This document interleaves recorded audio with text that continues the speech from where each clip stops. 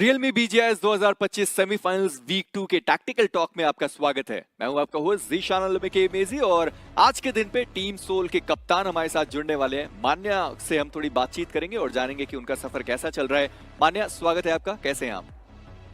बढ़िया हूँ मेजी भाई, आप कैसे हो? मैं बहुत ही ज्यादा बढ़िया। मान्या, देखिए, सबसे पहला सवाल मेरा यही रहेगा कि आखिर टीम में वो गलतियां हो कहां पर रही हैं? ऑडियंस थोड़ा निराश है आपके टीम के परफॉर्मेंस को लेकर।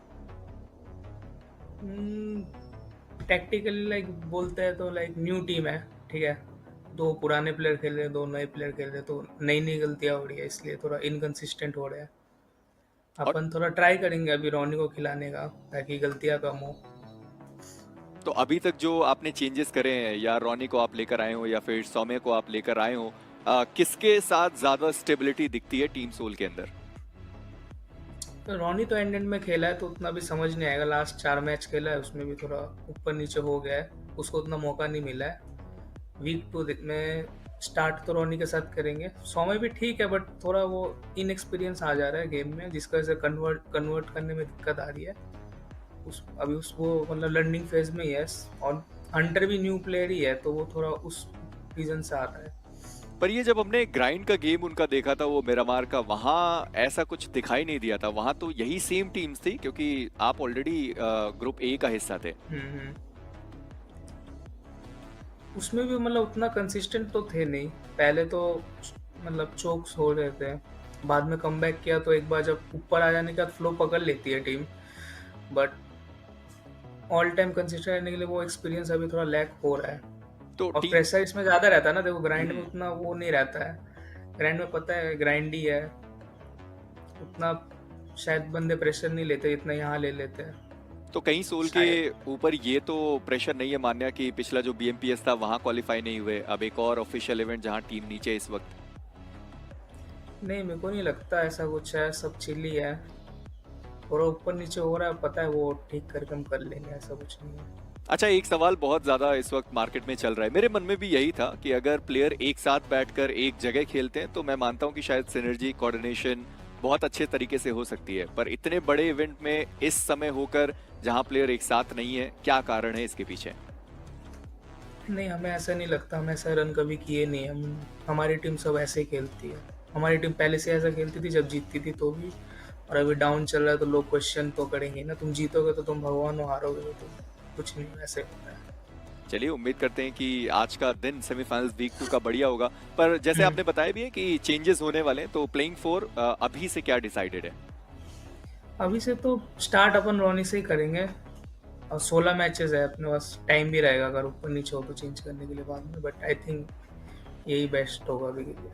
देखिए, सेमीफाइनल्स वीक 2 है और बहुत जरूरी ये फेज है मान्या, और यहाँ पर हम देख रहे हैं कि ओरंगुटैन के साथ एक बार फिर से मुलाकात हो सकती है। तो ड्रॉप लोकेशंस में कुछ चेंजेस हैं या अगेन ड्रॉप फाइट होनी ही होनी है? नहीं, अपन ड्रॉप तो नहीं छोड़ेंगे, अपन फाइट लेंगे अगर कोई आता है हमारे ड्रॉप पे। तो मतलब ओरंगुटैन के साथ फाइट देखने को मिलेगा ही मिलेगा? नहीं, ऐसा नहीं है, वो फाइट नहीं लेते उतना भी। वो एक बार ले लिए थे, आई थिंक उनको लग रहा होगा मोमेंटम डाउन था इसलिए उन्होंने लिया था। आई डोंट थिंक वैसा कुछ होगा।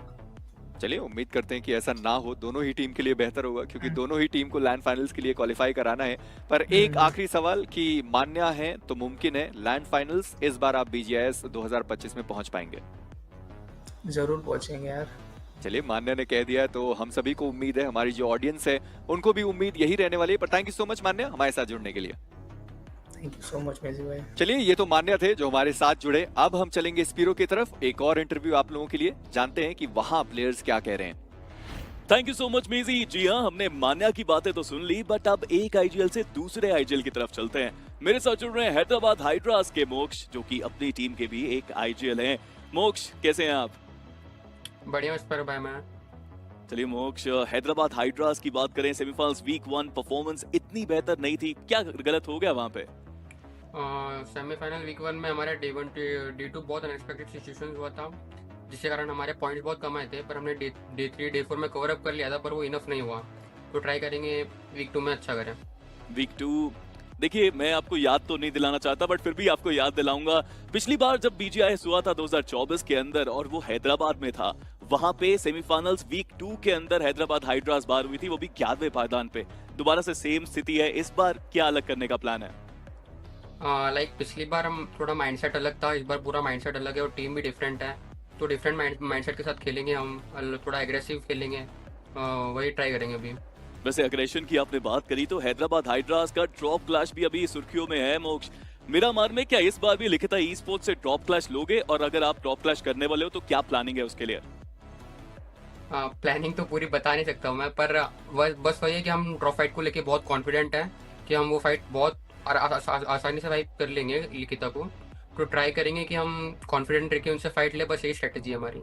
वैसे हैदराबाद हाइड्रास का मिरामार अगर आप स्टैट्स निकालते हैं तो बहुत स्ट्रॉन्ग रहा है पास्ट में, बट इस बार अभी बहुत कुछ अलग करना बाकी है। क्या कुछ अलग रोटेशंस पे काम किया जा रहा है आपकी तरफ से? अभी न्यूज़ ऑन मेटा है तो रोटेशंस पे तो थोड़ा वर्क करना पड़ेगा, तो बस थोड़ा अर्ली रोटेशन का ट्राई कर रहे हैं हम। मोक्ष, एज एन आईजीएल आप जब टीम के साथ डिस्कशन करते हैं, मीटिंग करते हैं, मैं जानना चाहता हूं कि आप उनको मोटिवेट करने के लिए क्या कहते हैं? लाइक जैसे सपोज एन एग्जांपल देता हूँ, जैसे हमारा ड्रॉप फाइट होता है लिखित के साथ, हम बस वही स्टार्टिंग में पंप हो जाते हैं, पूरा पंप कर देते हैं प्लेयर्स को, शॉर्टर्स को, कि चलो निकाल लोगे, अकेले 1v4 कर दोगे, घुस के मार दोगे, बस यही है, कॉन्फिडेंट दिलाते हैं, हो जाता है बस। चलिए, कॉन्फिडेंस बहुत इंपॉर्टेंट एक चीज है, बट मोक्ष मैं जानना चाहता हूँ कि टीम के अंदर अभी वाइब कैसी चल रही है? वीक 2 में आप आए हो, क्या वो कॉन्फिडेंट फील कर रहे हैं या फिर थोड़े नर्वस हैं आज के दिन के लिए? नर्वस तो ऐसा कुछ नहीं है, पर बस वही कॉन्फिडेंट जो हमारे डे 3 डे 4 था, उसको ही हम वही मोमेंटम कैरी फॉरवर्ड करेंगे और वीक 2 में अच्छा खेलेंगे। वैसे मोक्ष, अभी बहुत सारी अमेजिंग टीम्स यहाँ पे सेमीफाइनल्स वीक 2 में पहुंची हैं, हैदराबाद हाइड्रास की तरह। कोई ऐसी टीम स्पेसिफिकली जिसके ऊपर आपकी निगाहें रहेंगी, जिसको आप अपना राइवल समझते हैं? मैं पीएनएक्स को थोड़ा राइवल समझता हूँ, पीएनएक्स एंड एलई को, वो दोनों टीम अच्छी लगती हैं। फीनिक्स एंड लिखिता ई स्पोर्ट्स आपको बहुत पसंद है। मोक्ष, इस बार एज एन आईजीएल क्या आपने थोड़ा सा टीम में बदलाव करी है? प्लेयर्स थोड़े से चेंज हुए हैं, तो नई टीम के साथ क्या वही रिदम बनाना मुश्किल होता है या फिर आप सब एडजस्ट हो चुके हैं? थोड़ा तो मुश्किल रहता है स्टार्टिंग में, पर अभी हम खेल लिया, 2-3 मंथ हो गया हमें साथ में खेलते हैं, तो सिनर्जी का कुछ इशू तो नहीं है अभी फिलहाल। सिनर्जी का इशू नहीं है। कोई मैसेज आप देना चाहेंगे अपने फैंस को? बस गाइस, हमें ऐसे ही सपोर्ट करते रहो, हम और बेटर खेलेंगे, वीक 2 में अपना बेस्ट देंगे और ट्राई हार्ड करेंगे। चलिए, थैंक यू सो मच मोक्ष हमारे साथ जुड़ने के लिए, and really good luck for the semifinals week number 2। Thank you, bye bye. तो ये थे मोक्ष, जिन्होंने यहाँ पे बताया कि उनकी टीम बिल्कुल तैयार है और ड्रॉप क्लैश लेने से बिल्कुल नहीं कतराने वाले। तो मजा आएगा आज के दिन में, बट आज के दिन से पहले चलते हैं हाइलाइट्स की तरफ और देखते हैं क्या हुआ सेमीफाइनल्स वीक नंबर 1 में।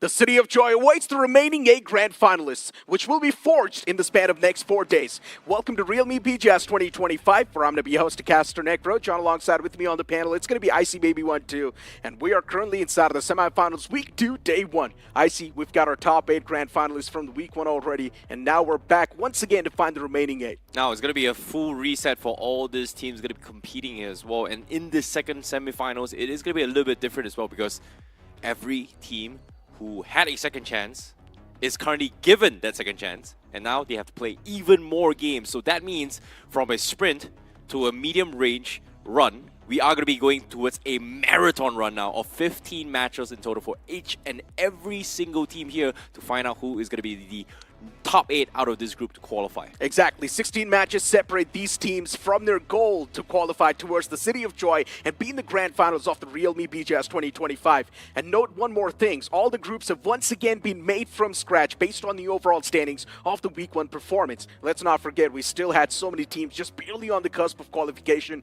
Teams like OG, Rider Esports, Hyderabad Hydras, they're definitely going to be kicking themselves after this. I think it's more specifically for Rider Esports and also Orangutan as well, because Orangutan was only 1 point away from actually qualifying and kicking down Versatile actually, from actually qualifying towards Kolkata. They were just 1 point away. The only reason why they lost was because of a tiebreaker, and Versatile had 2 chicken dinners instead, and Orangutan only had 1 chicken dinner. So it's a little bit unfortunate for them. I hope that it doesn't really affect their overall morale coming into this second week itself. Same can be said for Rider Esports as well, because these 3 teams, including SOA Esports, were fighting for that final match, for that final slot in towards the Grand Finals itself. The crazy part is Rider Esports only needed 10 points in the span of 3 games, but they choked up really hard, not able to get any sort of points. That's why Rider Esports is now currently over here in the Week 2, and we've got the participating teams inside of the semifinals Week 2 as well. Group A is on the screen: Orangutan, Hail Inferno Squad, Vasista Esports, Bot Army Esports,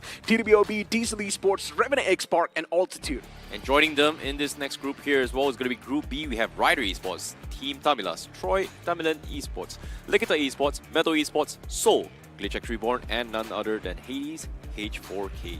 And let's not forget, we've also got Group C joining Group B soon in the future. And inside of Group C as well, they've got some interesting name. But even Group B seems pretty deadly. But speaking of Group C, we've got teams like Hyderabad Hydras, Team Mastermind Mavericks, THW Non-X, Genesis, Wobble Gaming, Phoenix Esports, 8-Bit, and let's not forget Forever Red Ross. Yeah, this is going to be a very, very interesting one here for specifically 8-Bit as well as Soul, because they did not have a great performance during Week 1 semifinals themselves, and ever since then, they have been in a situation where they were kind of in a very awkward position, you know, messing around, training for Week number 2, and now it's Week 2 is going to be decided for them. Meanwhile, let's take a look at the predictions of who is going to be at the top of the charts by the end of today. This is going to be the casters' predictions.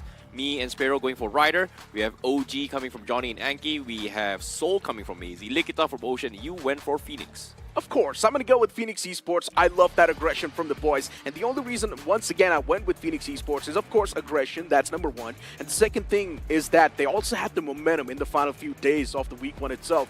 Yeah, a little too late to wake up in the overall standings, but Phoenix Esports now, it feels like they've definitely got the wins in the sail. And speaking of Rider Esports, they lost that momentum on the last day. Yeah, they really, really did as well. And Rider Esports actually had 2 collisions in Sanhok as well with 8-Bit. One time, the first time was directly against 8-Bit. Second time was 8-Bit, and then third party with Hero Extreme Godlike for the drop clash. So it was a little bit unfortunate for them.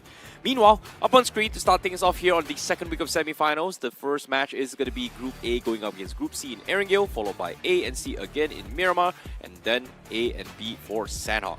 Later on, once again, we'll continue things on Sanhok. B and C will duke it out. A and B will move on towards Miramar once again, and then B and C will step in once again towards the map of Erangel, back towards the classic rounds. Let's not forget, inside of Group A and C, we've got teams like Soul in there too. You've also got OG in the mix, Vasista Esports as well, and even Phoenix Esports. They're going to be having a clash towards Yasna Poliana. There's so many names to actually talk about as well. There's also Metal Esports to take into consideration as well. They have been in a little bit of a low gutter situation, but it all comes down to now this final 16 matches, because this 16 matches, it is going to be a do or die, and only the top 8 will qualify into the Grand Finals itself. So this is where things get really, really tough, because think about it. They just played 4 days in the semifinals, did not qualify. Does this affect them morally? I don't know, because now It's your last chance, full reset, start from zero, everyone starts from zero, second chance. All we can hope for is hopefully that's not going to be affecting them too much. And I'm just really excited to see that drop clash inside of Yasna Poliana between the players of Phoenix Esports and, of course, the defending champs, Reven X Park. They have been on a struggling spree so far, but hopefully they recover. But something that's going to help them recover might just be the realme P3 Ultra 5G. So let's move on towards this promo.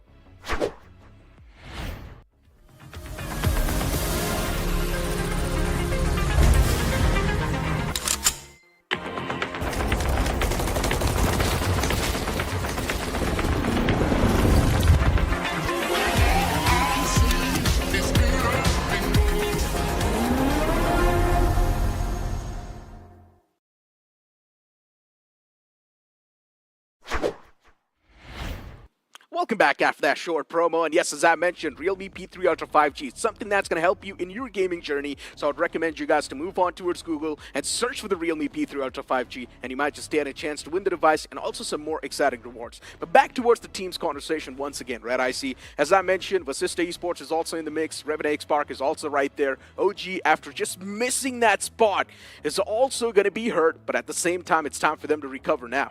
Personally, I feel like the two teams that would be affected the most is going to be Ryder as well as Orangutan, just because they were so close to qualifying, right? Tied with Versatile, but couldn't qualify. Just needed 1 point for Uchi. And it was a match between them and SOA as well. SOA got the chicken dinner, that's why they were able to sneak in. But if SOA didn't get the chicken dinner, and OG was able to get the chicken dinner, OG would have qualified. And again, if OG gotten one more finish in that particular game, they would have qualified with SOA, kicking down Versatile down into the second semi-final. So it's gonna be a punch in the gutter. I hope they are gonna be able to recover for this. They all have to start from zero. So these two teams, I'm a little bit more concerned on this too, because this just happened yesterday. It wasn't like 2 days ago. It wasn't like a week ago. It was just yesterday, by the way. Hopefully the teams that woke up a little too late inside of the week one now have realized that you need the momentum off the rip from the day one itself of the week two to get your slot secured in the top 8. Because if you wake up a little too late inside of the week two, the comeback is impossible. And we saw the cutoff as well around quite high points. 86 point was the cutoff. And in my opinion, inside of the week two, there's a major chance the cutoff might just go even higher. Agreed. We've been talking about these two teams for a long time now here. I know Revenant X Park is also a thing that a lot of people are just like, hey, why? Caster's not talking about Revenant X Park.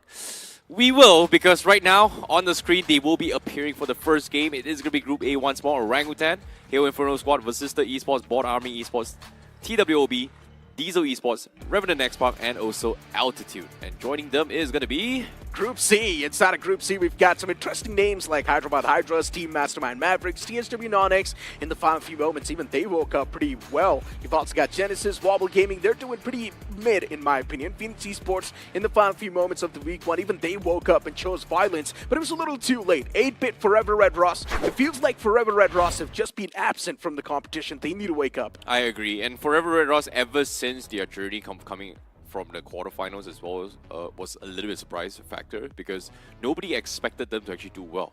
Oh, directly qualified to semifinals.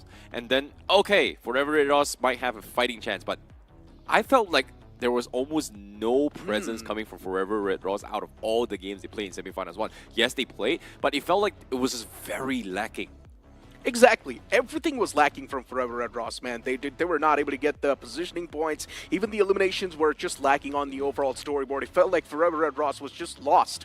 It did not even seem like they were playing inside lobby. That's how quickly they were getting wiped out. In my opinion, now inside of the week two, since the overall board is once again cleaned up, they've got a fair shot at being in the top 8. Agreed. Of course, there's so many teams to talk about as well here. We kind of sidetrack a little bit here. I'm going to pull back the conversation a little bit here. Now, the biggest question here. Will we feel the pan this time? I don't think it's going to be the case, man. Hero Extreme Godlike is already qualified. So for Hero Extreme Godlike, they dominated the semifinals week one. It's not even a question. Okay, they're chilling. Let me rephrase that. Will we feel the spark in the grand finals this time? Maybe, or maybe not. Looking at the way they've been playing so far, they're choking those fights, man. Well, seems like it is a lot of question marks as well, because even myself, I personally feel like what happened to the two-time back-to-back official LAN champions, because this was not the Revenant X Park I saw, because even their debut match into the grind phase as well, they were just borderline keeping up to qualify everything as well. Like there was one very solid match coming from Revenant X-Pac, which we saw coming from Seoul, we saw from Hero Extreme Godlike, we saw from even Cincinnati Kids as well. And I was like, where is that Revenant X-Pac that destroyed everyone in BMPS? Yeah, you want me to spoil the party over here a little bit? History's been a testament. Whichever team dominates the league stages and the stages before the Grand Finals, they never win the tournament. So for Hero Extreme Godlike, the curse is against them. Hey, they're not number one. FS is number one. Okay, wait, you're right. Actually, Hero Extreme is number one. I'm trying to switch things up a little bit here. Maybe my curse would help a little bit here. But yeah, I agree with what you said as well. So far, there has been a trend so far. People who dominate the league never really qualify to the LAN Finals as well, because sometimes it's going to be a little bit issues here. Sometimes it could be the LAN pressure, the fans, the too loud situations. A lot of factors to be taken in consideration as well. But now, this brings back to a point where we had a little bit interview here with Manya just now earlier today. That interview, a lot of questions was asked. What do you guys think about the team composition so far? And Manya personally said that he thinks Ronnie is a better fit for the team, whereas Some is a potential undergod. And personally, I felt like ever since Some subbed in for the team, they were doing so much better in terms of overall scores and finish points. Look, I might get a lot of backlash for saying this, but I feel like they're still confused with their main playing for. They don't exactly know who they want to sub in, who they want to sub out. In my opinion, even Knuckle has been underperforming a little bit. Yeah, he's getting those little bit of moments here and there, but generally speaking, it's not the same Knuckle that we saw in the past couple of stages. It's not the same Knuckle that we saw in the past couple of tournaments. Now, you can also sub out Knuckle for Ronnie and get, once again, Some and Hunters back inside of the lineup. You've got Manya, Ronnie, Some, and Hunters right there.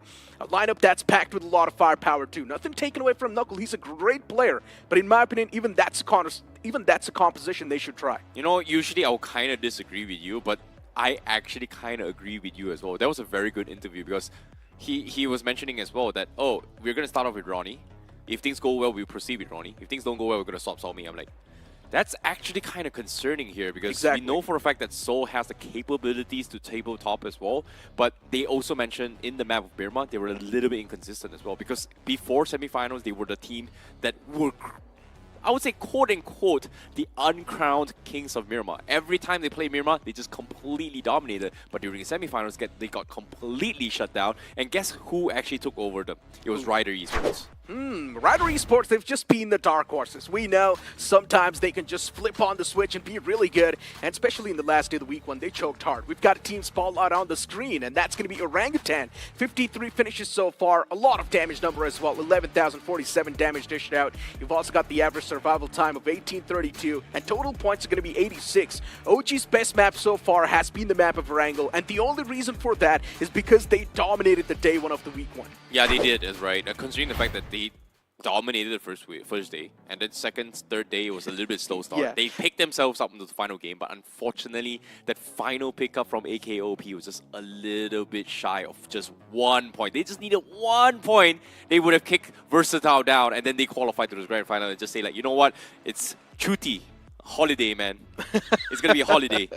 But all things considered, I think this is where things get a little bit tougher for some of these teams, especially for teams at the top. Like teams, it will affect them a little bit morally, but the teams who are in the bottom with second chances, who doesn't really have any much, I would say they had time to kind of grieve, if that makes sense. You know, they had time to actually grieve themselves, worry about all the sadness and thing. Especially teams like Phoenix, teams like 8-Bit, they definitely had a little bit of a grieving moment for them. But for them now, with this slate completely wiped off, everybody starts from zero. This is the perfect time for them to actually just go up guns blazing, to be honest. Generally speaking, I think week 2 is going to be even more tougher because they have learned from the week 1, knowing exactly what happened in the past, and they have learned from their past mistakes too. Teams like Seoul, of course, they will be reformed once again. They're trying their best to find the main playing for. But let's not forget teams like Altitude. At the end of the day, even they had some good qualities, and that's the main reason why they're over here inside of the semifinals. Yeah, in the week 1, they fell off because it was the first time they've qualified towards the week 1 of the officials. But now they've got some sort of an experience backing them up. I feel like even Altitude can step up big time. Yeah, I think so too. But Altitude, they didn't really do too well during the entire semifinals as well. Even same can be said for Diesel. It feels like they were a little bit confused with the gameplay, and I don't really blame them, considering that it comes down to the lobby as well, right? Like the difficulty of the lobby is solely dependent on all 16 teams' capabilities and skills. So as the skill cap goes higher, the playstyle tend to be a little bit different as well. You could see a very clear difference between Diesel, Altitude, and Shockwave in particular before the semifinals or during quarterfinals, during round 4 as well. It was very clear difference that they were above the rest. Yeah, the way they played, the decisions they make, they were above the rest. But now against a team with the same mindset, same decision makings on the same level, it is going to be a completely different playstyle. You have to match the tempo itself. And so far, Diesel and Altitude in this particular group has been struggling to find that tempo, to match the tempo of every single team. And honestly speaking, I feel like teams like Hail Inferno Squad and Bot Army Esports can qualify.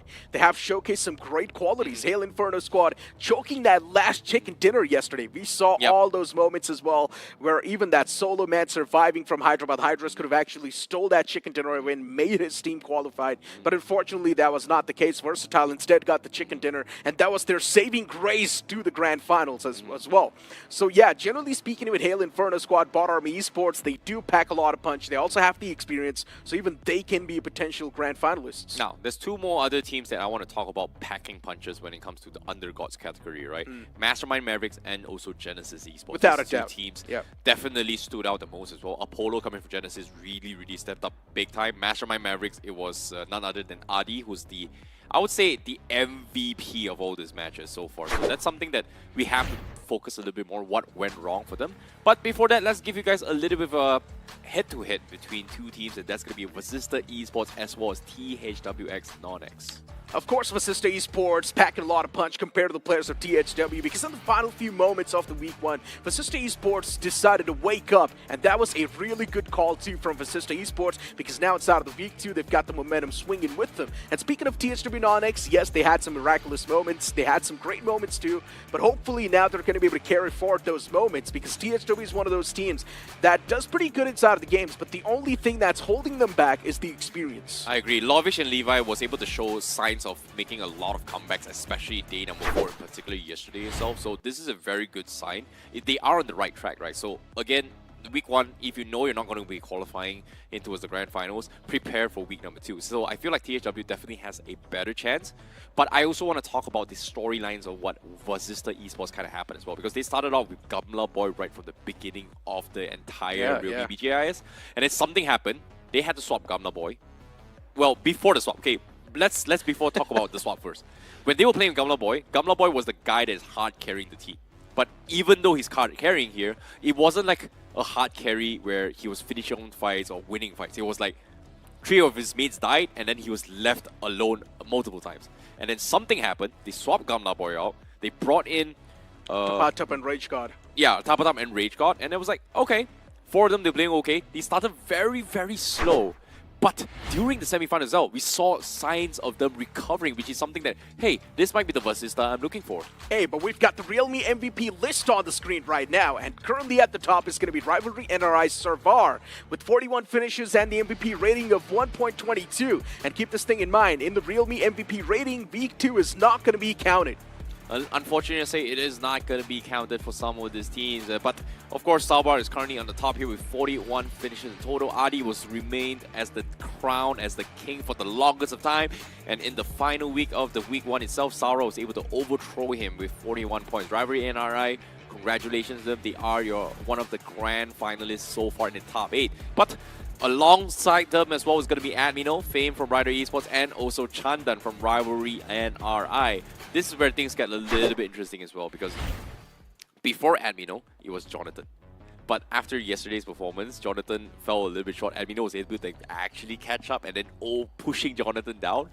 It feels like Hero Extreme Godlike, they have some sort of competition between Godmino and Jonathan himself. I mean, look, at this point, Hero Extreme Godlike, they've got one clear mentality, and that is to get the trophy in their hands. Simple. Jonathan, in the past, we have interviewed him quite a lot of times, and he said it himself. He's got a lot of MVP trophies. Now he needs a big trophy in his hands, and that is the tournament win itself. So I'm pretty sure even for Jonathan, it's not going to be mattering, even if he's not the MVP of the tournament. But what matters is to be the champion of the tournament. You know, it's for BGIS specifically. Hero Extreme Godlike has never qualified since 2021. So it's 2024 now. It's been 4 years since they actually qualified for a LAN. And I'm not talking about BMPS. I'm talking about just specifically BGIS, the title itself. So 4 years, they haven't really qualified. This is the second time they've done it. And finally, after 4 years, Jonathan's back. And this is why there is a lot of quotes or says or even titles being given towards Jonathan as well. Because after so many years, he's still competing and he's still at the top of the top. Yeah, he's still doing pretty good for himself and also for his teammates too. But let's not forget, Admino's addition has been really valuable too. Admino single-handedly as well. We've seen the man carry the team, and even he managed to secure one solo chicken dinner for his team. That was the craziest thing so far. And how can we forget the pan too? The disrespect to the defending champions of the realme BGIS 2025. And it feels like because of that, Revenant Spark is just not able to wake up. I think this is a very good segue into whether or not Revenant X-Pac is going to be able to get actually the make a revenge and also come back as well, because out of 6 to 7 times that they had a run-in during the first week of semi-finals, Hero Extreme Godlike has pretty much won all of them against Revenant X-Pac. So I feel like this is going to be very concerning for them, but now, no Hero Extreme Godlike, will they bounce back is going to be the question. Exactly. The question is also going to be, are we going to see a drop clash between Phoenix Esports and Revenant Spark? Well, to find out, let's move on towards the game 1 of the day.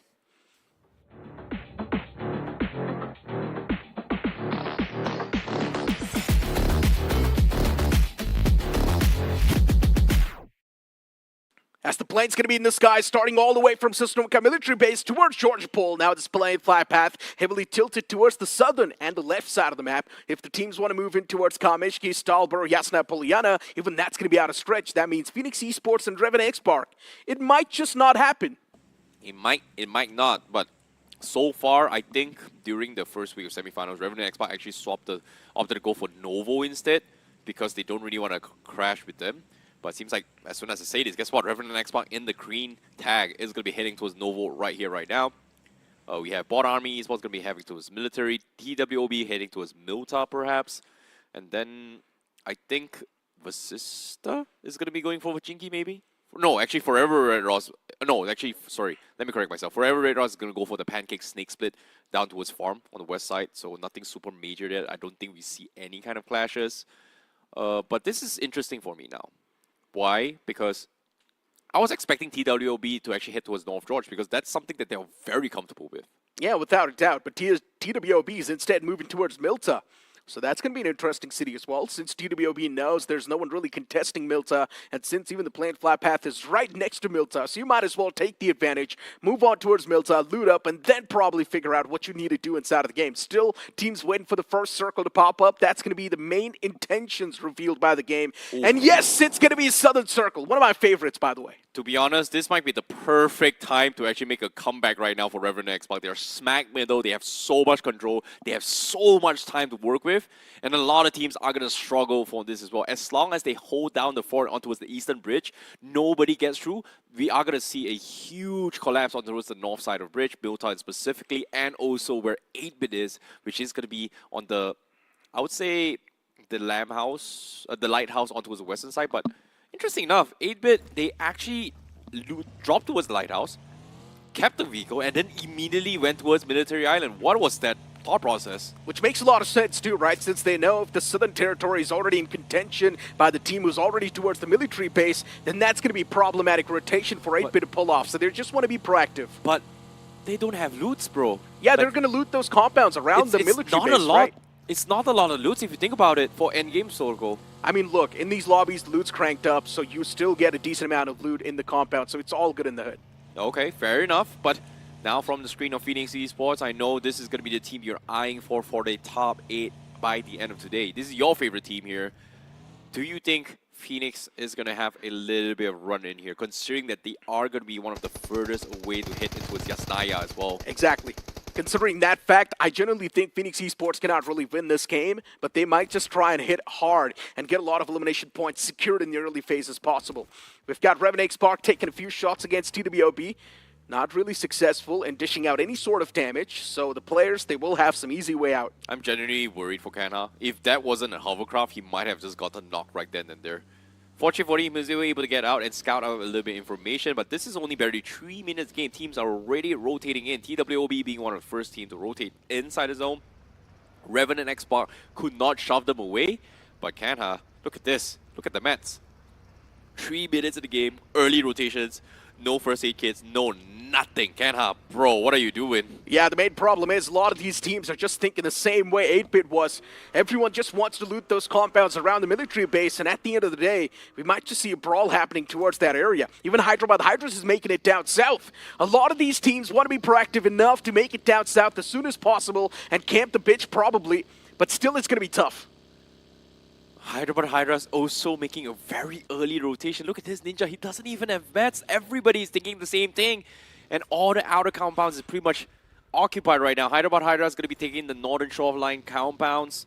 One of the greatest actually hold against the beaches. But I don't know, man. Like, this is very concerning. I know for a fact that the loots are kind of cranked up. But even then, small compounds, no matter how much you crank, it's only going to be, what, extra 1 or 2 utilities. Do they even have 4Xs? Do they have enough ammunition? Do they have enough utilities?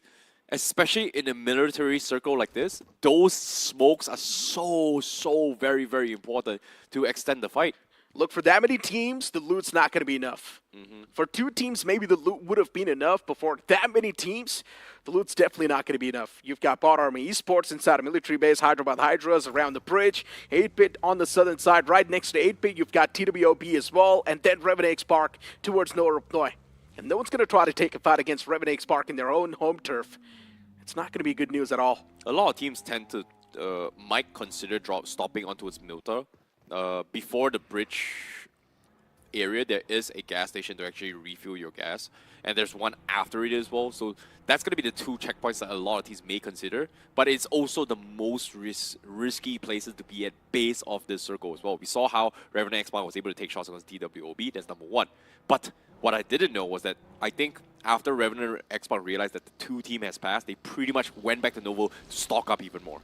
Exactly, but the realme B3 Ultra 5G is something that's going to help you a lot with your gameplay too. Smartest AI gaming control, let's not forget the world debut for the Dimensity 8350 Ultra chipset. If you move on towards Google, search for the realme B3 Ultra 5G, you might just stand a chance to win the device. But back towards the game once again, Orangutan's on the move as well. They want to be proactive enough too, but too many teams have already secured a slot inside of the military base. And at this point in time, the only way you can find yourself a smooth rotation is by taking a fight, is by forcing yourself towards the military base. And OG, they're running towards the players of Hail Inferno squad. Now, at this stage of the semifinals here especially as well, this is the perfect circle to start pulling off the boat strategies, where you actually stack up 2 vehicles on top of the boat and then directly crash into the next island as well. But so far, we haven't seen too much of that yet, so I don't know if we're ever going to see it, but as of now, it looks like 8-Bit is going to be having a little bit of a run in here from TWOB, all the way down towards the south side of Military Island here. So this is going to be a very, very fair fight for 8-Bit as well as TWOB. No third parties anytime soon. There's a man on top though, and the high ground advantage is something that might just help the players of TWOB strike down the players of 8-Bit. Anonymous is on the high ground. They need to watch out. Look at the man, he's giving the live locations of every single player from 8-Bit. Spots out the players in the back lines as well. That might just be the free knock. They're looking for the opening, might just be found, but he whiffs everything. Anonymous, you only get 1 shot at life, and if you whiff it, it's done. Oh my goodness, Anonymous, he went for the guy in the car instead of Awais, and because of this, they get the full reset. However, this is very concerning for both these teams. Oh no. As soon as I say this, Anonymous, he gets shot himself. But again, back to my point as well, these 2 teams are one of the earliest to rotate in. Look at this, they still don't have enough mats. They did not have enough utilities as well. 8-Bit was able to get a couple shots in. And I'm surprised Termi is looking to try and challenge that with a UMP 4X from that range. What is that distance? But he was able to scare Anonymous down towards the bottom side instead. Doesn't want to stay the high ground. Yeah, the problem is the bullets, the ammunition count. Yeah. 17 bullets in the spare. He's got the shotgun for the up-close and personal combats. But UMP-45 for the long range, I'm not really a big fan of this loadout. Personally, I feel like there is a lot of things you have to consider when it comes to UMP. Number 1, bullet damage distance drop. Number 2, bullet drop on the gun itself. Number 3, will there be any sort of effective damage to actually get some sort of finish on that? Compared to a DMR, compared to a SR in particular. But all things considered, look at this altitude. They are going to be taking a boat from all the way from Primos. And looks like they're not going to be stacking up those cars on top of it. So it's a very, very long and tedious process. Not many people knows how to do it. And by doing it, it takes at least what? A good solid 50 seconds to actually set it up. And that is if you do the perfect setup. For Altitude at this point in time, they're just thinking of survival. Simple. Looking at the zone as well and the way it's forming out too. Man, it's really in an awkward place. Just right on top of Nova Pnoi. And for Revenant Spark to rotate out of this spot is going to be tough. But if the circle does form once again on top of them, then that's going to be the best possible odds that Revenant Spark can ask for themselves. It's the perfect dream game for a comeback right now. Revenant X-Bar, all they have to do is just hold down the fort. Hunt fishes on the northeast, push people out of Novo, and they're good. But we are going to be expecting a potential urban fight down towards Novo. Ideally, on average, you can only feel like 3 to 4 teams max, because each team is going to be having a certain quadrant of the Novo map itself. Sorry, Novo City itself, or even the containers, including the buildings, yada yada. It's about 4 quadrants max. Yeah. But teams at the north, look at this. They're pretty much having a little bit of run-in as well. A lot of fights are now going to start to break out on the southern side of the military base. So many teams are taking that rotation right next to each other. Bot Army Esports, TWOB, Vasista Esports, and even 8-Bit is right there. 4 teams in the nearby vicinity. The fight's got to break out somehow. Vasista Esports was taking a few shots against the Philfs, but now they decide to just continue the rotation towards the circle. They've crossed the white line, so they're safe for now. But still, Nova Pnoi is going to be the best possible point that you can ask yourself to be in. Yeah, that's going to be Revenant X-File, but the question here is, can they farm any kind of finishes? Because everybody's going to be colliding on them as well. And even Genesis, look at this, they're going to be coming in from the western bridge. And surprise enough, there is no bridge cams at all.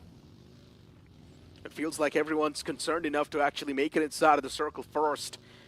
They just want to be the quicker ones. And something that's going to help you be real quick inside of your games too is also the realme P3 Ultra 5G.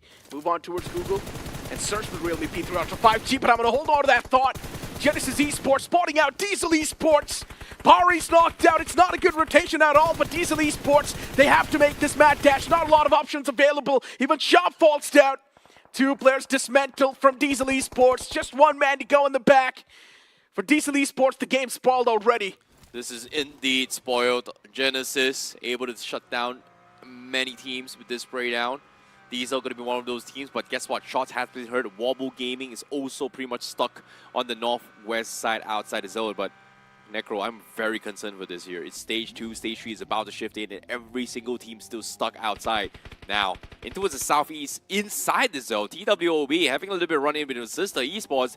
They're going to be gate kept inside this compound, with Sister is able to hold down the southern approach. Sister Esports is looking good for now, but it's not too good. It's not a spectacular position. They have managed to wipe out 3 players of a team, but still, you gotta feel bad for the players of 8-Bit getting wiped out in such a way, not even standing a fighting chance. That's gonna blow, that's gonna sting. And Vasista Esports constantly looking around, playing for the intel. They know there's a lot of teams just surrounding them, but even Bot Army Esports, they lose out of Monty, but return knock was given to the players of Vasista Esports. These 3 teams are really, really struggling. They have to be very, very careful on how they're going to be taking this approach as well. Because as of yet, Circle's not shown. They're pretty much out in the open. And if the teams from mainland actually reaches those high grounds, especially on towards above of those radio antennas, it is going to be very, very difficult for them to rotate out. Meanwhile, also here on screen, we have THWX Non-X going up against Forever Red Ross. Compound against compound, but is not inside the zone yet. And this is very, very tough to fight here. Levi lobbing a nade. Oh, wow. And that's going to be the confirmation too. Forever Red Ross eliminated from the game. They took a fight against TSW Non-X, and that just did not work out. But looking at the situation and the way it's happening so far, for TSW Non-X, they're not going to be safe for too long. There's also Phoenix Esports on their tracks. They need to be careful. Their 6 is not protected. All the 4 players standing though, so that's a good thing. They can easily patch themselves up, get the replenishments, and be ready for the upcoming fight. But still, it's about being inside of the circle in a safer spot. And right now, the safest spot to be in are the containers of Nova Pnoi. Yeah, I agree. Stage 3, 2 teams eliminated. These are going to be the next to fall as well as Altitude, I believe. No, it's actually Genesis that actually picks up the last member of Diesel. Diesel, not a great start for them. But all things considered, this is very good because stage 3 with 3 teams down, that means there is more space. But speaking of space, Genesis colliding with Altitude once more. Mac actually getting picked off. It's rough for the players of Genesis. Mac is also getting picked off. The fight's not looking that great. They're sandwiched between the 4 players of Altitude Esports. They're playing this fight so well. The execution's perfect. But even the Blues now going to start a move. Genesis, they need to be quick on the feet. Specifically Sam999. If the man's not going to start a move right now, he might just be eliminated from the game too. And Sam is on the run. He knows he's the only man surviving. They made the wrong call. They made the wrong call from the side of Genesis. It's just a little bit unfortunate there, considering that Shadow thought he could pick the Mac back up, but unfortunately because of that, he actually got out of position, got in towards a flank where Altitude was able to pincer them, and just like that, they get completely shut off. And now Circle going to be circling on towards Novo, but we do see another rush coming from Phoenix, who just took out a couple of members there for themselves. Oh, but the Circle is coming up with a curveball shift. It might just take the advantage away from the side of Revenant X-Park and even Hail Inferno squad. Phoenix Esports, though, as usual, just winning fights left, right, center. They've managed to acquire 1 finish point so far. Furious Hovercraft is on the verge of being blown up. Stay away from it. Oh, things could have been worse. The Hovercraft is now blown up, and Phoenix Esports, the best possible odd for them to make it inside of the circle is not there anymore, but now it's time to repair the existing vehicles that you've got. Oh my goodness, so lucky for welding machine for them here as well. But it's actually THW to actually make sure that Hovercraft did not survive. So in this case, Phoenix, they're pretty much stuck with the buggy. So they have 2 players going to be on it. And the other 2 will probably be forced to lick this. And this is the perfect time for Lavish to actually shut them down. Look at this. Look at all the angles, the vision control he has. My goodness. But either or, they still need to make it down. Lavish still has the slower end of this rotation in the circle. Phoenix, however, has a very, very long journey. Look at the scenery here, Necro. They can see everything. Whatever Phoenix tries to do, they can spot it all out. Oh, Phoenix Esports, they've got to make the mad dash. No other option left. They're also going to get on the bicycles. Just try anything that you can. At this point in time, Phoenix Esports, it's time to make the dash. This is the only possible option that they've got left over, and they're going to take the odds with it too. Aimbot almost knocked out. He stopped on that slope, but now Roman wants to create a bit more problems on the side of Phoenix Esports. And of course, Lavish from the top has just taken a lot of shots. No way. He tried his best to save his comrade, and he might just succeed. What is going on? No, he's not over yet. He needs to run inside the zone. They're not inside the zone yet. And currently in front of them, Roman's going to pressure them off. Phoenix, they need to wrap him up. But as soon as they try to challenge the mountain, guess what? From the sides here, Hydra is also taking shots at Phoenix. Yeah, they don't really have a lot of space. Phoenix Esports, they're trying their best to keep everyone alive. Exactly, and they've still got the revival on the fallen man, so that's a good thing. Phoenix Esports, all the 4 players now looking healthy, good and dandy. But still, the position inside of the circle is something they're scavenging for. Phoenix Esports, all the 4 players doing good. They also use the bicycles because they did not really have a lot of options available, but they still somehow are surviving in the game. And now to take a fight against THW Non-X, this sounds like a daunting task, but they've got no other option. Yeah, they do. They really don't. And now Phoenix, they finally creep up. They need the entire squad here. But guess what? Altu made the same mistake as M-Bot and Venom. As soon as he walks up, gets shot from behind. Hydras, they're stalking them. And Phoenix, if they push up, they are going to get wiped here. Not a lot of options to work with. 40 seconds left. The circle's coming in. And Phoenix, they eventually need to make a play. Seems like the smoke play is going to be the way to go through. As they try to go in for the rush against THW.X Non-X. But you can see just so many random stray bullets on those cliffs. That means Hydras really want to take them all out. That was a really good Molotov. But luckily enough for Phoenix Esports, they were inside of the buggy, so they instantly moved from that spot. The crazy part is Phoenix Esports is still alive with all the 4 players. How is that even possible? TSW Non-X, Levi is isolated. If they somehow find a knock against Levi, that can be a window of opportunities opened up. And Phoenix Esports can convert the fight. Still, there's a possibility. Utilities tossed inside of that Visitor Tower. Roman's still alive. It's all good. Oh my god, so much utilities. They're all out of options as well. The circle going to be shifting on towards them. So this is an opportunity for them. But guess what? Hydras, they saw this. They're sending AJ and Turbo to pinch them. Same can be said for Levi. They're completely stuck. Phoenix Esports has no way out. Look at this. No meds, no smokes, no nothing. Only other option is to wait for someone to make a mistake before they pounce on. But I love Fury's positioning. He's making sure that his eyes are going to be pinned on the back lines too, so they're not going to be wrapped just by anyone like that. And look at OG getting dismantled in the water. The Sharks are not able to stay alive for too long, and OG now in the water, just suffocating to death. At the end of the day, the apes are not really meant for the water. Well, monkeys can't swim to the extent of my knowledge there. And Artenki, he actually gets scouted out by Bot Army Esports as well. As from the southeast corner, they have got the completely pinned, and Orangutan is going to be the next to fall as well, with absolutely 0 finishes in this game. Oh boy, but the fight between Phoenix and THW is still on a stalemate. Roman very close to the edge there. He's going to go for the peak. Aimbot taking a lot of damage, but he goes down! This is a blunder from THW Non-X. They should not push. They've got the advantage. Why is THW pushing this? And Levi falls down to already 2-man short. Rush Boy's taking a lot of damage upon himself. Even he gets knocked out. THW Non-X. Oh, what a big blunder this was. It gives a lifeline to the players of Phoenix Esports, but even Hydra by the Hydras, now they close on up. Fury's the only man alive. He's trying his best to fight back, but what a knock from Fury that was. He needs to back away to safety, but there's another team who's already stacked up in the back lines. Fury, the grounds are now lava. He cannot do anything then to take the risk. He does not have a lot of options available, and he's taken whatever he can.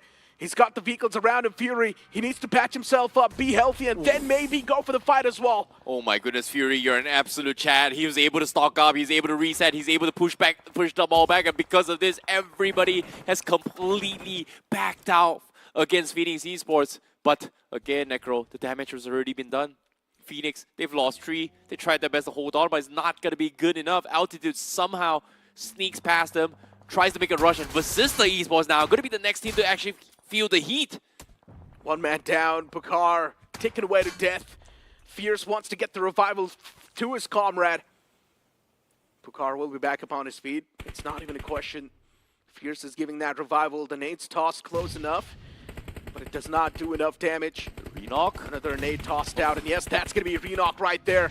Bakar forced out of that smoke too. Fierce backs away from that. He knows at this point in time, Bakar, to save him, it's going to be next to impossible. But still, maybe one last chance, one last attempt can be made. And still, Fury's alive, by the way.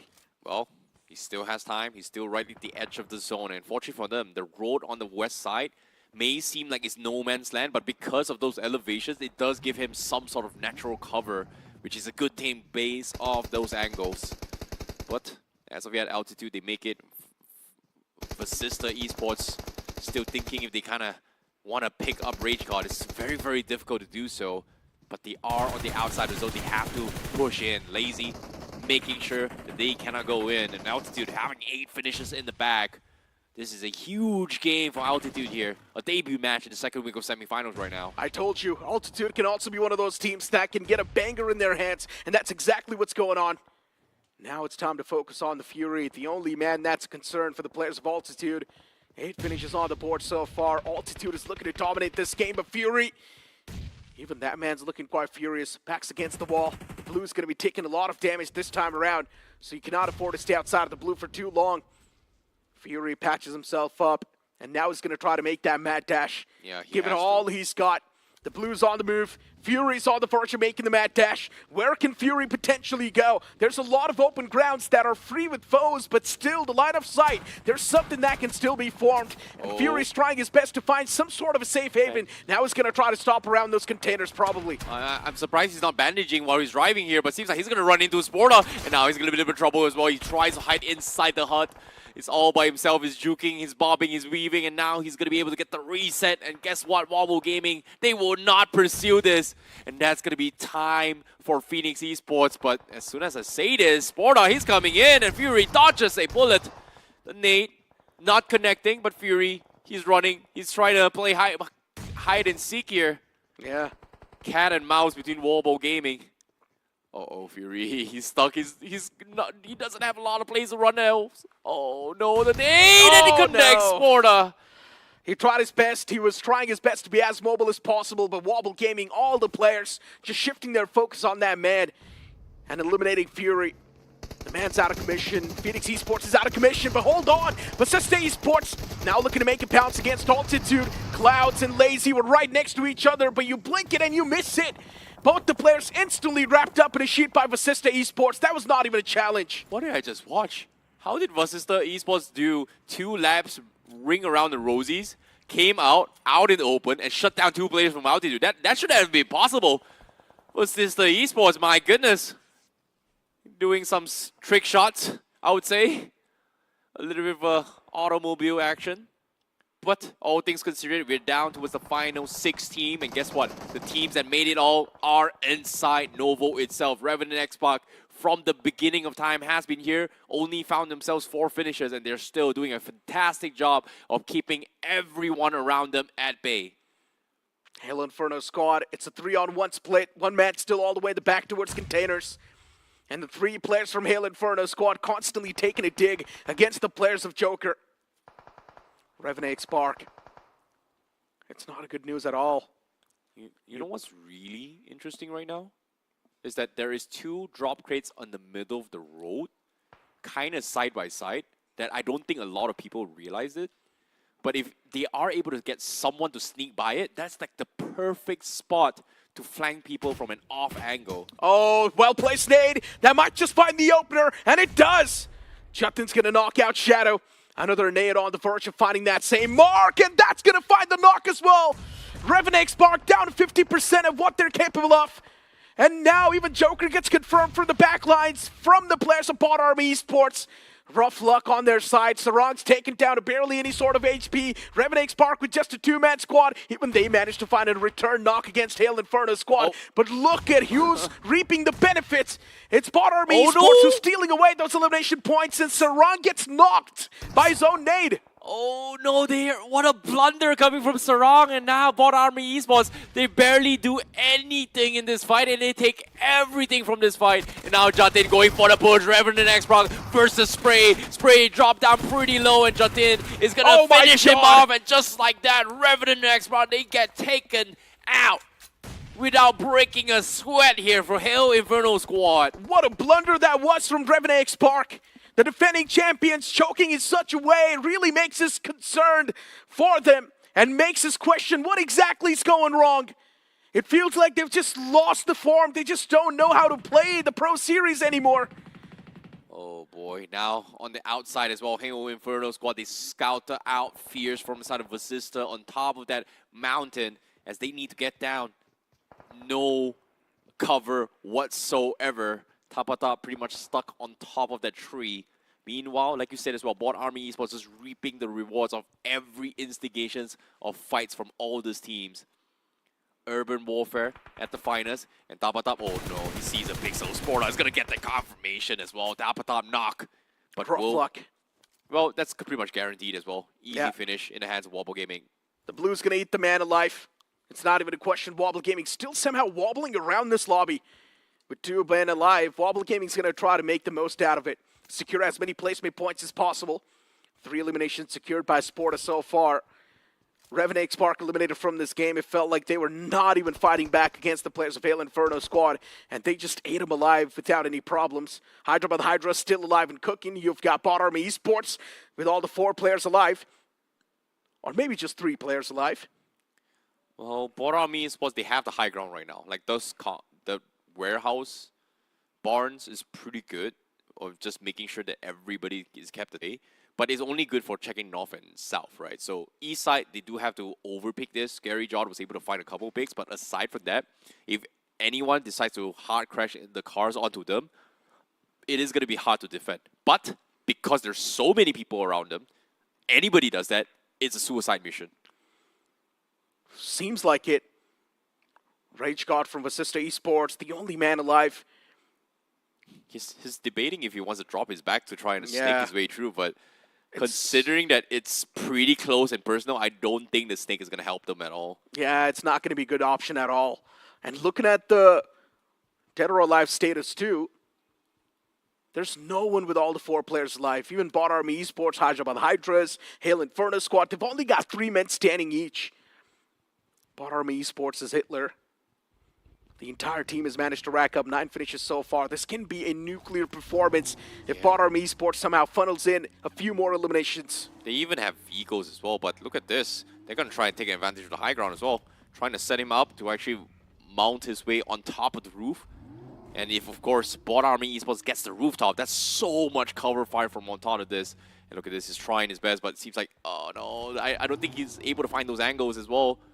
They need to crash directly on top of the car, mount on towards the door, and then climb up. It needs to be very, very precise for this. Oh, he's trying. It's so close. Nope. Okay. It's a tedious process, but it can be done. Yeah. It feels like the car's not positioned in Properly. the right manner. The angle's off. Yeah, Rage God though. The man's on the mission. Blue on the back. Rage God needs to keep moving. Util's now tossed out from Hyderabad Hydras. They want some smoke against Bot Army Esports. Rage God gets eliminated by the players of Wobble Gaming. That's going to be another point added to the tally. Wobble Gaming, a smoke pathway created. They just want to push as close as possible to the center. And look at the players of Bot Army Esports. They can have the most amount of advantage and secure the most amount of elimination points too. They've got the high ground to work with. And Hyderabad Hydras, now a duel's isolated against Turbo, but still the man's tossing out the utilities, constantly trying his best. Vampy's misplaced nade might just cost them the game, but Vampy's still alive and cooking in the game. His teammate Sporta gets knocked out. Vampy's trying to patch himself up. He's still up against Turbo. There's so many fights on the verge of being breaking out. Even Hail Inferno Squad is making that move, but Vampy, a solo man on the mission, gets eliminated from the game. Now Hyderabad Hydras, they need to deal with Hail Inferno Squad. The collapse is coming through. Everybody is trying their best, and Bot Army Esports, they have the perfect angles, they have the nades, they have the bunkers, and now all they need to do is reap the reward. But now Scary Jaw getting taken down. Hail Inferno Squad might be able to push up. Go 10, last man standing from Hail Inferno Squad. Hyderabad Hydras looking to pounce as well, but because they know they are weak and they are gonna strike. They've got 3 men. The reset comes through. Go 10 might play spoilers here. The smoke about to dissipate. Go 10. Is he going to be a spoil sport here? It might be good. The nade looks good. It does take one out before going down. Hyderabad Hydras down to a 2-man squad, while Bot Army Esports, they've got the man advantage. On paper, this should be a Bot Army Esports game, and Monty Strike Smoke's down as well. It's down to just Turbo from Hyderabad Hydras. Can he save the day for his team? And the answer is going to be no. What a way to get things off for Bot Army Esports, but nothing taken away from Hail Inferno Squad and Hyderabad Hydras. That was a great game from the top 3 in that banner. Yep, it came down towards the last wire, but Bot Army Esports, the team from military base itself, all the way to the final zone, taking the chicken dinner, having full control from that warehouse itself, or in this case, the barn house itself. So very nicely done coming from Bot Army Esports, but it came down towards a little bit of spoil sports because I'm sorry to say, Hyderabad Hydras, they could have taken the cake. They were 3 versus 2 versus 1. One guy called Goku had to lob the perfect nade, take one out, and gave Bot Army Esports the reset. Exactly, Goten just right there around the edge, just played the spoiler, spoiled the game for the players of Hyderabad Hydras. But at the end of the day, it was still going to be a 3-on-3 fight, right? Maybe Hyderabad Hydras could have got a fair shot at the chicken dinner, but it's completely fine. Still, they had a decent amount of points, and knowing that it was the game one itself, that was quite a great start for the players of Hyderabad Hydras. But how can we forget that play from Phoenix Esports too? The hovercraft was blown up, they had to use the bicycles, they tried their best, they made the mad dash, somehow it worked out, and then TSW Non-X just makes a major blunder. I think the teams that had a decent amount of finishes as well is going to be Altitude as well, because yes, they were taken out rather early, but they were able to get like 7 to 8 finishes before they got taken out. So even with those placement points, it would have been better, but again, because of this, on how the circle was designed and how the flight path kind of originated as well, most of the teams were pretty much stuck in very, very awkward situations. Orangutan was one of those teams stuck in the ocean. We also saw teams like Phoenix who barely qualified into the final 8 situation. So this is where things get super, super messy as well. And this was a highlight we kind of missed. It was on the PIP. And Vasista Esports quickly took down 8-bit to a point that it was so quick. And then we cannot even forget what exactly happened to the defending champs, right? Yeah, they got rid of the players of Mastermind Mavericks, but then later on it felt like they did not even try to win that fight against Hail Inferno Squad. The players were just falling down left, right, and center. The utility utilization from Hail Inferno Squad was just perfect. For Bot Army Esports, they had one of the best covers you can ask for. They had the high ground to work with, they had the intel to work with, they were also stealing a lot of elimination points away, and then in the final few moments, a lot of fights were breaking out at the same time. Bot Army Esports, yeah, one man was knocked out. but that play from Godin saved the day for Bot Army Esports because that gave them enough time to go for the recovery. Yeah, this nade from Goten just completely shut down the dreams of Hydra, but Hydra was taking that chicken dinner here. This was a comeback well needed for them, but still, it's a win. It's still a win. Top 2 is still decent amount of points here. So I feel like this game itself, there was a lot of points being evenly spread out between the top 8 to top 9 teams in this lobby as well. We have Altitude picking up a lot of finishes as well. We saw TWOB having massive fights on the south side. We saw Hail Inferno Squad making a bounce back as well. So this was very interesting to see, like, the teams at the bottom coming from the week 1 now saying that, guys, second chance, let's do the best we can. As I mentioned, right, for the newer names, that was sort of like the experience that they needed. Now they know exactly what needs to be done inside of the week 2. That was missing inside of the week 1 itself. Before now, it's time for us to toss to a short break. You guys don't get anywhere. We'll be right back.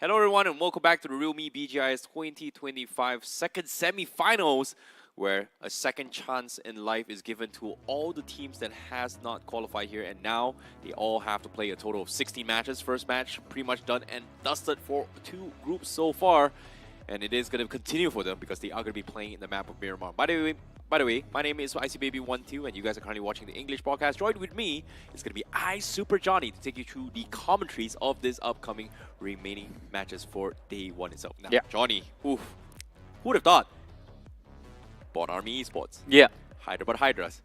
Hail Inferno Squad. In the top 3, decent amount of finishes, considering that they were kind of in the bottom of the pack from the week 1. I mean, they were, but if you remember, Hyderabad Hydras, for them in particular, you and I were having this conversation that they started to wake up towards the end of semifinals week 1, and then this is what I said, right? If you can carry that momentum, have a great start to the second week of the semifinals, the odds of you succeeding will go up. And luckily for Hyderabad Hydras, being able to do well in this game 1 was very important. But for Bot Army Esports, let me remind you, they ended day 1 on top 3. And then they just slipped out, man. Hey, consistency is gonna be key here. But speaking of consistency, you guys watching at home, this is by far the most consistent phone out in the market right now. The all-round slayer, the realme P3 Ultra 5G, the world's first Dimensity 8350 Ultra chipset for double the performance in its segment. So be sure to search and win on Google as well as Flipkart. Just search realme P3 Ultra 5G. Exactly, and again, I mean, if you guys win some exciting rewards, do share the happiness with us, because our happiness got taken away from us. We got 4v3'd, man, by the Hindi desk, by the way. There's 3 of us, there's 4 of them. We were at a man disadvantage. It's not fair, man. Like, when people's got the majority of the votes, they took all our phones, didn't even want to give us the phone to actually use the calculator to decide whether or not Orangutan was going to make it or not. Yeah. But anyways, we're back here. We're still gonna go on. And of course, I mean, talk about going on. Revenant X-Pac. They are going on in a good direction this time. Last time in semifinals week 1, the start was not that great. This time, at least they get a decent amount of finishes, but that fight against Bot Army Esports, quite awkward. Yeah, it wasn't just awkward as well, because Revenant X-Pac, they were third-partied by Hail Inferno Squad. Yeah. And then Shadow actually naded himself as well. And even though they got knocked, Hail Inferno Squad was the one that started the fight. Bot Army was the one that actually stole all those finishes, so it's a little bit unfortunate. But let's talk about the MVP of that match. Altitude Gods was the 6th finish, with himself getting himself 6 finishes. Is the MVP for that match, followed by Sporta coming from Wobble Gaming. We have Monty from Bot Army with 3 finishes, Scary Job with 3 finishes, and Hitler with 3 finishes. Obviously, you know, Bot Army Esports in the top 5 for sure. But Sporta and Gods has been stealing a lot of finishes themselves before going to the end circle. Yeah, Sporta in particular, I think this was that one player that kind of made sure that Wobble Gaming's presence was felt even in semifinals week 1. Without him, the team would just fall apart. The star player for the team. But looking at the point standing for Game 1 or after Game 1 itself, Bot Army Esports, I think they're off to a great start. 21 points on the board. But Hail Inferno Squad, Hyderabad Hydras, Visista, Altitude, Wobble Gaming, decent start to the day. Now the question is, can you keep the ball rolling? Yeah, agreed. Everyone were pretty much stuck out in the open as well. But in the second half here as well, Genesis Esports, TWOB, Diesel Esports, Orangutan, 8-Bit. Interesting enough, 8-Bit, Orangutan, TWOB, they are the teams that... Sorry, not Orangutan. TWOB, 8-Bit were the teams that actually rotated rather early to take space. Could not find resources, could not find space, and they just got wiped out. So it's a little bit unfortunate for them, considering that the idea is great, but when 2 people have the same idea, 3 people have the same idea, it gets very, very crowded, especially in the south side as well. Because I think 8-Bit, TWOB, first teams to reach south side of military base. TWOB was a little bit later. They had decent amount of ammunition, came in from the south side, but even then, they also were all congested on the south side. And the only team that kind of came out on top from there was Phoenix. But Phoenix was like, you know what, there's too many people, let's go back to the north side. Phoenix, whenever they start second-guessing themselves, they fall apart because we saw the start of the game, especially the mid-game stages for Phoenix. It was looking quite decent. They walked away with, like, I believe 4 to 5 eliminations in this game, which is actually a good number that I wanted to see Phoenix start off from. But, again, this will not be the benchmark that you can set and be happy with. You have to push further. You have to go for those 10 to 11 points per game just to be on the safer side of things. We know you can qualify with 8 to 9 points per match, but getting those 10 points every single game, do not make the same mistake of having that slow start again for the second time. I think Phoenix has learned their lesson. Revenant X-Park has learned their lesson. But do what Hyderabad Hydras are doing. Do what Bot Army Esports is doing. Off to a great start. Hold on to the lead. And after that, you can take a little bit of a chill pill. I can't agree with that anymore as well. But all things considered, here in the second week of the semifinals, it's not a sprint. It is a marathon. 16 matches in total. But interesting enough, based on how Phoenix was playing in that game number 1, I feel like they are on the right track. They might be on the right track. We're going to find out in the next match because Miramar, we all remember when they dropped onto this map with their close rivals, Revenant X-Park. Drop clash for Picardo, maybe San Martin? Maybe. It might happen. Maybe, maybe not. Because as of yet, we are going to be joining into the second game for today. And that's going to be Group A and going up against Group C in the map of Miramar. Without further ado, let's jump into game.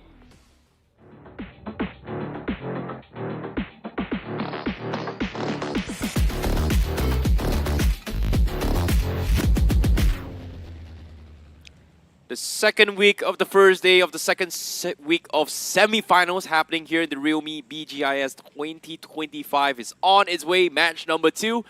And the flight path is going to be coming in from the west side of Campo Militar and then ending towards the west side of La Drela. So it is a pretty northwestern flight path from this flight itself, and we are going to be expecting turbulence for teams heading towards the southeast corner, which is going to be Puerto Paraiso, Portona, Los Leones. It's a very, very long distance drive there for some of these teams.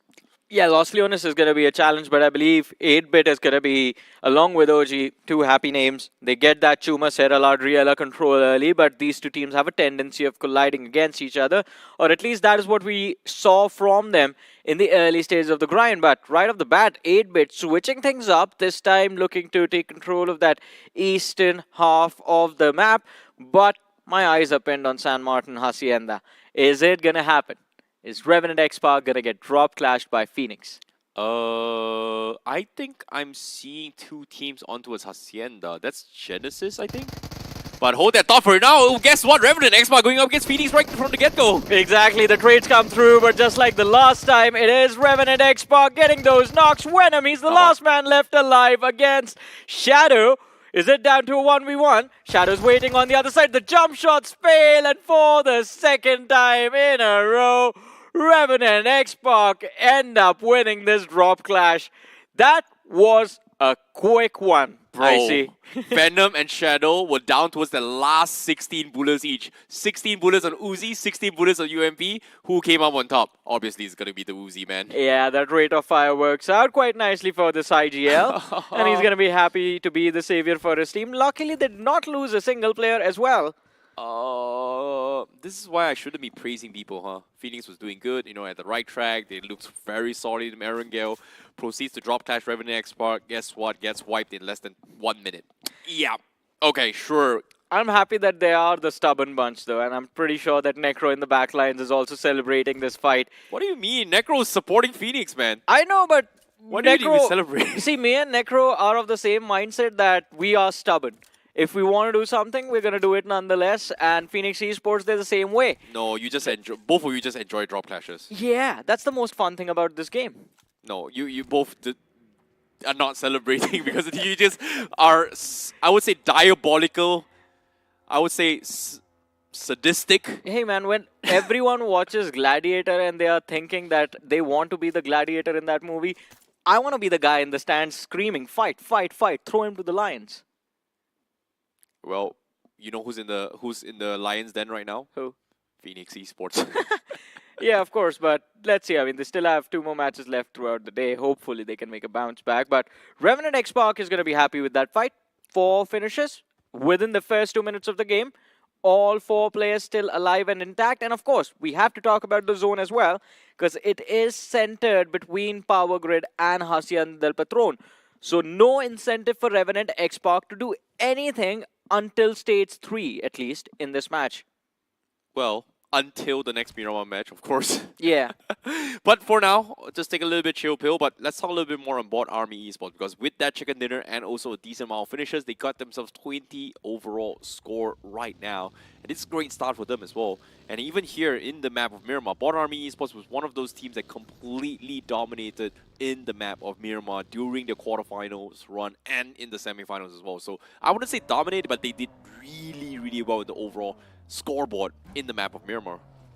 Yeah, the performance on this map has been consistent, and this map was their saving grace that they gave them the benefit of the doubt. All right, this team is possible.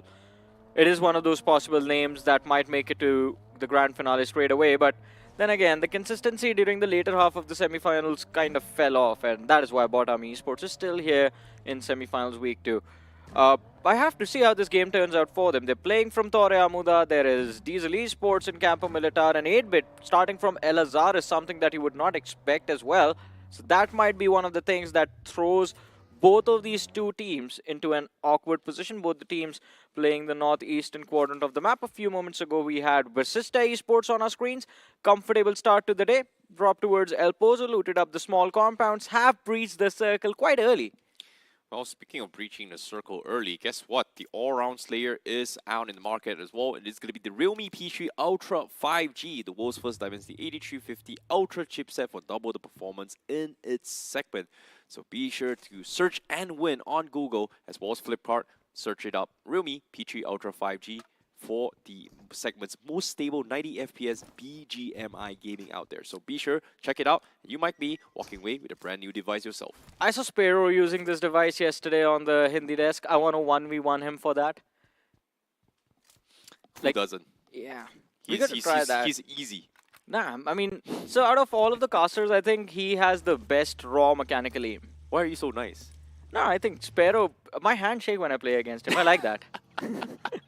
Fair enough. But all things considered, let's talk a little bit more on a little bit of a macro decisions here, because Hyderabad Hydras as well as Forever Red Ross just now, this is a strategy that Forever Red Ross used during the quarterfinals and also the first week of semifinals. They do like to prioritize on the highest part of momentums, terrains, kind of like their own miniaturized version of Everest inside Miramar. Yeah. Get to the highest point and then hope to just shut down everyone from the top. Yeah, I mean, in situations like these, you and I are always hoping to see at least one DMR with that 8x equipped on it, but yeah, these days teams just don't go for that loadout. Everyone's sticking to that AR, shotgun combo, or an SMG on one of those players, but let's see how things turn out. So far, early stages of the game, after the apocalypse or the ending of Phoenix Esports in the first 2 minutes, peace has been attained by these teams. There's a lot of map area available to all of the 15 remaining teams to play with. And I do not see fights developing until stage 3. As you mentioned, times like this is when macro is the most important thing. And especially for a team like OG that I feel whenever they drop in Miramar with 8-bit in the same lobby, they are banking on fighting early for Chumacera. This time, that fight was denied. Truth be told, when it comes to OG as well, I'm genuinely worried about AKOP because he was so close yet so far to qualify in the Grand Finals as well in that final game yesterday. They just needed one more point and they would have qualified, but tying it with Versatile was very, very unfortunate. And even the previous game as well, they got absolutely 0 points because they were pretty much shot by Bot Army Esports, who were inside the ocean himself, so there were no way of fighting back. So I hope this doesn't really put them down in the gutter right now. I mean, it can, and I see a little bit of information whenever we talk about OG. We do not say 1 point, because they have had a long history of missing out on things just because of 1 point.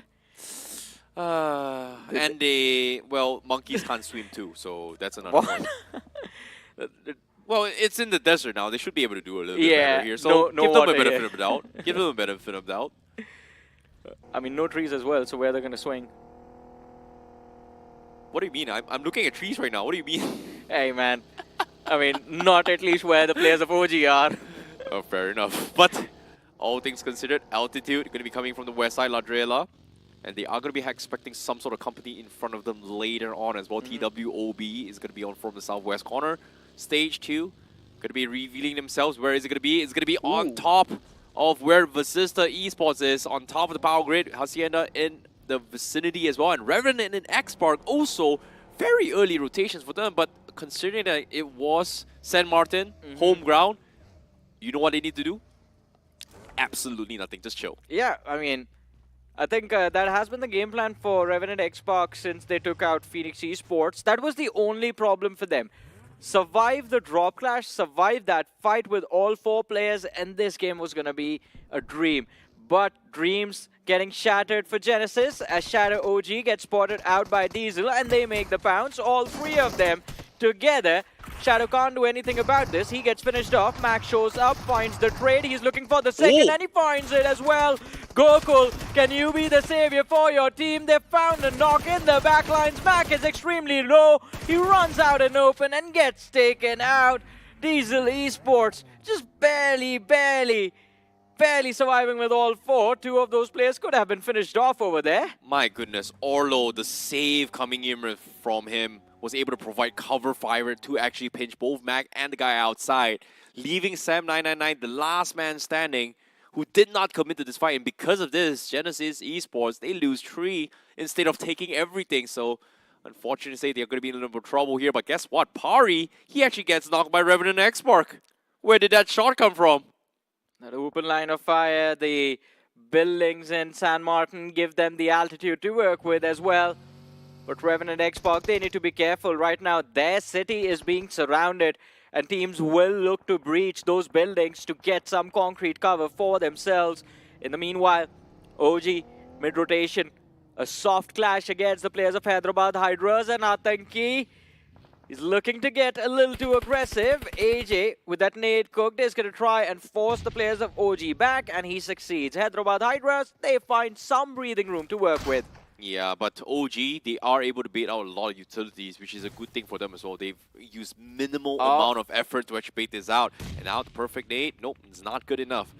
But look at this, Hyderabad Hydras, they've lost 1 vehicle onto its power grid. This is not looking good for them, as they need to push out. OG, they started the fight, but guess what? They completely bailed out of this right now. Even Hyderabad Hydras is falling back. I think they want to rotate out. Just move further deep in the circle. Do not engage into anyone this early in this match. On the other side, Revenant X-Park on the finish feed. We saw them find a knock against TWOB, but the finish was stolen. Well, speaking of a stolen here, Circle is about to close in. This is where you can see, like, I now understand why Orangutan and Hyderabad Hydras doesn't want to fight. They want to wait for the zone first. Yeah. And the zone is going to shift on towards San Martin once again. This is the second time Revenant X-Park has gotten circle control. Novo, previous game, San Martin, this game, twice in a row. and they really need that bounce back for Revenant X-Proc. Yeah, definitely. And if they can convert this game into a 20-pointer, Revenant Xbox, they're going to be smiling in their chairs with their devices in hand.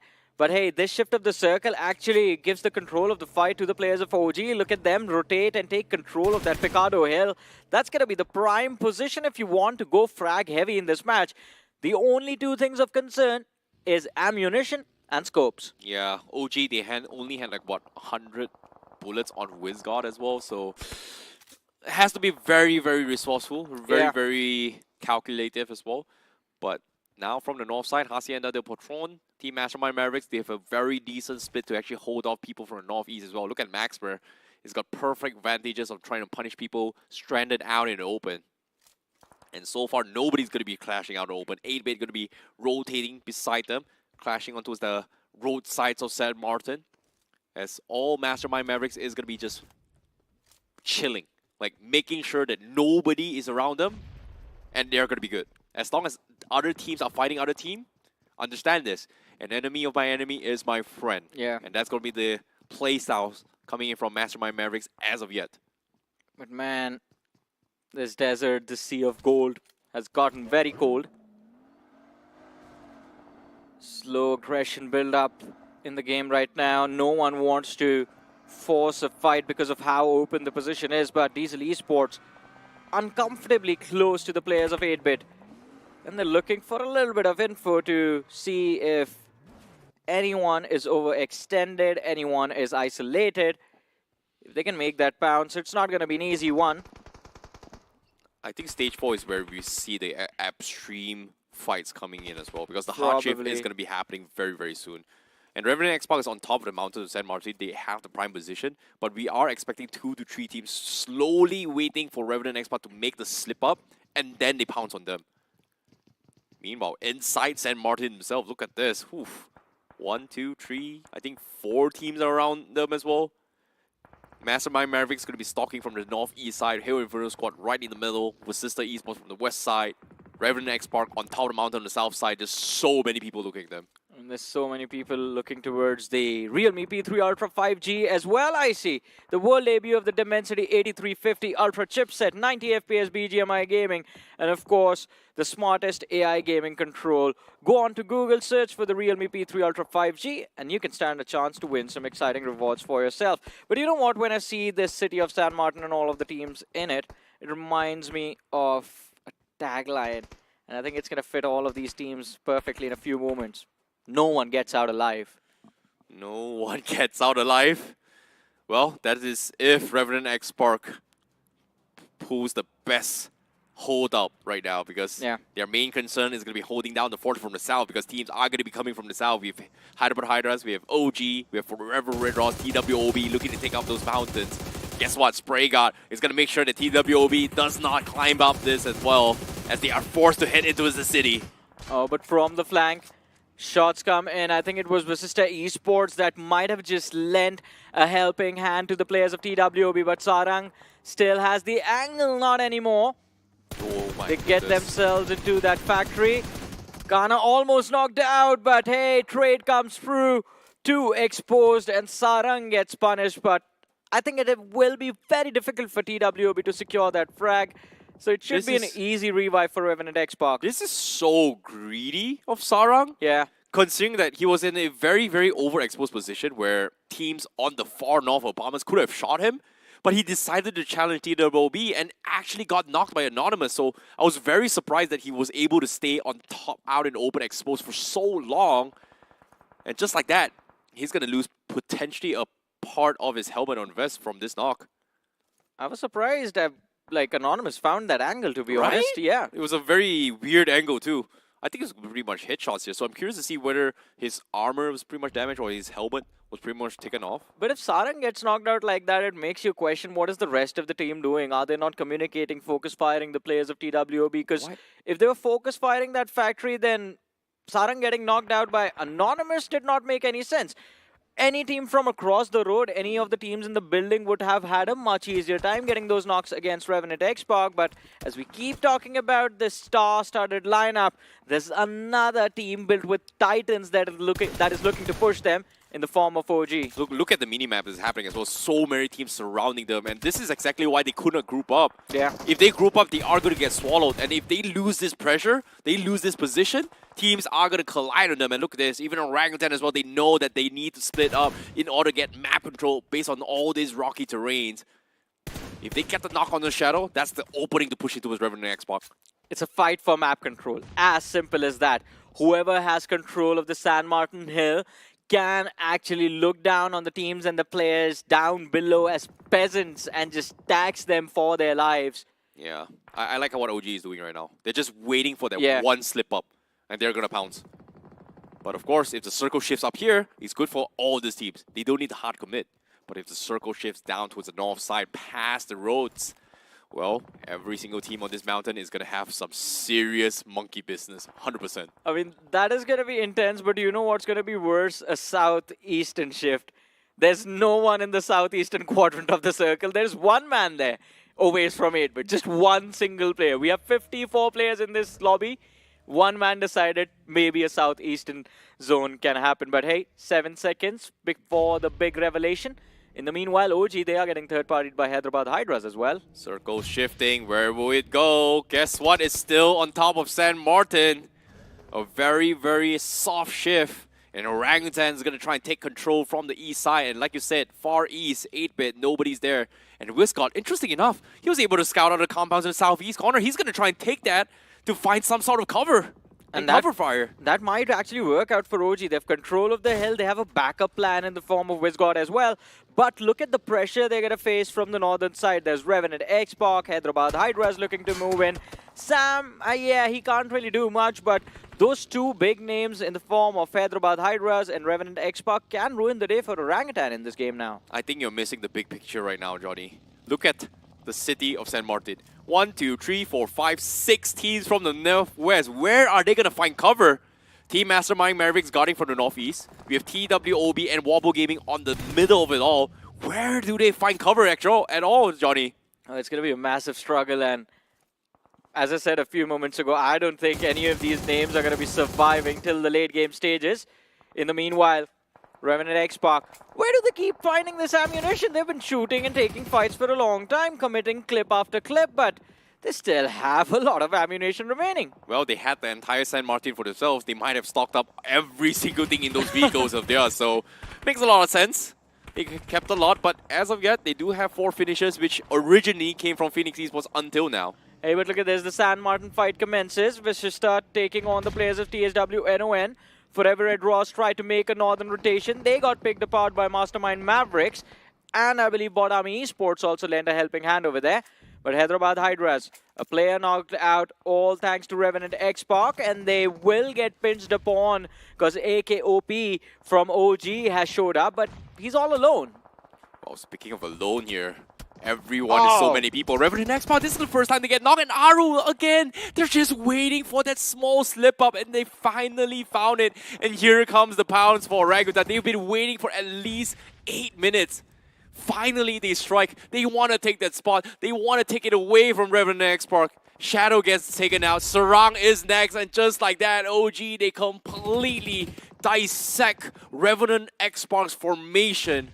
What a pick coming from Orangutan. I mean, a brilliant, brilliant start to this fight. And all of a sudden, tables turn on Revenant Xbox. Hyderabad Hydras, they get pounced upon by TSW NON as well, losing a player. But Spraygod, he's going to look for those points one way or the other. And Revenant Xbox have found 7 eliminations in this match already. If they can get at least 2 more, I think their average, it's going to be in a decent position. But they need to bring those placement points home as well. With 2 players remaining, can they make it happen? Shots fired from Joker onto the last man from Hyderabad Hydras. But Moksha runs behind cover and manages to survive. Well, meanwhile, Revenant Xbox, they may have lost 2 members. It's up to Joker and Spraygod. 2, ideally, the most iconic players here in India. Yeah. Can they make it work is going to be the question. But the circle, is it going to shift them out? And yes, they will. Wobble Gaming going to be controlling everyone coming out from San Martin, everyone coming down from the mountain terrains, and this is going to be tough. Meanwhile, Orangutan, we have Aru having so much space. This spread on the south side is just giving them so much work, and they even find one more, and that's going to be the last player of Genesis, as Genesis will bow in 13th place. He was hiding there for a long time, by the way. He was using Orangutan as security, basically, for himself, because OG would keep pushing up and Sam from Genesis would just keep following them. Would have been an unpleasant surprise for the players of OG in the late stages of the match, but now he's gone. So now OG can just focus on taking care of Revenant X-Spark and Hyderabad Hydras. Well, the three teams that has the most amount of space right now is Mastermind, Mavericks, and OG, as well as Wobble Gaming, whereas the rest of the world has to push in. Now, Spray God, he's done his work. He's going to try and farm as many fishes, or in this case, random coyotes running out of St. Martin, I guess. Oh, man, but there are so many scopes just aimed in at those exits. It is going to be very difficult to make it out alive. And look at that. It already begins. Rage God from Vasista knocked out. Wobble Gaming, they have the prime spot to just clean house and pick off a lot of finishes from the teams exiting the city of San Martin. Oh my goodness, Spray God, here he comes again. He finds even more finishes. This is the best outcome that you can hope for. Yeah. Farm finishes. There's nothing much you can do. There's no way you're making the final zone. Just farm as many as you can. And guess what? He finds another, and Pukar is down. Vasista goes down.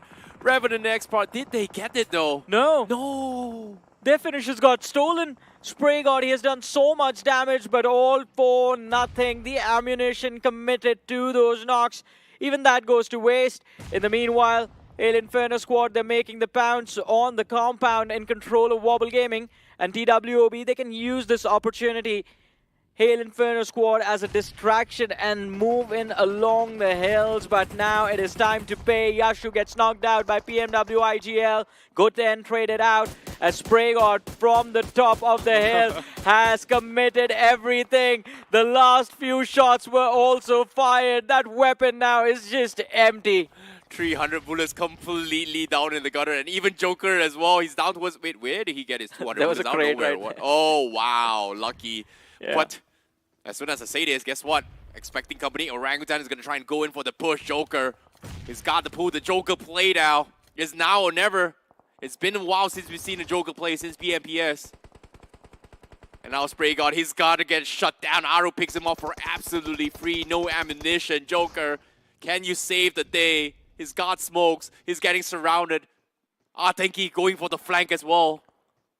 Oh, but TWOB, that this is an interesting call. Instead of pushing for the compound of Wobble Gaming, they make the climb up the hill. And that will put them in the crosshairs of OG, but Joker is getting pressured by the blue. He's still hiding inside that smoke. OG, they spot out the players of TWOB. Spray committed from Atanki. Now that flank plays the better hand in OG. The Molotov lobbed out. He does not have a lot of utility, by the way. If he had a few extra nades, TWOB were done for over there. Oh my goodness, the circle still closing smaller and smaller onto the mountain terrains of San Martin. And you can see on the top right of the minimap, it's so small. Wobble Gaming still having the warehouse as a compound. But again, that warehouse doesn't provide a lot of vision. So that's going to be a problem. But for now, Orangutan, they've been dominating from the south. And they are going to collide with the masterminds on the north. But it is the team playing the southern edge of the circle. That can be a big threat to everyone. As you mentioned, Mastermind Mavericks on that northern edge.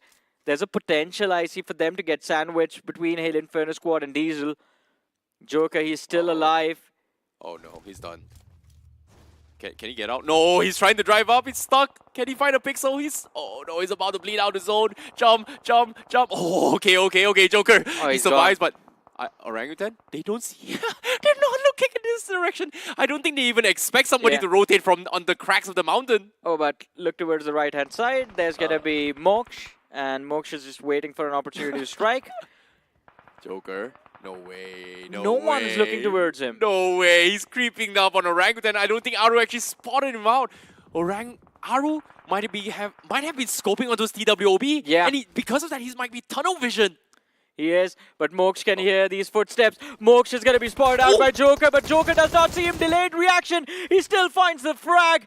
Joker, one extra finish on the board for Revenant X-Park when they should have walked away with none, but those gunshots have drawn the attention of the Apes, and you can see the nades lobbed towards Joker. They will look for this one last surviving player, but TWOB clean house.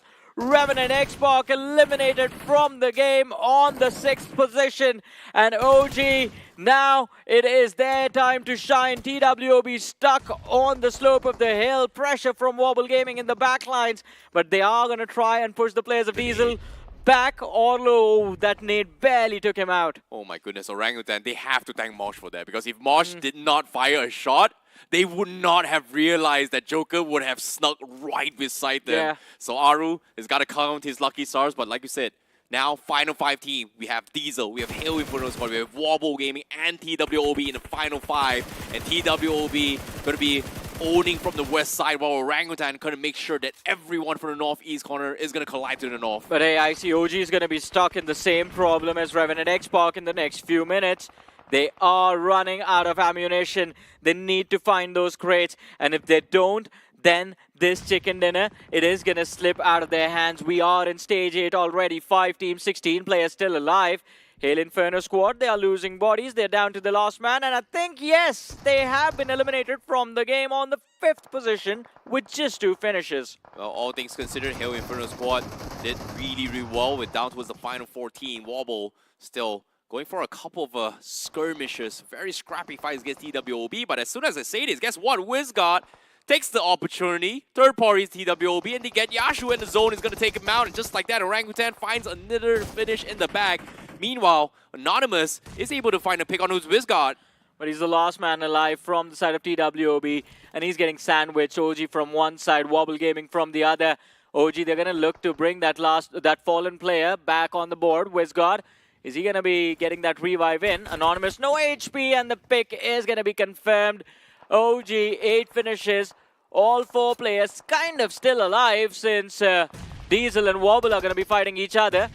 And Diesel, they still have 3 players left. Wobble down to 2. So a 3 versus 2 versus 4 situation. Gokul, this nade needs to find contact. Damage dished out. The shotgun goes off, but Sporta is still standing. And Gokul, as he recommits, is going to be hitting the floor. And again, Diesel, the numbers equalize, but they are still focused on the players of Wobble Gaming as the nades go flying. Sporta and Jins, they are taking 2 fights at the same time. They do not want to let Diesel push up the hill, and they want a few extra frags from the side of OG as well. Oh my goodness, this final 3 teams as well. Diesel, they have a big game. They've got 11 finish, and now Wobble, they are able to find a knock on WizGod. That might be the opening for Diesel to try and third-party OG as Wobble Gaming. They are going to hard commit to this.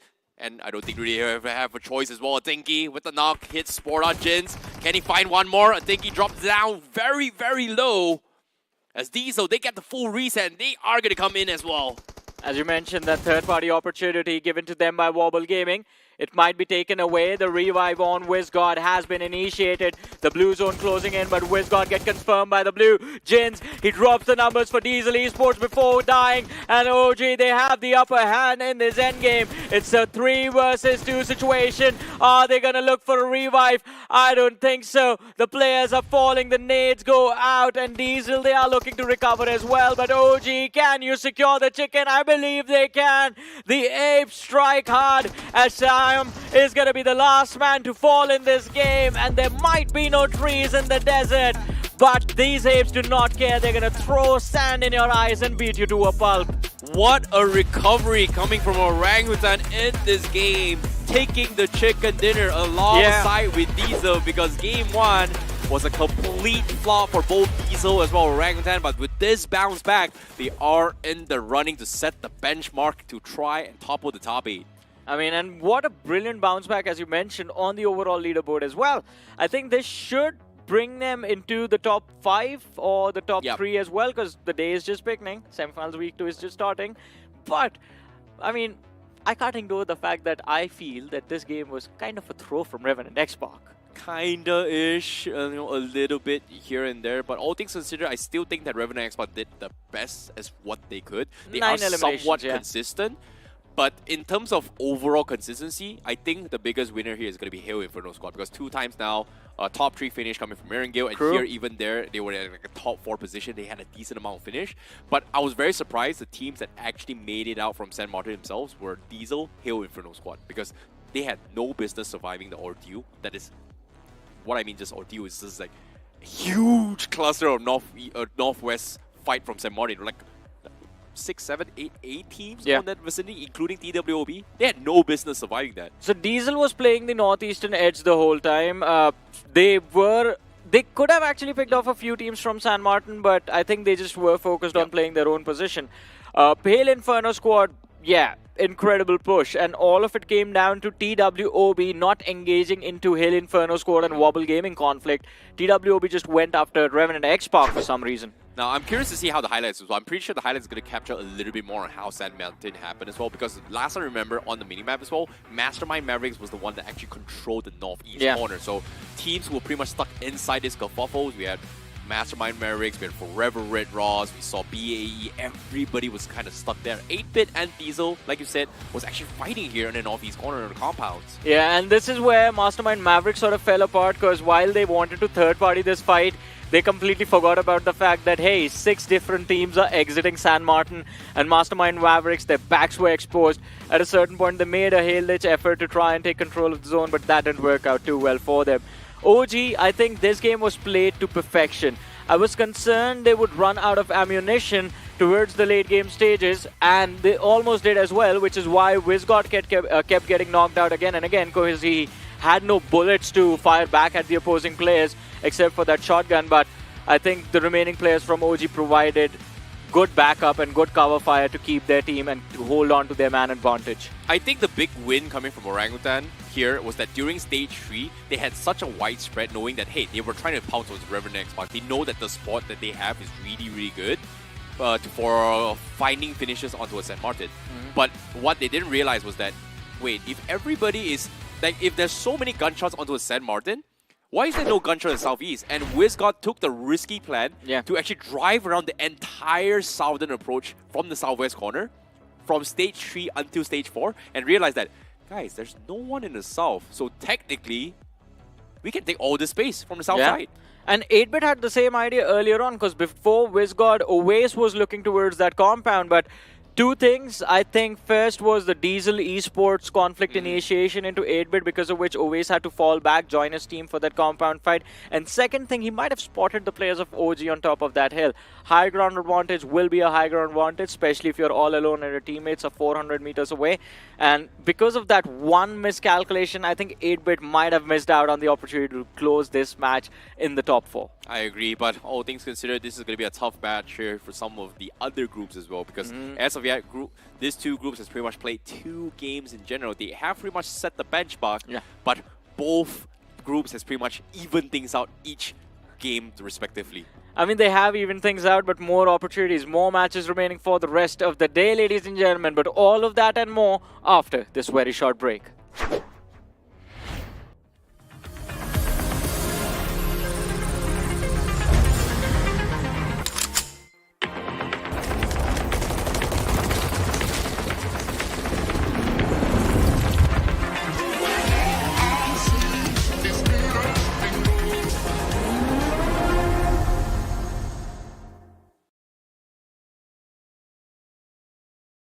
Scout भाई petrol भर दो ना। क्या भाई लोग रोंडो जाना है क्या? तो जानता नहीं मैं कौन हूँ? अबे तू बाहर में भर के तो बता। अबे रोंडो में रोंडो किसको बोला रे? रोंडो बोलता है तू।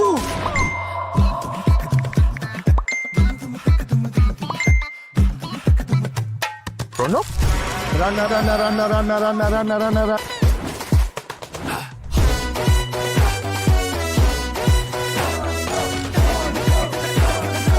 Nation wants to know, कहाँ है ये रोंडो?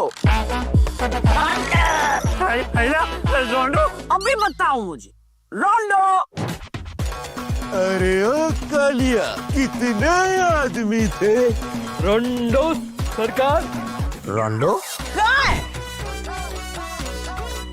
क्या है ये रोंडो? क्यों बेटा कन्फ्यूजन में? आओ कभी रोंडो में।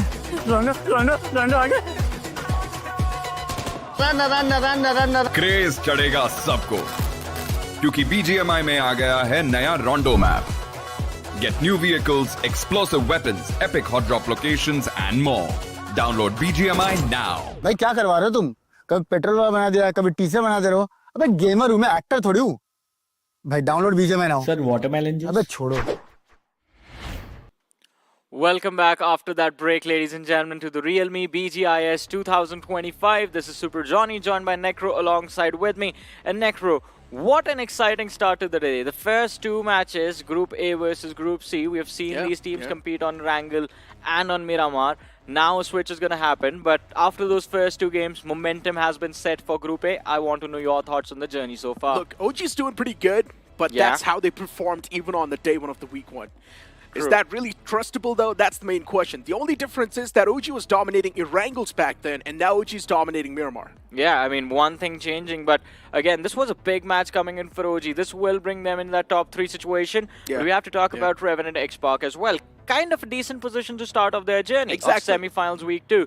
But hey, if you want things that are better than decent, that are amazing and feel nice in your hands to hold as well, check out the Realme P3 Ultra 5G, the smartest AI gaming control on the market right now. World debut of the Dimensity 8350 Ultra chipset, and of course 90 FPS BGMI gaming. So go on to Google, search for the Realme P3 Ultra 5G, and you can stand a chance to win some exciting rewards for yourself. But who's going to get a reward in Sanhok? Well, that's still a big mystery because we're now going to have Group B step inside of the action where teams like Seoul, Rider Esports, Team Tumblers will once again be back in the action. But speaking of Revenant Spark, once again, I just feel bad for Spray God. The man was taking a lot of shots on the other side of this cliff. The man just had no bullets in the final few moments on his AR. Then he pulled out the pump shotgun. Unfortunately, in the end moments, we all knew that, yeah, Spray God that far away against the players, he's not going to stand a chance. He got sprayed down easily. So that right there was a big disruption for the side of Revenant Spark. But still, they're doing pretty good in the overall standings, in my opinion. Exactly. I think 14 or 15 points after the first two games, done and dusted after two games, which is like 7.5 points per match average at the start of the day. It's a good start. It's better than what they were doing in semifinals week 1. And also, as you mentioned, because of running out of ammunition, I think he missed out on like 4 or 5 extra eliminations in that game. There was a man knocked out. He was tapping away constantly, but then he just ran out of those bullets. I'm pretty sure he lost track of the bullet count as well. He was just constantly spraying down the players underneath. He took down shots on players of Assista Esports as well, but again, he had no ammunition, so he was just bursting. And between those bursts, TWOB took all the finishes. Yeah, exactly. So Revenant Spark pretty much covered up for what exactly happened on the game 1 itself. So they are now doing pretty decent in the overall standings too. Soon we'll have a look at the overall standings, but right now let's have a look at the top 5 players. Orlo from Diesel Esports getting 7 eliminations, Braygod on the second with 5 elimination points, and then you've got Gokul and Athanki right there next to each other. Overall standings pop up on the screen. Bot Army Esports still on the first spot. OG with that chicken dinner getting 22 points secured. Diesel Esports, a decent game from them even on the map of Miramar, 20 points secured. As I mentioned, Revenant Spark isn't doing too bad there. They're in the top 8 in quite a good standing. Yeah, hey, 17 points on the board on the 5th position. Now it is time to be consistent and just hold on to that top 8 spot. Wobble Gaming, after that amazing performance on Miramar, also break into the top 8. But as we look at the next page of the rankings, Necro, not a great start again for teams like Phoenix. They lost that early fight on Miramar, again to Revenant X-Park. What was that? Look, it's Phoenix Esports at the end of the day, man. All it takes is one big game for them to instantly swing back in the thing. So for Phoenix Esports, yeah, the first 2 games out of the way, and you just feel really bad for Phoenix Esports on the game 1, knowing exactly what happened to them, right? They dropped all the way towards the northern side in Yasna Poliana. The circle formed all the way down south. Right then and there, I called it. Phoenix Esports is not going to win the game. It's impossible because they rotate late in the first circle, and that's what exactly happened. The moment they started to rotate inside of the circle, the hovercraft got blown up on that pit stop, and then Phoenix Esports themselves knew. Now pulling off the chicken dinner is impossible. Let's play for the elimination points. We've got the teams playing for the upcoming game, which is going to be the map of Sanhok, OG Hail Inferno, squad of Assista Esports, Bot Army Esports. We've been looking at these teams even in the past couple of games, but Revenant Spark is once again there in the swing of things. They are in the swing of things, but the teams that are struggling right now, I think from this group are Vasista and Altitude. They need to make the bounce back in the upcoming game of Sanhok. And as we look at the other group, Group B, set to play their first game of the day, you have Ryder, Team Tamila, Troy Tamil Esports, Likita Esports, Medal, Soul, Glitch Reborn, and Hades H4K. Now, Hades H4K, let's talk about them for a minute, because when there are more matches, you usually think that more opportunities for team to bounce back. This team went in the opposite direction, man. They were at one point, I think, in the top 16 in the first day of the semifinals week 1, even got a chicken dinner. After 12 games, they ended their journey on the 31st spot. What was that? We cannot really blame them, though. It's the first time we're seeing H4K in such a late stage of an official tournament. So they did not exactly know what happens inside of the semifinals. They got that experience in the week 1. In my opinion, in week 2, we might just see them perform really well. I mean, hopefully, right? Because I would like to see this team back in the form that we saw them in during the quarterfinals, to be honest, because that is when we saw a lot of aggression from Hades H4K. They were very confident running into those 4v4s. Right now, it seems like they're just trying to rotate and not take fights, and because they just keep moving around, teams keep spotting them out, and they lose players one by one. I've never seen this team surviving beyond stage 7. Look, the storyline's pretty much simple for Team Altitude as well. The first game was great for Team Altitude, but the week 1 was not too good for Team Altitude either, because once again, newer players on the block, they don't exactly know what happens inside of the semifinals, how the intensity is. They felt it for the first time, they choked up hard, but now back inside of the week 2, they're much more prepared. And the same thing can be said for all the newer names that are there inside of the week 2, including Team Mastermind Mavericks.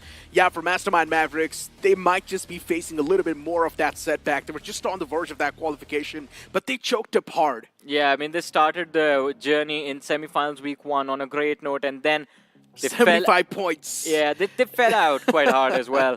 I mean, you talk about 75 points. What about OG, man? Yeah, OG, Ryder Esports, they were so close to that qualification bracket, but just blows. Yeah, and Ryder Esports was the biggest blunder, Johnny, because they needed 10 points in the span of 3 games, but they were not able to accumulate those points. Yeah, last match, they needed like 2 extra finishes. OG would have had qualified with 1 more finish on AKOP, and again, OG and the history of 1 point. It's Once a long again, rivalry, right? Yeah, in the past it was 1 crore rupees that costed them, and now it's a slot towards the grand finals of the officials. Yeah, always just a single point for OG. But again, I mean, hopefully this time it's not going to be the case, especially after that amazing performance on Miramar. If they can regroup, just hold on to this momentum, I think OG can push through, because it's a similar story. You talk about Ryder, you talk about OG, you talk about Bot Army Esports. These 3 are those names that had a great start to semifinals week 1. OG ended day 1 sitting on the first position, right? With almost 38, 39 points on the board. And then they just tumbled out of that top 8 before you could blink. Bot Army Esports, same thing for them. Ended day number 2 on the 3rd position in the overall leaderboard. And when day 2 came to an end, they weren't there anymore. Ryder Esports, last match is when they were kicked out. So pretty much what you're saying is that it does not matter who performs on the day 1. At the end of the day, we might just see that discontinue in the upcoming days, man. We might just see the inconsistency hit them out of nowhere, and they might just be kicked out of the top 8, because we've seen prime examples of that in the week 1 itself. Let's not forget, we've got another team in the mix, and that's going to be Metal Esports. And I've been enjoying watching Metal Esports on my screen. They've just been a vibe. Yeah, they have been. I mean, you never know which fights they're going to run towards, when they're going to hold, when they're going to make that bounce.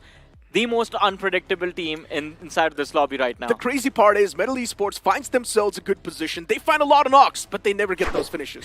That is very true. And that is one of those points I'm pretty sure even the players are pretty unhappy with, because they're able to find those knocks, they're able to do a lot of damage, but the conversion has always been lacking. Team Spotlight on the screen, it's going to be Soul with 46 finishes so far, and the damage number of 9,201. Total points secured will be 51.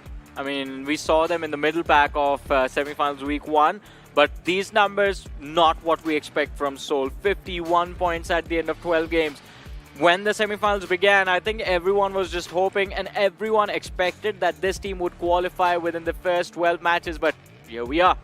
I had a conversation with IC2 about Soul, and one thing is clear, that they are just not sure about the main playing 4. They're constantly swapping out players in and out, and that's the main concern. They're still trying to find that sweet playing 4. Now, Soma is going to be on the bench, and Ronnie's brought back in once again. In my opinion, why not put Knuckle outside for a moment and bring in Some too? Now you've got a firing squad right there. Nothing taken away from Knuckle. He's a great player. He's a reliable player. But the recent strat haven't been as great as he was performing in the past couple of tournaments. I think it does come down to the role that he has inside of the team. He is going to be that one man who stays behind. If the worst comes to worst, it is his responsibility to get those placement points one way or the other.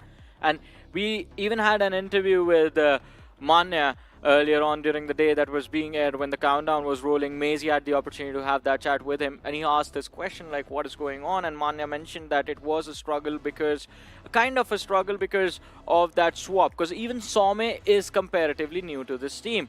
And so is Hunters. Hunters was added just before this tournament. And they were trying to figure out how to take that aggressive front. Because earlier on, yeah, man, when you have S-Power, it's just one man who is just going to run blindly into the other team. And then Manya clearly knew that, okay, Knuckle, Ronnie, and myself, our responsibility is just to make sure that this one-star player is set up. Now they have 2 stars that are competing for the same spotlight. Look, this is a really mix and match sort of a scenario, right? Because Manya clearly mentioned this as well. If things are not working out, even with Ronnie, we'll once again make those swaps. Yeah. Now, Knuckle, it feels like, is also a core member of the team right next to Manya. So the only swapping slots left are Hunter, Some, and Ronnie. Yeah. Just 2 slots left in the main playing lineup. And now they're just swapping back in Ronnie. But in my opinion, since you guys been playing inside of the realme BGIS so far with just this main playing 4 where you had Some and Hunters, and you also found a lot of success because that was one of the main reasons why they qualified to the semifinals. They pulled off one of the greatest comebacks with that main playing 4. Now bringing in Ronnie out of nowhere, that might just fiddle with your own mindsets. It can, but again, whenever Ronnie shows up, and I think we noticed this during the semifinals, we noticed this during the wildcard stage as well, Ronnie brings in a lot of stability and a lot of control. The question is Hunters ever going to get subbed out, and will we ever see the Knuckle, Ronnie, Some and Manya combination in play? Because the swap usually happens between Some and Ronnie.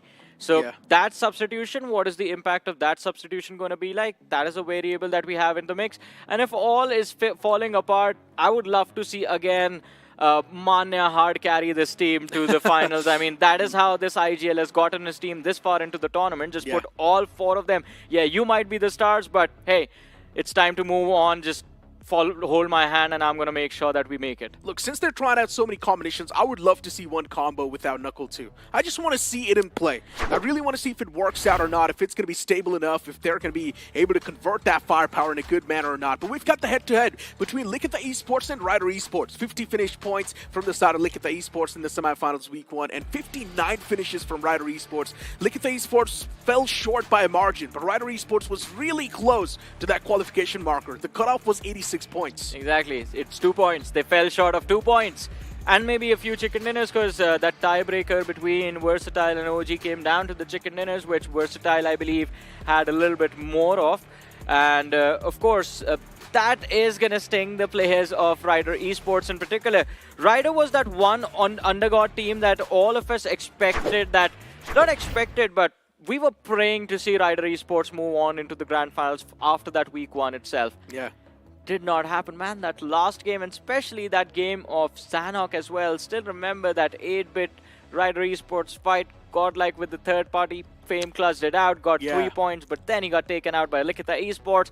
So hey, Rider Esports, time for revenge. Look, Johnny, so far it feels like there's just one team that's having a flawless run in this tournament, and that is Rivalry NRI. Qualified directly from the quarterfinals towards the semifinals, did not even go to wildcards, and now from the semifinals, week 1 itself, secured a slot directly to the grand finals. That is true, and Rivalry NRI, I think that is the true wildcard, dark horse, whatever you want to call them, because no one expected this team to go that hard in the semifinals and in the quarterfinals as well. But now the question is, what do they do once they've made it into the finals? How do they compete in the finals? Yeah, I mean, they're still waiting for the remaining 8 teams, and we're over here in the span of next 4 days. We'll figure out who are those teams going to be, but consistency is something that's going to matter the most. As you mentioned, in the week 1, a lot of teams were top of the charts on the day 1 itself. They were doing really good for themselves, but as the days kept on passing by, those teams were fizzling out, and we saw some new faces climb up. Exactly, and the fizzle, I think, again, we have talked about this, was the hardest from teams like OG, Bot Army Esports, and Rider Esports in particular. But let's talk about a few other names. We've talked about Rider, Metal Esports, Soul, Glitch Reborn. Let's talk about them for a minute. Yeah. The return of the messiahs of their respective teams in the past, Avi and Akshat making a comeback. Look. And of course, Ralph OG and Glitch Reborn. We expected big things from this team, right? Yeah, the funny part is they actually swapped out Akshat in the end, and Akshat was not the lineup. Well, Erangel was not in the main lineup anymore in the final few games that we saw of the semifinals week 1, which makes a lot of sense too, because the man was struggling. He was not able to get a lot of finished contribution done for his team. We did not really see a lot of impact from Akshat. I do understand at the end of the day he's a veteran. He does have a lot of experience too, but still you need to have some sort of an impact to be in the main playing for, right? So that's why the man was swapped out. I mean, but if you want to take a team like Likita Esports, I think Akshat has to be your guy. He used to play with them. Let's not forget about it. So he understands the mindset of his competitors the best. And I think Avi will definitely try to bring that experience into play. But let's see if that actually happens in anytime in the future. Hopefully Glitch X Reborn, for them the combinations work out. Hopefully for Soul too, the combination works out. And maybe the circle can shift towards Camp Alpha. A lot of questions will be answered as we move on towards Sanhok.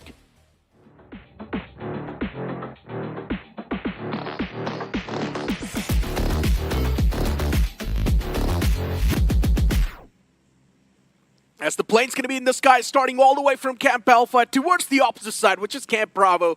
Now this plane flat path heavily tilting towards the northern side. If the teams want to move down south, Camp Charlie, that's going to be a tough stretch. It is going to be a tough stretch indeed, and because of that stretch, I think we might see a few early drop fights in this map of Sanhok itself, but of course, is Soul going to get to feel that early pressure again towards Camp Alpha?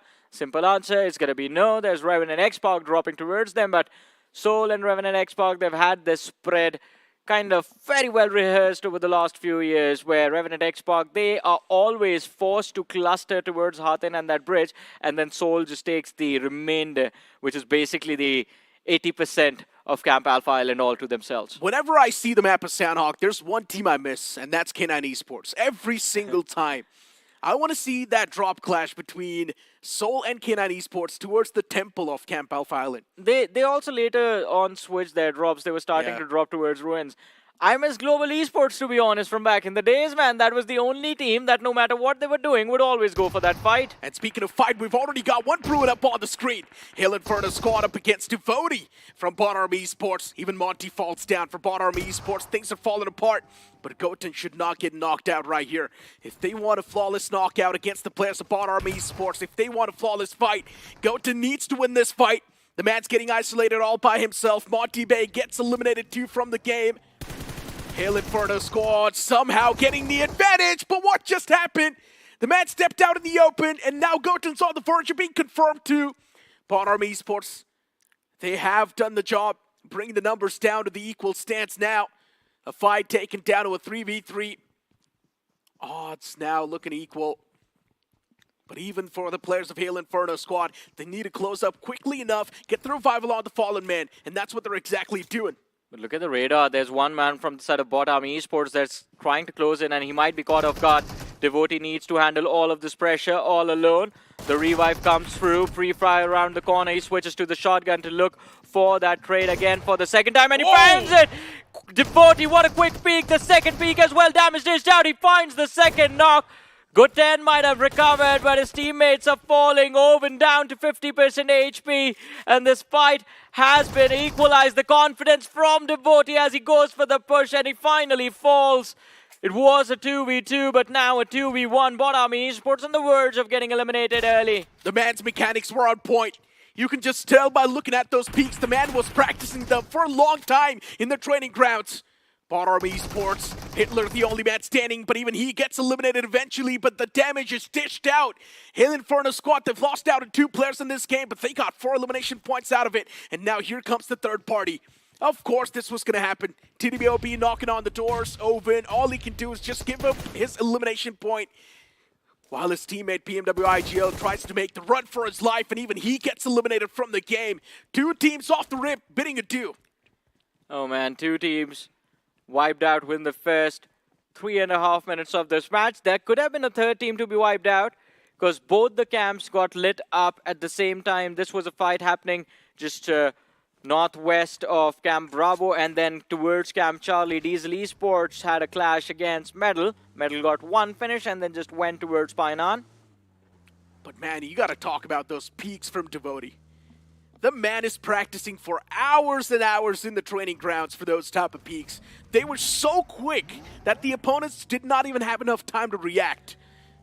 As you mentioned, I mean, you have to just get that muscle memory instinct developed in the training ground in order to get those shots like that. Because that was a very quick peak, shoot, unpeak sort of a situation. There was a very, very quick button switch over there. Yeah, the man's got it on hold for sure. Looking at the circle, for Seoul, this might just be the best possible odds. The moment the circle forms on top of the Camp Alpha Island, we all know for Seoul to get the chicken dinner, the odds just skyrocket. And for Seoul, the only potential threat seems like are going to be the players of Hades and Likitha Esports. One man from Likitha Esports is there on the opposite side. And generally speaking, I like this split too from Likitha Esports. They're still playing with two different odds. If the circle shifts down south, Likitha Esports has some cover from Ruins. If the circle shifts up north, there's already one man who's securing a slot. Yeah, I mean, having that backup plan is always going to be good, but if that man up north gets taken out by the players of Seoul, then you just end up losing a player. So it is a risky play, but if it works out, it's going to be a big reward in your favor. Yeah, he needs to be an absolute rat. Yeah. Not give out his position at all, not even move a muscle until the zone pops up. On the other side, Rider Esports, a big name that has also become a big sign of concern for everyone watching the semifinals, because started off on a great note in semifinals week 1, and yet here they are still struggling to qualify for the grand finale. They've spotted out the players of Revenant X-Pac, it seems like, but no conflict initiated, and it makes sense because Fragger is the only man who has managed to make it towards the shoreline. The rest of Rider Esports dropped in boot camp and are now just taking control of the hill that is towards the north of the city of Painan. Interesting. You've also got Spray God on the edges. Everyone's ready. And they're just waiting for the next zone to pop up, so that can reveal its true intentions. The zone's still holding a mysterious aura. You never know if it's going to be shifting towards the top left side, if it's going to be moving towards the right side of the map, or down south towards Ruins. It's in all those three areas. And right now, the happiest is definitely Seoul. The chance of circles shifting towards the Camp Alpha Island are quite a lot. But hold on to that thought. Diesel Esports, players out in the open, the confirmations follow up. Rough luck for Diesel Esports. You mentioned that the previous game was great, but now the transition towards Sanhok, man, it's an absolute blunder. Yeah, Fierce lost a player to Metal Esports, and now Vasista showed up, just waiting for Diesel to exit Camp Charlie, and Sham, I think he's going to get finished off. Vasista do not want to leave without this extra finish point on the board in this game.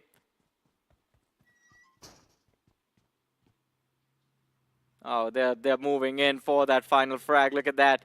Vasista is just evil. I'm pretty sure his heart's just pumping through his chest. He can hear those vehicles too. But Vasista Esports, they've just got no clue exactly where the man is. They know he's somewhere in this vicinity, but where is he exactly? They don't know the pinpoint position. And that's why Vasista Esports, they just don't want to play with the odds. Instead, back away and play for the placement. That way you can at least have a chance to secure a lot more placement points. But looking at the circle shift, Johnny, it's going to shift towards boot camp. And now Seoul, for them, it's a big sign of concern because now they need to move on towards boot camp. And all of the options that they have available to them, it seems like, have been taken away. You have Hades H4K blocking that Haten bridge. Towards the Ruins bridge, you have Likitha Esports, the small little bridge connecting Camp Alpha to the Ruins position. That is where Revenant X-Pac would be waiting for them. And even the bootcamp shorelines are going to be occupied by a lot of different bodies. But Likitha Esports falling back towards Ruins. I have a feeling they are going to have a run-in against the players of Revenant X-Pac soon. They need to be careful. But in bootcamp, Rider Esports up against Team Tamilas. Fame knocked out. and Team Tamilas, they have the upper hand in this fight. The best man is not in play. Team Tamilas, they need some utilities to flush out that revival.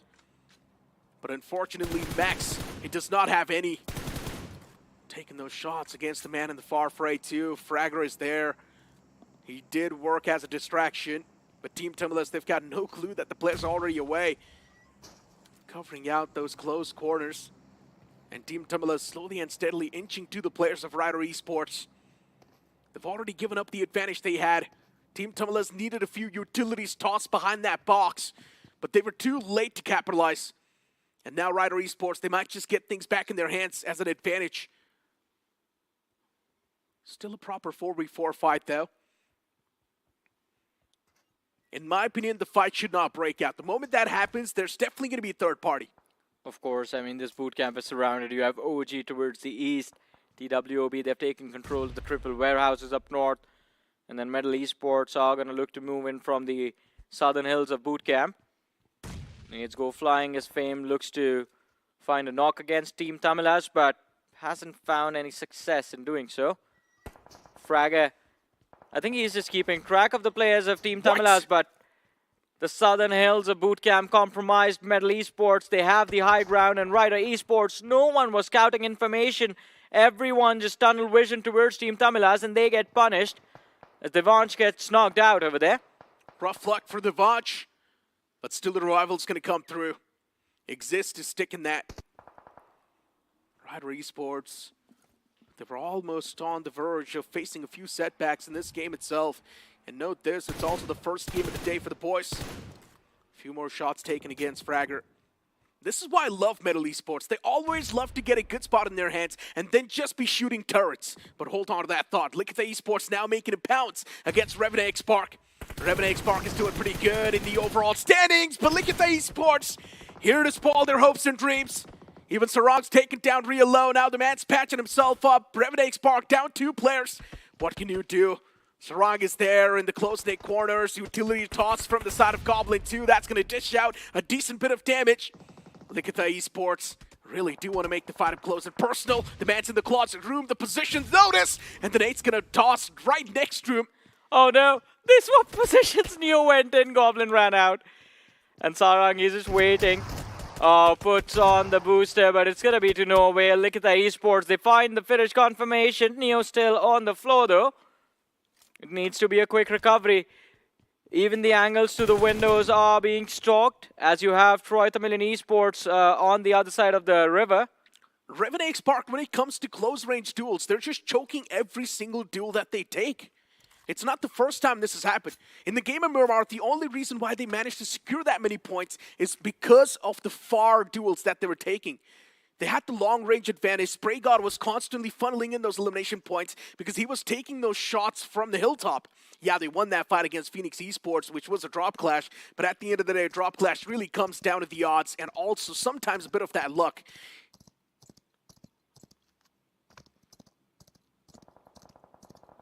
It's a very complicated thing to say, so I'm not going to agree to anything.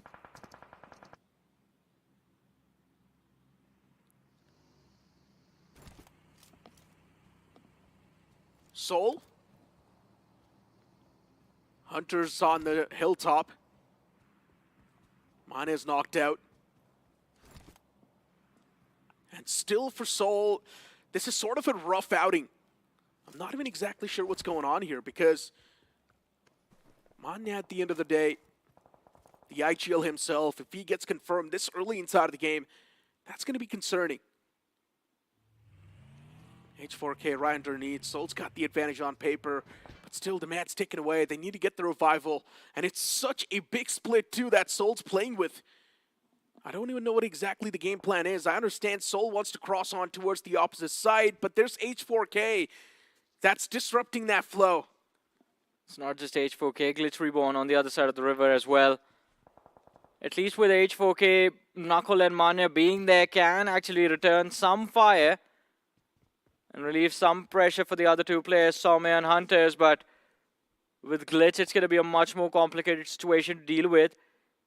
Going into this with 2 players watching the players of Glitch Reborn, and we saw one man out into the open with Revenant Xbox. Somehow Spray God finds his way into the triple warehouses. How is he here? Oh no, Altitude Esports! Players just crawling on the ground. The confirmation follows up. Revenant X Park, solid stuff. But still for Revenant X Park, just pray God standing at this point in time. Just try and secure as many points as you can. Soul, even they mess things up by margin. Salme on the verge of being knocked out. The nade's right next to the man. There's no way he can survive it. And you blink it and you miss it. The entirety of Soul, they just come crashing down. First game down the drain. Yeah, again, I think it was the decision making that is questionable over there. Instead of taking the fight head on against Glitch Reborn, first they had to deal with Hades H4K. And for some reason, Salme and Hunters just asked to make that bounce straight on the players of Glitch Reborn. That was never going to work out. They just get sandwiched and die over there. Yeah, I'm pretty sure even Soul got pranked by the zone hard. They thought that the initial zone forming right on top of Camp Alpha, it might just form over there too in the final few moments, but no, instead just shifting away towards boot camp. Oh, but even the teams at boot camp get betrayed now. Look at that. Yeah, a lot of teams around them. Curveballic shifts after curveballic shifts. That's been the way even on the map of Erangel. Hey, but isn't it the circle that the last time we saw, it was H4K that won the chicken dinner in semifinals week 1? Yeah, they were on that six-pack right there. Yeah, they beat Glitch Reborn for that win, but this time Glitch Reborn have the prime position and Hades H4K late rotation, man. They miss out on the win for sure. It's too much on the corner this time, though. But hold on to that thought. Rider Esports out in the open making that bounce. Hades H4K. How do they even survive this? You've got the man Sigil knocked out. Yes, he can give all the information, but what are you supposed to do with the information when you just do not have enough firepower to back it up? Rider Esports spotting out another man take the dive. Shots taken in the water lines, but none of them find any sort of a return. And Rider Esports now, even they need to return back towards the original position they had. But Hades H4K, they're looking for those trades, although the backline pressure from Glitch Reborn, it continues to build up. Knight, he is going to get knocked out over here. Hades H4K, 2 players knocked out, 1. In fact, the last 2 players, I believe, have gone for a swim. Yep, there they are.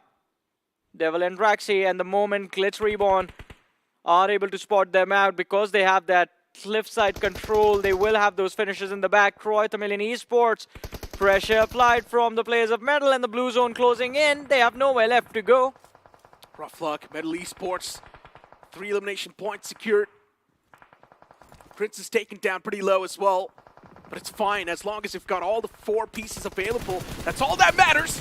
Now the man needs to play on reflex, simple, legit. He cannot run out of ammunition right now. 15 bullets in the mag, and luckily enough, the man still got some cover fire in the back lines too. TWOB, they're trying their best to shoot at the players out in the open, but Metal Esports, it's an uphill battle for them, and they still somehow bounce back. How is this even possible? They close out the terrain, so much out in the open, and now on the verge of winning the fight as well. Legit's pushed up close and personal, and a nade's gonna seal the deal. How was this even possible? Metal Esports were so exposed. And they are even more exposed right now. What this team is doing is just madness. Running towards the blue, looking for those finishes. They find 3 eliminations, but can they deal with the players of OG is gonna be the real question. OG extremely close to the players of Metal, and they will not look to make the bounce. Instead, OG just moves up north. Atanki has been left behind. He can lob a few nades, see if he can just clean things up, but that's not going to work out. What is that circle? There's a chance the circle might just form on that little piece of island that's right there. Hey man, Ryder is going to be happy, and with that nade, I think they are going to be happy if that happens. 5 finishes on the board. They have control of the island as well. All they got to do is just stay hidden. This little piece of land can actually be so expensive. Rider Esports have no clue. And at this point in time, everyone's crossing their fingers and hoping that the circle's not going to form right there. It makes sense, right? Islands are expensive to buy, Necro. Yeah, but it's too small, though. I mean, you cannot even put a family there. There's a house already. Yeah, it's so small. It's probably good for a bachelor, but hold on to that thought. Altitude. Man's moving out in the open. Return fire on Team Tumulus 2. Fox. The man needs to pull the play of his life. Now Altitude's making the pound slowly and steadily. Shot gets pulled out. Fox, you need to connect this shot. You cannot whiff it. And he connects that shot to seal the deal with that Altitude eliminated from the game. But Sista Esports 2 on the verge of being eliminated. Look at the Esports, 2 players up. Viper gets confirmed. Goblin's knocked out. Neo's taken down super low for Fierce. It's a 1-on-2. Can it be converted? Even Pucar now closes on up, so that's going to be a 2v2 now. Look at the esports. They want to go for the revival, but is that revival really going to come through? This nade from Pucar. This might just be game changer. It takes down the man super low. Pucar really wants to breach in, but how can you? There's a bit of that cover fire available from the opposite side. The flames, they spread. Neo gets re-knocked once again. Goblin is barely surviving. The man's going to patch himself up. Still, the man advantage is not with anyone. Even the revival from Vasista Esports comes through, and this is where the real pounce is made. Goblin finds a knock, but that's all he was able to get done. Fierce and his teammates ready with their crosses trained, and even Hector gets eliminated. Beautiful, beautiful display from Vasista Esports in this game. First of all, that rotation, we have to talk about it. They were all the way towards Camp Charlie. They moved from the eastern edge and then breached from Paradise Resort. But again, the shift of the circle. Oh my God. That Rider Esports, they are so lucky because everyone else will just end up dying fighting each other. Look at Mr. Erangel. He knows the zone's going to form on that island. That's why the man's on his way. That little piece of land, it's now going to be the most famous. And look at OG. I think he gets knocked out. Rough luck for OG. Metal Esports, they're still cooking somehow. The turrets are now firing, but this time they're mobile too. 3 players up, 8 finishes racked up. Metal Esports, they are on the verge of cooking a nuclear recipe. And now Thunder spots out a few more players from Vasista Esports, but going for the shots now might just be revealing their intentions. Even for the players of Rider Esports, it's not looking that smooth either. A man's knocked out for them, but that also gives open opportunity for Mr. Erangel to close up. GlitchX Reborn, even they get eliminated, or they eliminate the players of Vasista Esports, my bad. Apart from Rider Esports, everyone else needs to find and play for those finishes. Rider Esports, they can get that fallen player back up on his feet and just play for placements. That's the only team that has this luxury, but it is still stage 6.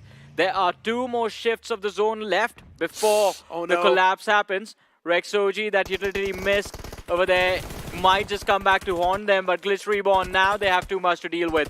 The players of Metal in the distance, OG right below. It is going to be a fight that they, I believe, might just end up losing. GlitchX Reborn, they've got a vehicle with them, and all the 4 players are going to sit back in that vehicle and then probably make the dive underneath the moment the zone starts moving. But Rider Esports, they're now a big concern for them. GlitchX Reborn, there comes that dive. Clutcher is still knocked out. Rough luck. LB's also going to make that dive now. OG, a team right underneath. Even they're a big concern. AKOP is knocked out. Luckily enough for them, still maybe there's the odds with them. But GlitchX Reborn also getting shot from the far fray. And Viscott's going to put that nail in the coffin. But now it's time to shift their focus towards Rider Esports. And Rider Esports, somehow, they had the odds stacked with them in the end.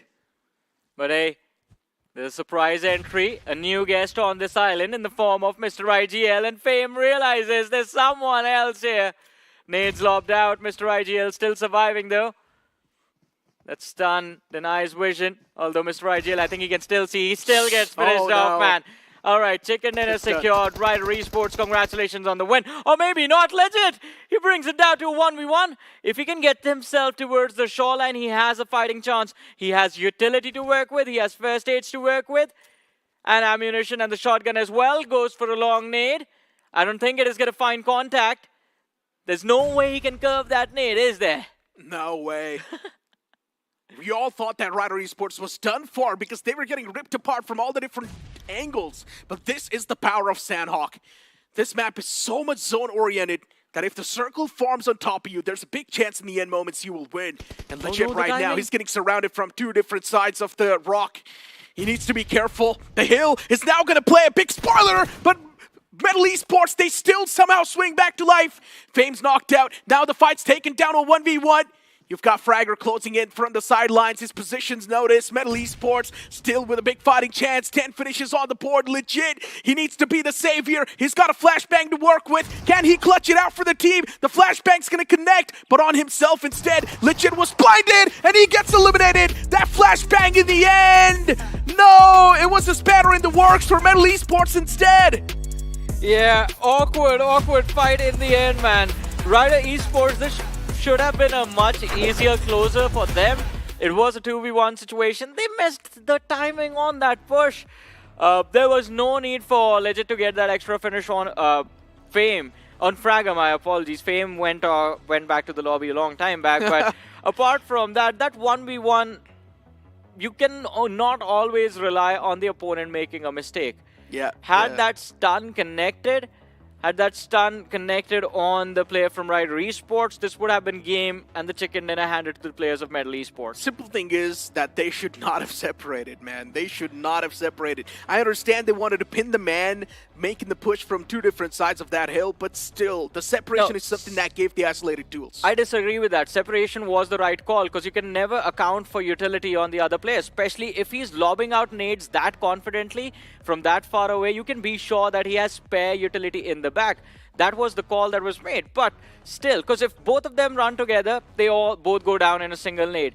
The problem over there was that Fame went and faced that man all alone a little bit quicker and did not wait for his teammate to take that long rotation from behind that rock. Who would have thought Rider Esports can come out as the victors, man? Yeah. None of us. And there's a reason why I always say Sanhok is a completely zone-oriented map. Every single time.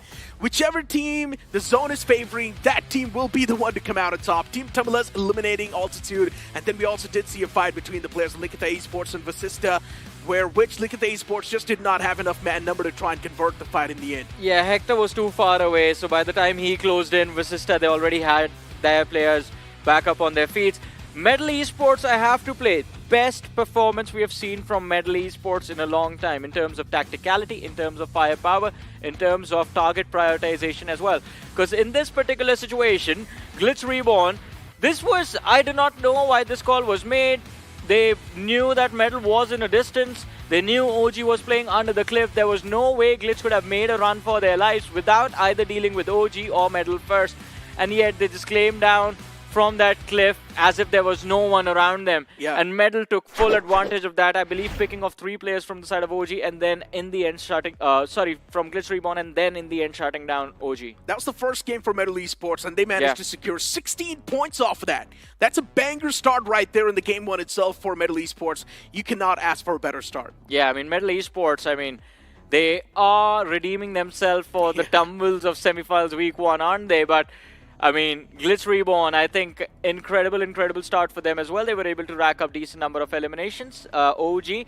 But in terms of rotations, I think the best rotation in this game was made by Vasista Esports out of the teams that were taken out early. Because Cam Charlie to Paradise to that small little village next to the Hearten Bridge, they had no business being there, yet they were there. Unfortunately, Metal had their number. And even Rider Esports, a banger of a performance off the rip too, right? Getting that chicken dinner, decent amount of elimination points too. Yes. That island, that little piece of land, who would have thought that would be in contention? Before now, it's time for us to toss to a short break. You guys don't go anywhere.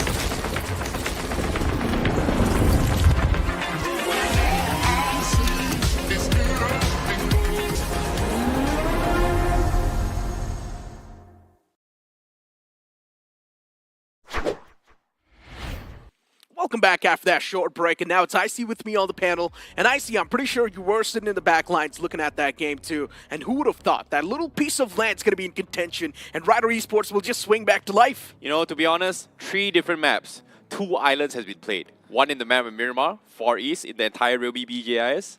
Now, in Sanhok, in the smack middle of 3 main islands, that island was also the final zone. You know what's the last island that hasn't been touched yet? Which one? Spawn Island. On Erangel. Okay, that's never going to happen. The circle is just not coded that way. But you know what? With all the banter aside, let's get back towards the serious stuff. And for Metal Esports, that was the first game. Rider Esports, that was the first game too. and it was spot on, the exact start they needed. But concerns now once again there for the defending champions too, man. Revenant Spark, the previous game was a blunder. They were not able to continue that consistency, but maybe if they had their hands on the Realme P3 Ultra 5G, the consistency would have been touched. Move on towards Google, search for the Realme P3 Ultra 5G, and you might just stand a chance to win the device. Exactly, the world's first Dimensity 8350 Ultra chipset for double the performance in its segment. It is, after all, the most stable 90 FPS BGMI gaming, so be sure to check it out. Search and Google as well as Flipkart, Realme P3 Ultra 5G, and you might stand a chance to potentially walk away with a brand new device yourself. So, all things considered, that was a very good opening coming from Rider Esports here, because in my mind, I felt that both Rider Esports and Orangutan were the two teams that would have been most affected from yesterday's game of barely qualifying into the Grand Finals. But Rider, it came in swinging pretty good. Orangutan first game, complete flop, but they were able to bounce back later on. Here's the thing, Rider Esports had a really bad start though. Let's not forget that. The only reason they got the chicken dinner is because pure luck. Simple. The circle formed right on top of them. So generally speaking, still, yes, they have got a great start. They do have the momentum too, but can we really count on it? Because it was pure luck. Well, I agree. Luck is one thing, but guess what? A chicken is still a chicken. Morale is all-time high now for Rider Esports. Can they ride on that morale is going to be the question here. But all things considered, even though it's luck, guess what? MVP of that match, the guy that clutched things out when Fame dropped the ball, is going to be Fragger here with 5 finishes in total, followed by Rex coming from Glitchx Reborn. Legit also making the top 2 there in the top 3 in this overall MVP bot. Thunder also being part of the factor, and Fierce as well. But I do agree with you, Necro. Metal Esports did really, really well pushing out from the south side of Bootcamp itself. Exactly, let's not forget, the circle was way too far away from Metal's initial position too. They were on that Bootcamp hill. And rotating from that spot, taking fights, mopping the floor over and over again. Metal Esports, they went through a lot of tests and trials, and they actually stood out through all of that. So in my opinion, that game was the best game for Metal Esports. Yeah, I agree as well. But all things considered, with that play coming in, let's take a look at the overall leaderboard thus far. The top 4 is currently held by Orangutan, Bot Army Esports, Hail Inferno Squad, and Vasista Esports. And these 4 teams has pretty much played 3 games, but for Rider Esports, they've only played 1 game, and they are now part of the top 5. So this is an amazing start for Rider Esports, despite, I quote from Necro, it might have been luck. Look, for OG, it's pretty much the same thing that happened in the week 1. Day 1, OG was at the tabletop. Then later on, they slowly and steadily dropped the ball. Hopefully, they have learned from the past. We've got the page number 3 on the screen. A few teams, for them, even they dropped the ball completely. Seoul was a prime example of that with just 0 points secured. Seoul completely lost that. Glitchx Reborn wiped them out in the end. And generally speaking, Seoul is now starting to make a lot of questionable decisions. This is not the Seoul that we know. I think it comes down to statistics overall in general, right? Like since the grind stages until round 2, round 3, round 4, round 5. Okay, I'm not going to take into round 1 because it wasn't on screen thus far. But all the maps when it comes to Sanhok in general, if the circle shifts on towards Alpha, Alpha Island has one of the biggest win rate ratio. Whichever team is on top of the temple has like about 86 to 87% chance of winning it just by staying on top of the mountain as well. Exactly. But this map, this circle, is not even Alpha, it's not even Bravo, not even Charlie. It was in smack middle of an island where, like you said, whoever takes it was just there, and they got lucky. Yeah, the first team to get pranked by the circle was Seoul, and later on, Glitchx Reborn got pranked, and even Metal Esports almost got pranked, but they still somehow held things down. Group B is now on the screen, since they're going to be the one to play the upcoming matchup. Rider Esports, once again, Team Tumulus right next to them. We're going to see them back in the action, but they're going to be joined by Group C, Hyderabad Hydros, Mastermind Mavericks, THW, Genesis. You've also got Wobble Gaming, then Phoenix Esports is in the mix, 8-Bit 2 and Forever Red Ross will be back in action. For Phoenix Esports, the games haven't been that great, but this is the moment where they wake up. Yeah, I hope this is going to be the wake-up call for them as well, but all things considered, it is a marathon. They are going to be playing a total of 16 matches. So technically, out of 16 matches, the first few games is going to be fine. They are going to be able to bounce back, but they cannot afford to make any more mistakes after maybe 5 matches onwards. The first 5 match, you can still make mistakes, and then the remaining 11 matches, you can still slowly crawl your way back up. Exactly, man. Look, for Group C, Phoenix Esports is the only team that's not been able to perform. Even 8-Bit 2, right? They've sort of had an on and off. And now for 8-Bit 2, specifically, if you're not able to wake up on the day one, then we all know it's just history repeating itself. Yeah, I kind of agree as well. 8-Bit had a couple of really, really good games during quarterfinals as well. First semifinals was just a complete flop of them because no one expected 8-Bit to do really, really well. Like, there were a lot of speculations here. Yes, 8-Bit is a great name. Seoul is a great name. We know them doing well. But during quarterfinals, it's like, hey, maybe this team might be able to do it. But during the semifinals, I'm sorry, this is week 2 now. It's not looking good. It's not a great start. Look, another concerning name is also Mastermind Mavericks. This is one of those names that was doing pretty decent in the semifinals week 1, but then in the final few moments, they choked up, and they were stopped on that 75 points marker. And Mastermind Mavericks, after playing the first 2 games, the performance has been missing. Yep, same can be said for Board Army Esports as well right now, right? At the start of the game, first chicken dinner, amazing. But after every single game onwards, they were pretty much too soon, very, very early multiple times now. Look, as long as you're still there in the top 3 with that many points, it's all fine, man. But still, the moment you fall out of that top 8, that's the concerning spot. So you do not need to fall out of the top 8. And is the top 8 going to change after this game? Well, let's find out.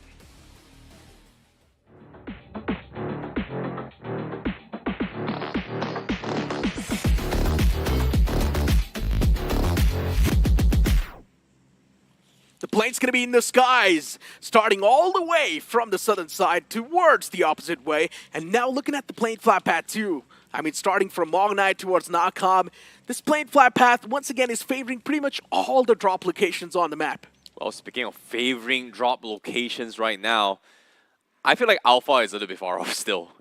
Well, technically it's still a 4x4. They can still kind of far-fetch their way all the way to the northwest side. But I'm a little bit concerned here. Are we going to see that drop clash from Ryder and 8-Bit? But seeing 8-Bit is going to be conceding bootcamp, I guess 8-Bit doesn't want to rumble anymore, which is a good thing. Yeah, 8-Bit's moving away from that spot. They've dropped around Pond, even getting their hands on Lakawi. There's Phoenix Esports in the nearby vicinity, and that's a bit concerning. Phoenix Esports dropping towards an extremity in Camp Bravo, getting their hands on the vehicle, getting their hands on the initial loot, and maybe they're just going to be out and hurt off the rip. That's going to be interesting, too, to see. Tried to Million Esports, previous game wasn't that great. Back in action once again. Metal Esports, previous game, 16 points secured. Now they just need to carry on that momentum and secure a Herculean lead in the overall standings. I think from teams in the south is going to have a little bit of a problem here because Troy Tamerlan, Metal Esports, and Hyderabad Hydras, they do have very, very similar rotation in terms of starting lineup as well. They want to play a little bit late from the south side and then figure out how stage 2 is going to be hemming as well.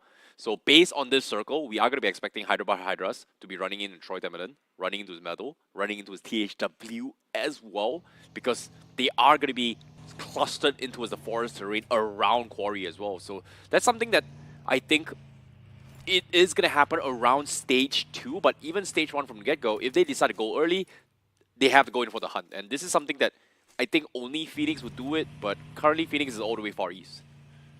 For Phoenix Esports, yeah, they have been bringing in a little bit of that patient approach, which sometimes work out, sometimes it doesn't. And the same thing can be said for the aggressive approach, too. It's all about the initial fight for Phoenix Esports. If they win that first fight, we already know it's going to be a good game for Phoenix Esports. The moment they lose that first fight, it's done. Right then and there, they will be eliminated with no points. It's either go big or go home for Phoenix Esports every game. You know what's really cool is that never in my life would I expect a McLaren F1 car to have an additional chair on the back. You only see this in BGMI. All of that is fine. That's still doable. But then you would never see an F1 car driving on these terrains. True. Makes a lot of sense too. Makes a lot of sense. We've seen it being driven even on Miramar. So, yeah. Climbing on top of a mountain too. I've never seen a McLaren climb up a vertical mountain. Technically speaking, no one's ever tried it in real life, so we do not know if it works or not. Dude, even a SUV would struggle with that. But I'm going to hold that thought for now because as of yet, Genesis, they are going to be expecting a little bit of shots here. It's going to be Seoul that is going to be taking shots from north side. And unfortunately, to say this circle is not going to be an alpha circle once more. So Seoul, they have to really fix their rotations here.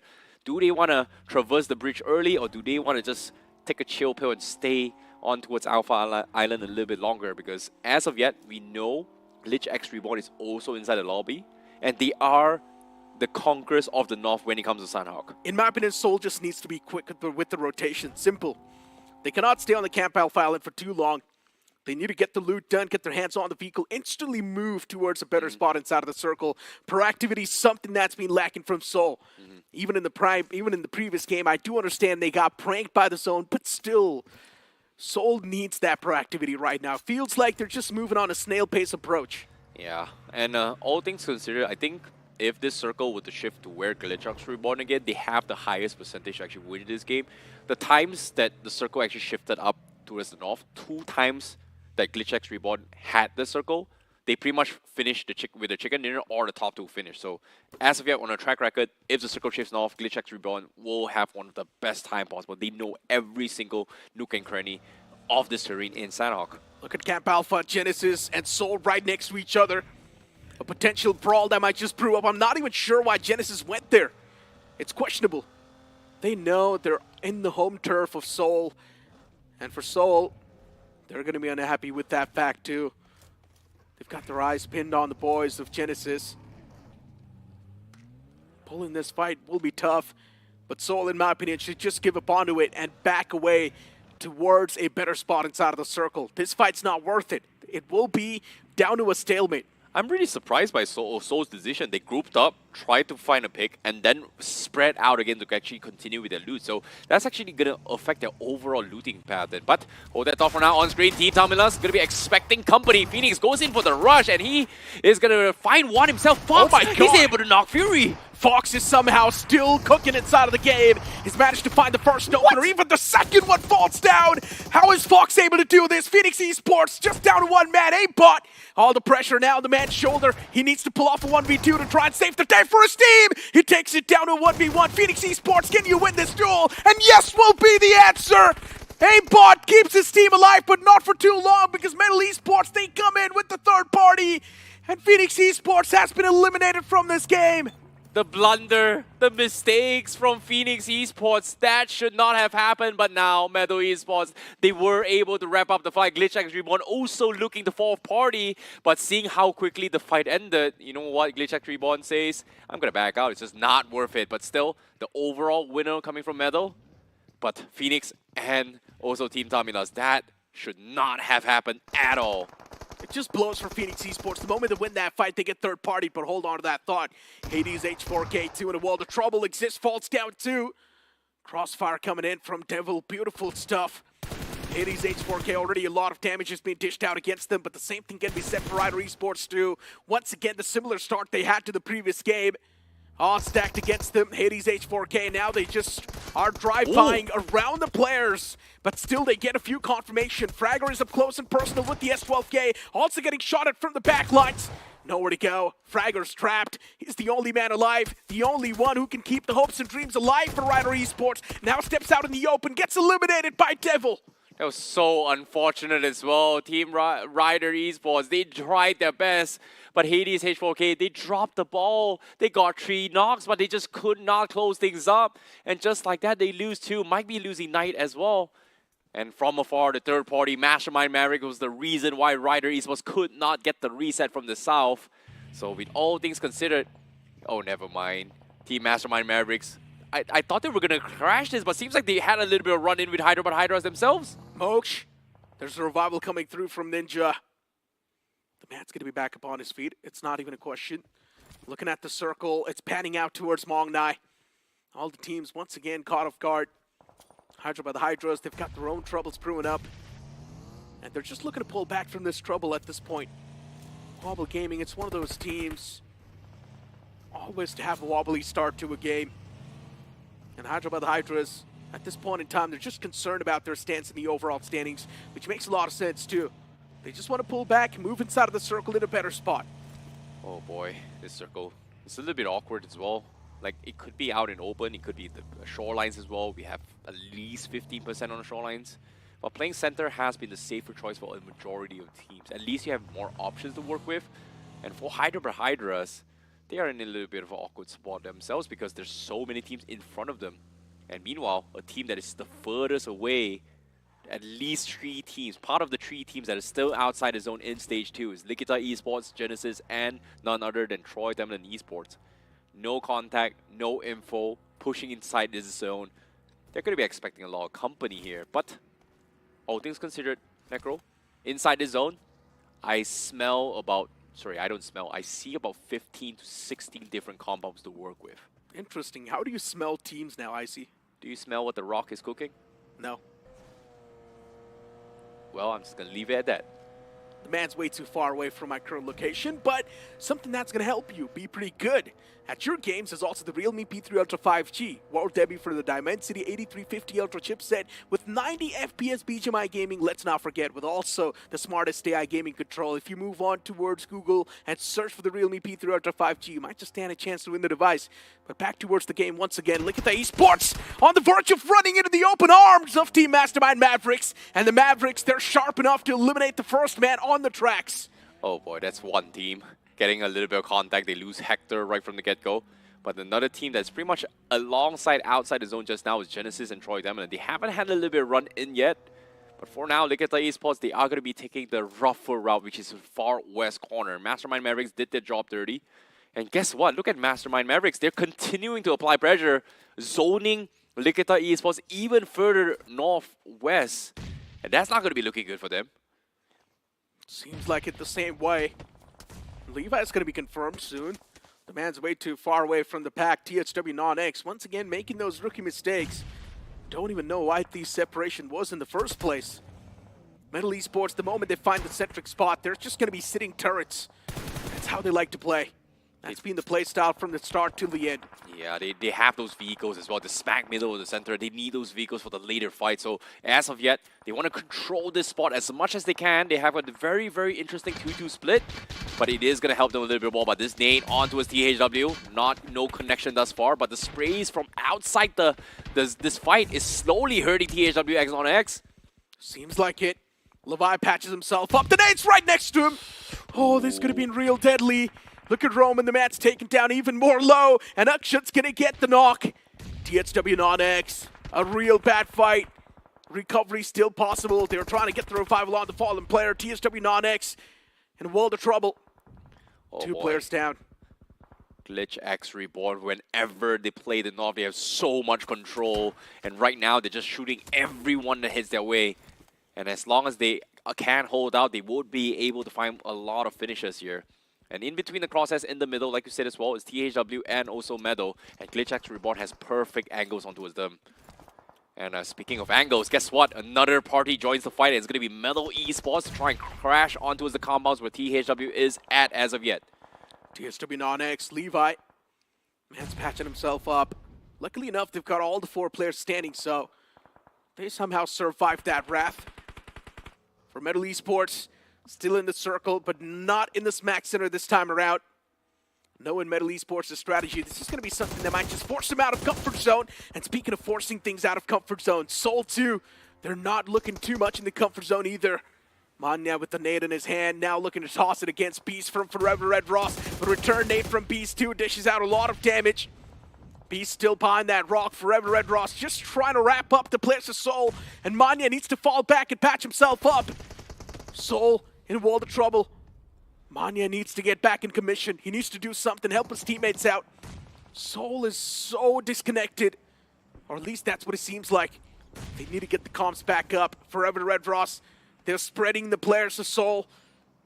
Still an uphill battle, Soul's got the advantage. They don't have time. Circle is closing in. They had not inside the zone, and they cannot be caught in this crosshair against Forever Red Ross. And making the call to back off is the smarter play. Fortunately for them, they are able to get out, but they don't have a lot of utilities for the next major fight. So it has to be very, very on time for the side of Soul in order to push through the next phase of zone. And Glitch X Reborn currently having a very, very strong spread on the north side.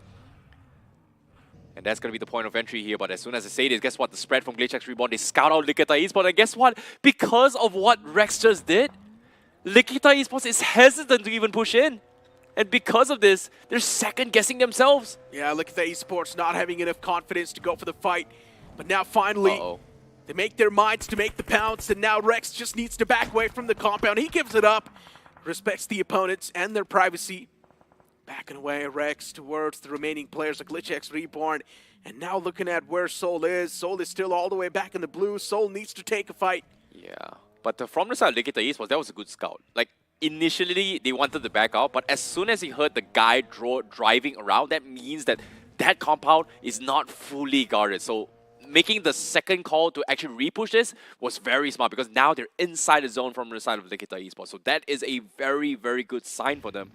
But all things considered, in this map of Sanhok, but guess what? So they are actually going to crash with GlitchX, so that's why they were regrouping. It's quite a gutsy play too, and somehow they also get the advantage. Production from the opposite side would also hand out a death blow, and that death blow is going to be hurting quite a bit to the players of Soul, as Manya is now out of commission.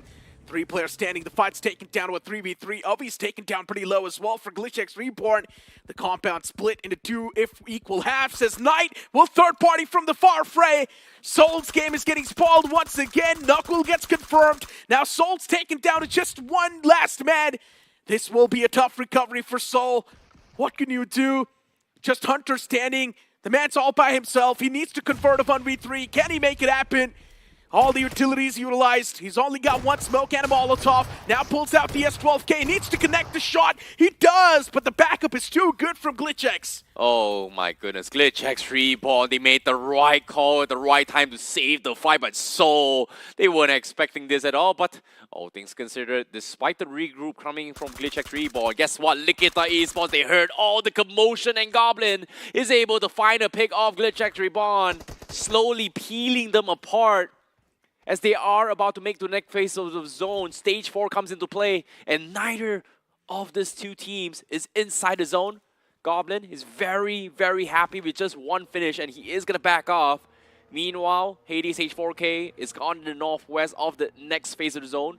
Meadow in the middle, Wobble as well. 8-Bit also finds a spot into his east side, but Cam Bravo, Genesis, is going to be able to shut down everyone coming from the south side. So what happened to the rest of the world, we do not know, but 10 teams remain. Blue's on the move, GlitchX is on the move as well. All the eggs in one basket. This is going to be the mad dash that GlitchX is counting on. And they're taking quite a wide rotation too. This might just work out, but it can also separate the players of Forever Red Ross. They decide to go for a pit stop around this warehouse. Forever Red Ross in a world of trouble. They're getting pounced on by 2 players of GlitchX. The nade's right next to him. It's going to find the first opening knock. Now Beast, he needs to get the second man down as well. Rex is still around that same vicinity. Beast gets forced in. There were a lot of stray shots coming on his way. And Forever Red Ross, now the duel's isolated between these 2 players. Eventually, the last man gets shut down too. And just like that, GlitchX Reborn, they've been eliminated from this game. Hey, Beast, he's got to thank R2 for the save, man. Because Forever Red Ross, they were split up too in a 1-1 split. And because of that, GlitchX Reborn wasn't expecting this at all. And that pick from R2 was huge to actually shut them down. Now, all things considered, look at the circle. It's going to favor towards Meadow and Wobble. And R2, again, from outside, he finds one more pick. But because of the noise, he's going to get shot out by legit from the side of Meadow. Just one man standing for Forever Red Ross, and that's Beast. Even for Hades H4K, they've lost out a Knight. The man needs to be saved.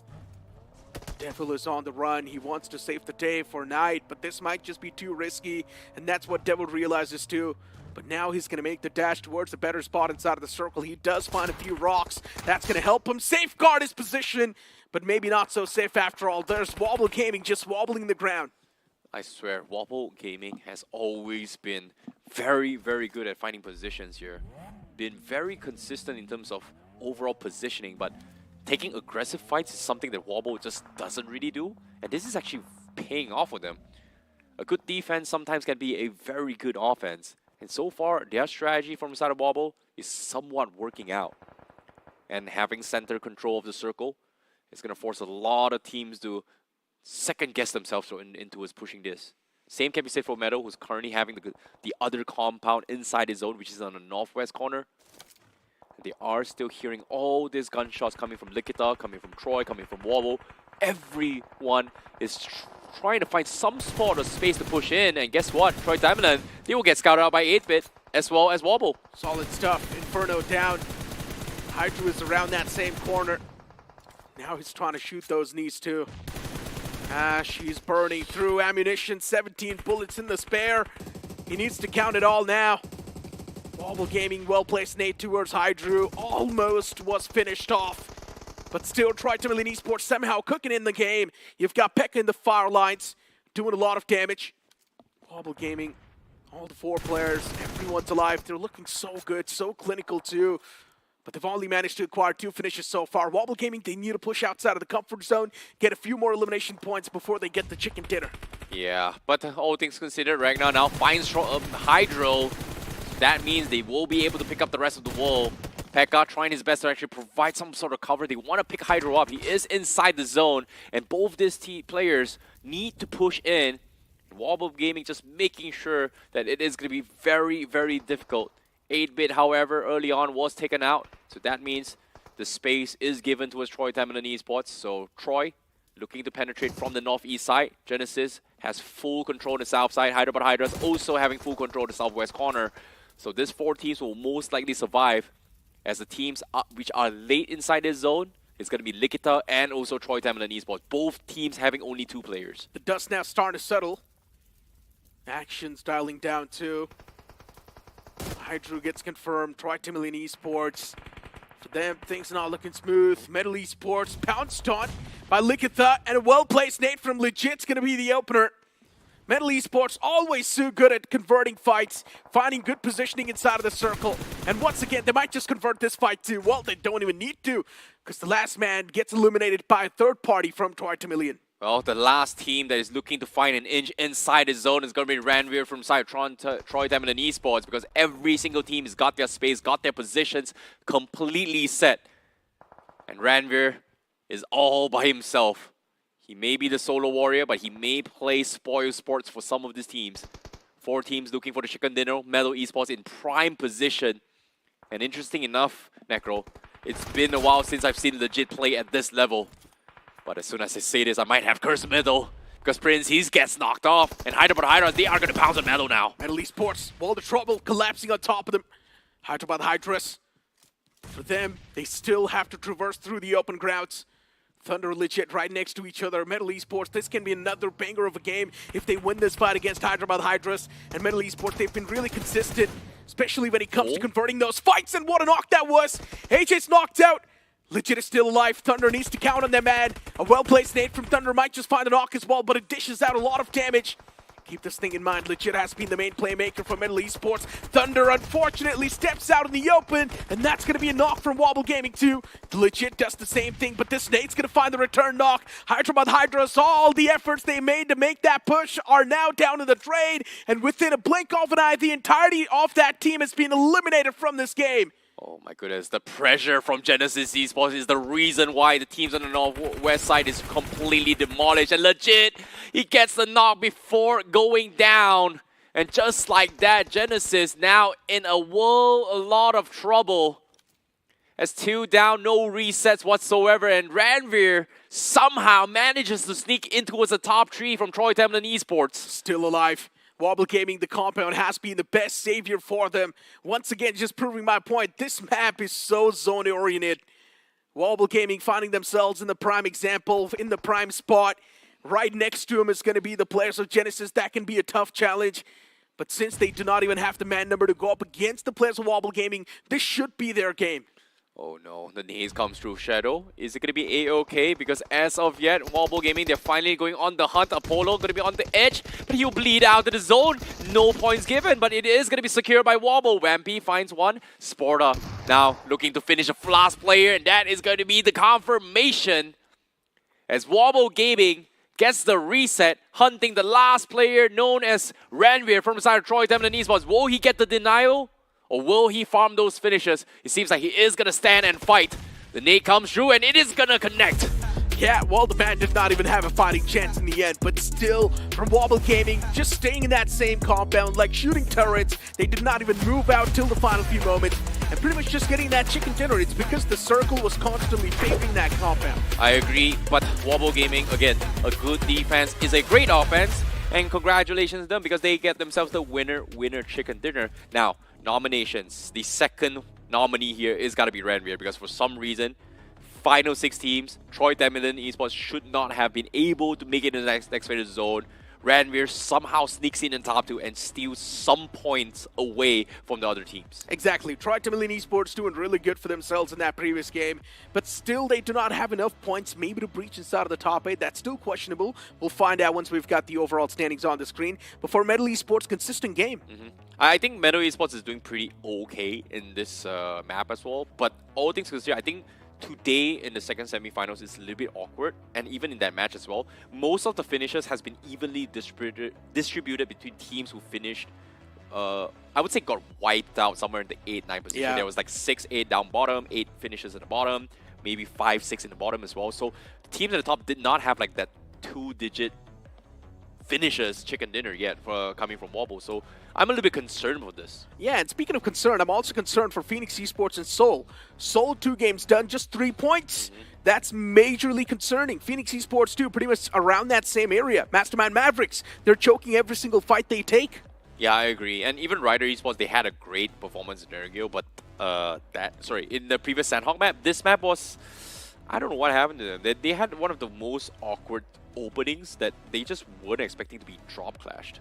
I would say drop clash was like run into his mid rotation. That was very, very weird, to be honest. Yeah, but still a few teams just on the latter half of the board had a lot of expectations, but once again they fail us. As we move on towards the highlights, this is how the action really kicked off. Phoenix Esports against the players of Team Tumulus. Then we also did see a third party come in from Metal Esports. Phoenix Esports, the fight could have been converted.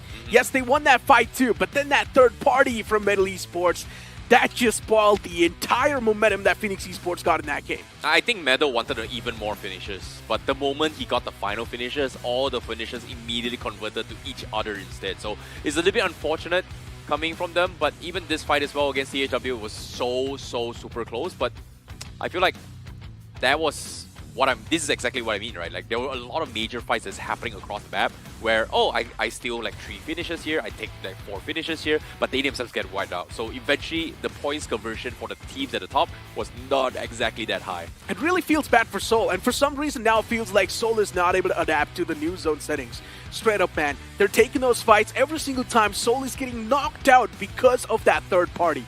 And it's really been haunting them from the start till the end. Metal Esports somehow managing to convert this fight against Hyderabad Hydras, because even Genesis from the sidelines was constantly taking shots against them. So that was solid affair from them too.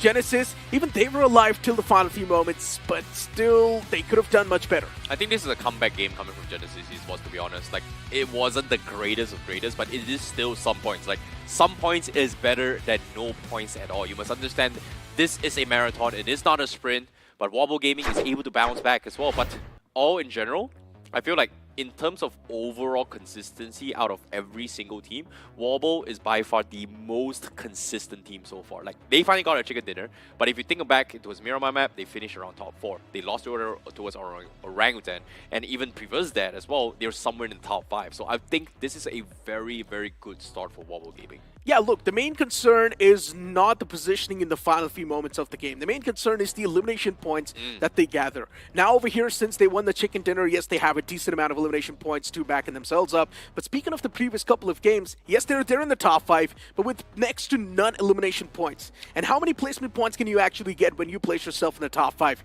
That's what, like 3 or 4 placement points? It's not enough to break in the top 8. I can kind of agree, but again, if you think about this as well, right? Would you rather play a game where you only need to catch up with 10 points, or would you rather play a game where I need to catch 20 points? Look, at the end of the day, it's a marathon, right? Anything can happen. Wobble Gaming can slip down. We might just see someone else make the climb. Before now, it's time for us to toss to a short break.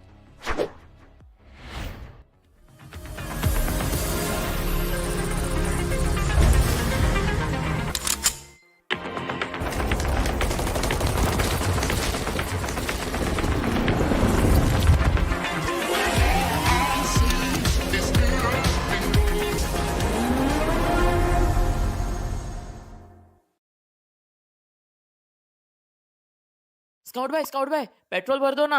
क्या भाई लोग, रोंडो जाना है क्या? तू जानता नहीं मैं कौन हूँ? अबे तू बाहर में भर के तो बता। अबे रोंडो में मैं रोंडो किसको बोला रे? रोंडो बोलता है तू।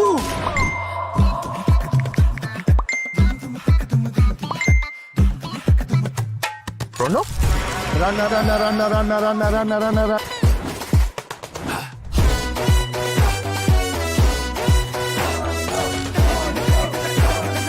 Nation wants to know. कहाँ है ये रोंडो? रोंडो? अभी बताओ मुझे. रोंडो. अरे ओ कालिया, कितने आदमी थे? रोंडो सरकार. रोंडो? कहाँ है? क्या है ये रोंडो? क्यों बेटा कन्फ्यूजन में? आओ कभी रोंडो में. रोंडो रोंडो रोंडो आगे. रन. क्रेज चढ़ेगा सबको क्योंकि BGMI में आ गया है नया रोंडो map. Get new vehicles, explosive weapons, epic hot drop locations and more. Download BGMI now. भाई क्या करवा रहे हो तुम? कभी पेट्रोल वाला बना दिया, कभी टीचर बना दे रहे हो. अबे गेमर हूँ मैं, एक्टर थोड़ी हूँ. भाई download BGMI now. Sir watermelon juice. अबे छोड़ो. Hello everyone and welcome back to the realme BGIS 2025 semi-final stages, and this is currently week 2 and you guys are currently watching the English broadcast. My name is IcyBaby12. Joining me is going to be iSuper Johnny as we take you through the rest of the commentaries here in day number 1.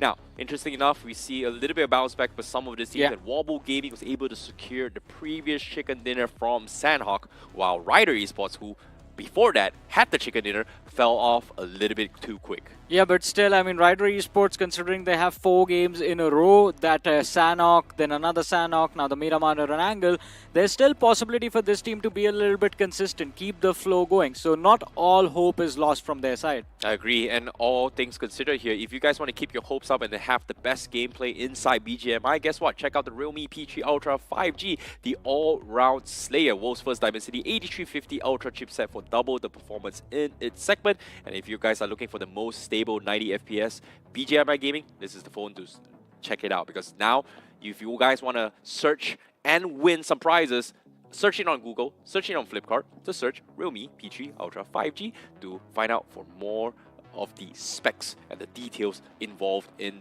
the entirety of the website itself. So if you have the internet, just do that. If you don't have internet, you must be living under a rock. That's all I'm going to say. I mean, yeah, but again, I mean, if anyone wins these exciting rewards, do share the happiness with us as well. We would love to know that some of our lovely viewers are getting these rewards. But, I mean, let's see who gets rewarded the MVP for that previous game of Sanhok, because that was an intense one for sure. Wobble Gaming walks away with the chicken.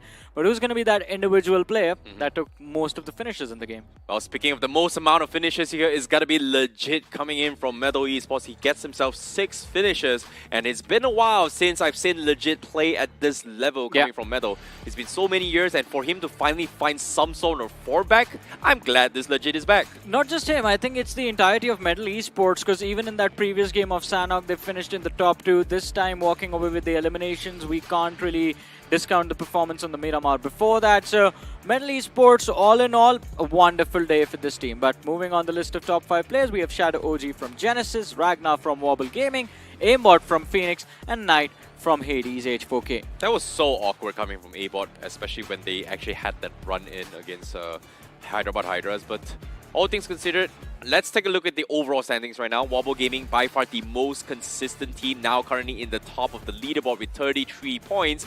Metal Esports also shoots themselves into a top 3. We've played only 2 matches thus far. Only 5 points away from Wobble Gaming. But this is a team from Group B. They're going to be done with, in fact, all the groups are going to be done with 4 matches per day. That's how things are going to work inside of semifinals week 2. Metal, again, I think opportunity is there for them to have a great start into this day number 1 of semifinals week 2, considering, again, 2 more matches back-to-back for Metal. Wobble on the other side, they're going to be let go. They will be on a short little break now. But as we talk about it, from the next upcoming group, I think a lot of big names on this last page, and one of them is going to be Phoenix Esports. We'll be hopeful to see if they can make a bounce back once they return in the playing group, which is going to be the last match of the day. But for now, Group A will be making a comeback. You have OG started off on kind of a decent note with that win on Miramar earlier on. TWOB, they've been kind of consistent as well within the first few games, getting a decent number of eliminations, keeping themselves in a fighting position. But the biggest name from Group A, Revenant X-Pac, can they take that leap into the top 3? I think Revenant X-Pac, they have been okay-ish consistent. Yes, they're not in the top 4, but they have gotten points in towards a they have gotten enough points to actually maintain some sort of a gap where they can close the distance to the top 8. So it's not that bad of the world. But guess what? We have a little bit of a substitution here coming from TWOB. They're bringing in Jax OP and swapping out Anonymous. Now, I have a lot of things to say about TWOB now. All right. So I have played a lot with Jax OP. I know that he has a very, very good mechanical skills. But the biggest problem that TWOB have right now is aggression. And Jax is a very, very aggressive player. So maybe they can convert this aggression into something up right now. Oh, but hey, another sub being made. It is going to be Prime OG stepping in for Altitude Esports and Lazy stepping out. I mean, this seems like a decent substitution on paper, but Lazy also has been able to put some impact for Altitude inside of the matches. We saw Prime in the earlier stages for Altitude, and back then as well the team was doing well. So I think this is just trying to mix things up, seeing if things work out for Altitude Esports, because as of now, not a great start to their journey so far in week 2. I think this substitution tactic is kind of okay because of the fact that, you know, sometimes if whatever you're playing right now is not working out, you got to mix things up in terms of being your aggression, playing a little passive, playing a little bit aggressive. So that's something that is very, very good. But interesting enough, so they are going to be swapping Sol Mei up and then bringing Ronnie back in, which is interesting because we thought Ronnie is going to start things off, but now Sol Mei started things early and then now taking Ronnie out. So this was something that Manya actually brought up as well during his interview, and it kind of makes sense because both 8-bit and also Sol is currently at the bottom of the bottom. Yeah, and I mean, they got to try things to make things work. And even last time when Ronnie stepped in, we saw the team take those few steps at least in the right direction. And again, it will come down to this game of Miramar. Can they bounce back? Although, with this substitution, it takes me back to something that Necro said earlier on during the day, that the playing 4 that Sol has had, that is Hunter, Some, Nakul and Manya, this was the playing 4 that actually made that benchmark of 38 points on Miramar. And of course, those comebacks were made with this playing 4 on the map of Miramar.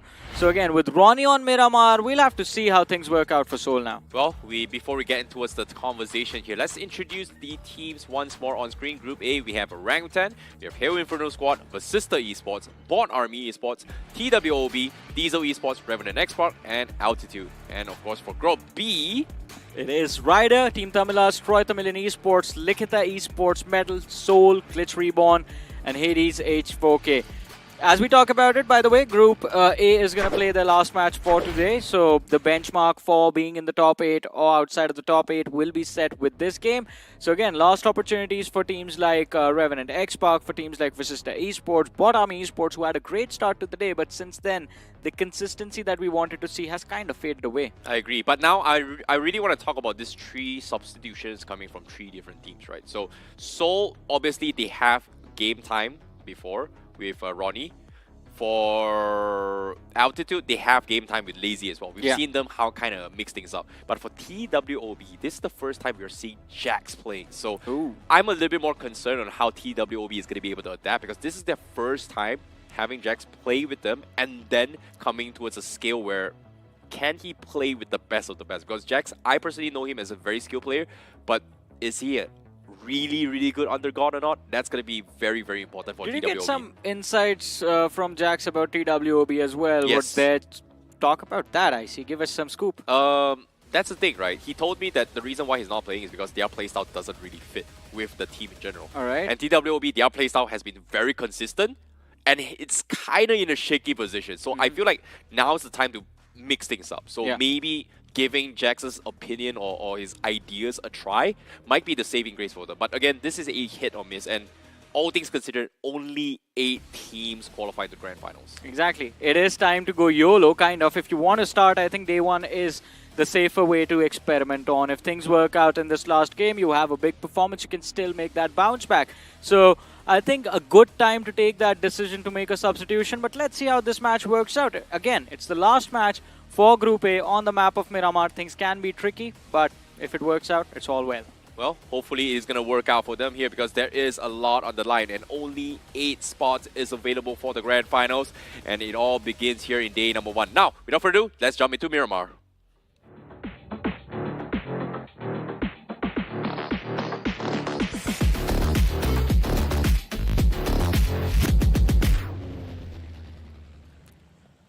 Game of Miramar commences, and this time again, Group A taking on Group B. It's going to be an intense one for sure. Flight path of this Miramar, it starts from the northeastern quadrant, and it's going to end towards the southwest. So a diagonal flight path splitting the map in kind of equal halves.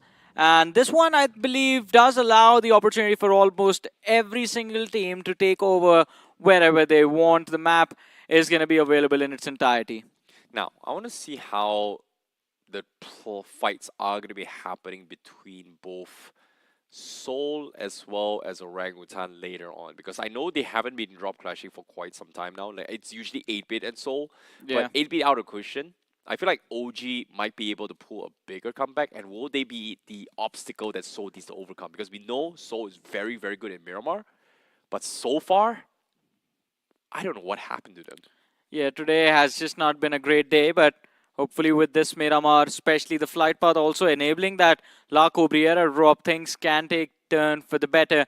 But one thing is for sure, for the first time on Miramar, Revan and X-Park are going to be happy.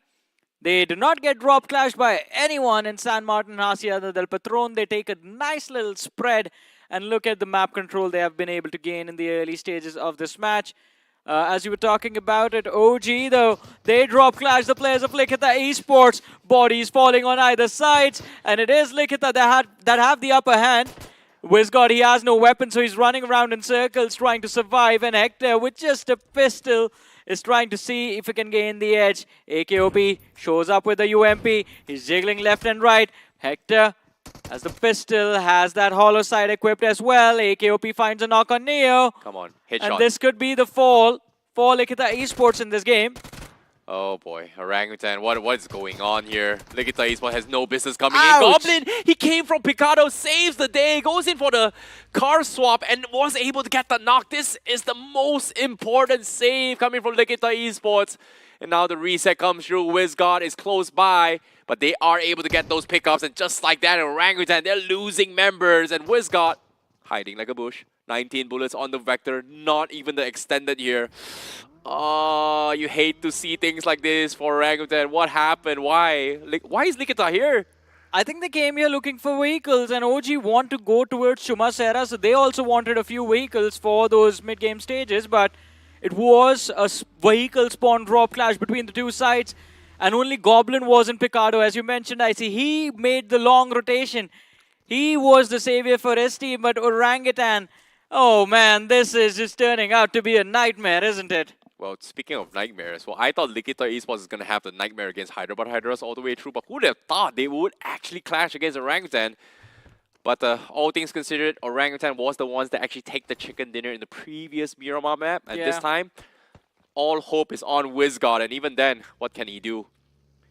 But all things considered, besides that drop clash, I want to talk about Troy Tamil and Esports as well, because Ranveer was able to clutch things out in his second position as a solo warrior in the map of Sanhok just now.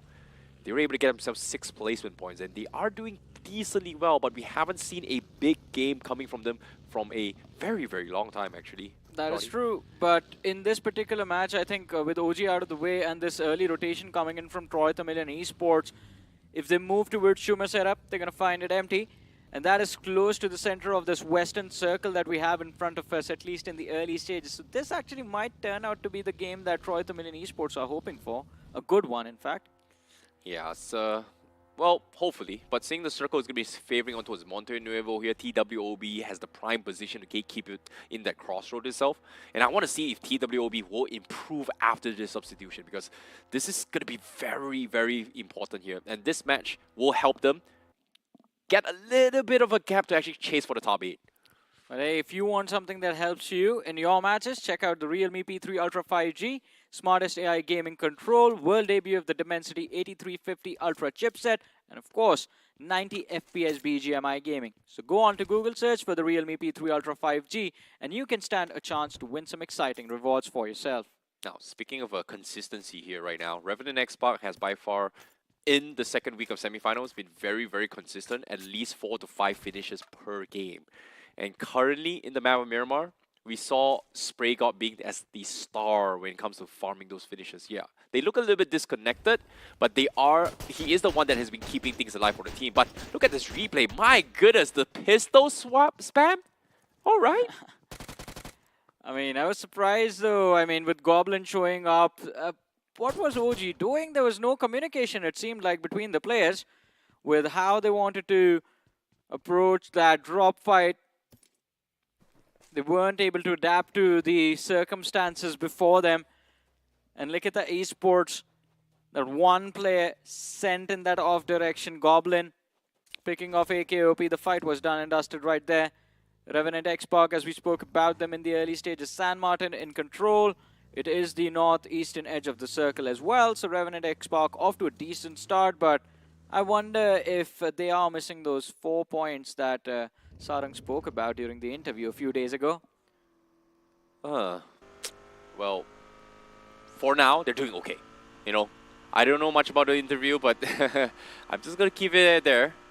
But so, right now, with the substitution coming from Ronnie, I really, really hope they are able to get a little bit of bounce back here, because as of yet, it is a marathon. Yes, technically, 16 matches is a long way to go. We've seen Seoul kind of make bounce backs before, but this is the semi-finals. This is the big leagues. Best of the best from all around India is inside this lobby. And if you are thinking to make a potential late comeback, you better hope that everybody suck at the last day. Yeah. And that's not going to happen. Last day is the most try-hard day of all. Exactly. Especially when there is no more options left to make a comeback, because semi-finals week 2, either you make it through to the grand finale or bye-bye. Good luck watching from home. Well, are we going to see a bye-bye situation for Rider Esports? Because this was the team that needed a big game as a starter. You know, they barely managed. Well, they didn't exactly qualify. They were so close yet so far to actually qualify for the grand finals. Their opening was amazing. They got the first chicken dinner for their debut match coming from Rider Esports. The previous game, a complete flop for them. And this is going to be the recovery for them, because Rider Esports was the one that kind of dethroned Seoul as being the quote-unquote uncrowned kings of Miramar. Yeah.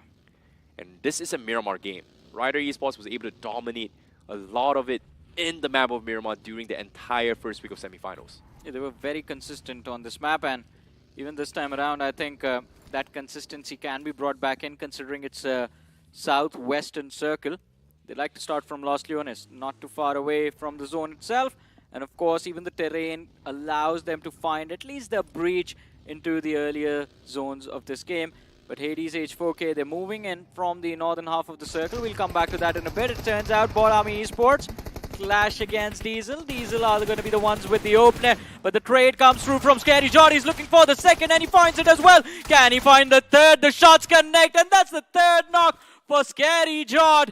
Pixel of HP remaining. He's putting on that bandage. Good call being made, but the blue zone damage, it is going to put him under pressure. Now switching over to the first aid. He has no boosters on him. From the backline spot, he is looking to close in. The nade goes flying, but Scary Jod, he puts the first aid on. The remainder of Bodami Esports, the backup has arrived, and now Diesel Esports facing elimination in this game. Shots coming in from the other side. Pari runs for his life, but does not survive. And a 4-frag fiesta for Scary Jod in that fight. A man single-handedly made sure that the tank of Diesel Esports is going to be empty. My goodness, what a clutch. 1 versus 4 holdout by Scary Jod. There's a reason why you call him Scary Jod, because when you push him, he's going to give you nightmares. He's going to scare you to death, and that is going to be the downfall of Diesel in this match. What a recovery coming in from Bot Army Esports. Meanwhile, the journey continues. They are one of the 2 teams left outside this zone to rotate into the next phase of the zone, and currently the zone is going to be on towards a very, very awkward southern mountain terrain of Monte Nuevo. So we are going to be expecting a lot of long-range fights this fight, Johnny. And there's definitely going to be a long-range hill fights, as you mentioned. And one thing I have to say about that fight, all right, One thing I have to say about that fight earlier on is good read from Bodami Esports, realizing that Torre Amuda Campo Militar, Northeastern Quadrant, they had the opportunity to block the way for Diesel Esports. I think these two teams were there in that previous Miramar as well. So quick adaptation, that rotation being cut off, but incredibly done, man. Well, let's take a look at the replays on how things happen as well. Diesel starting things off with a very, very interesting drive-by, but the spray is coming from Scary John. He whiffed a couple of shotties, but was able to hold out with 1 HP, taking the third player and then transitioning for that final pickoff. So that was very, very nice. But I'm going to pause the discussion for a bit, Johnny. Yeah. About 15 seconds ago, did you see a magic carpet? Yeah. Okay, just going to leave it at there.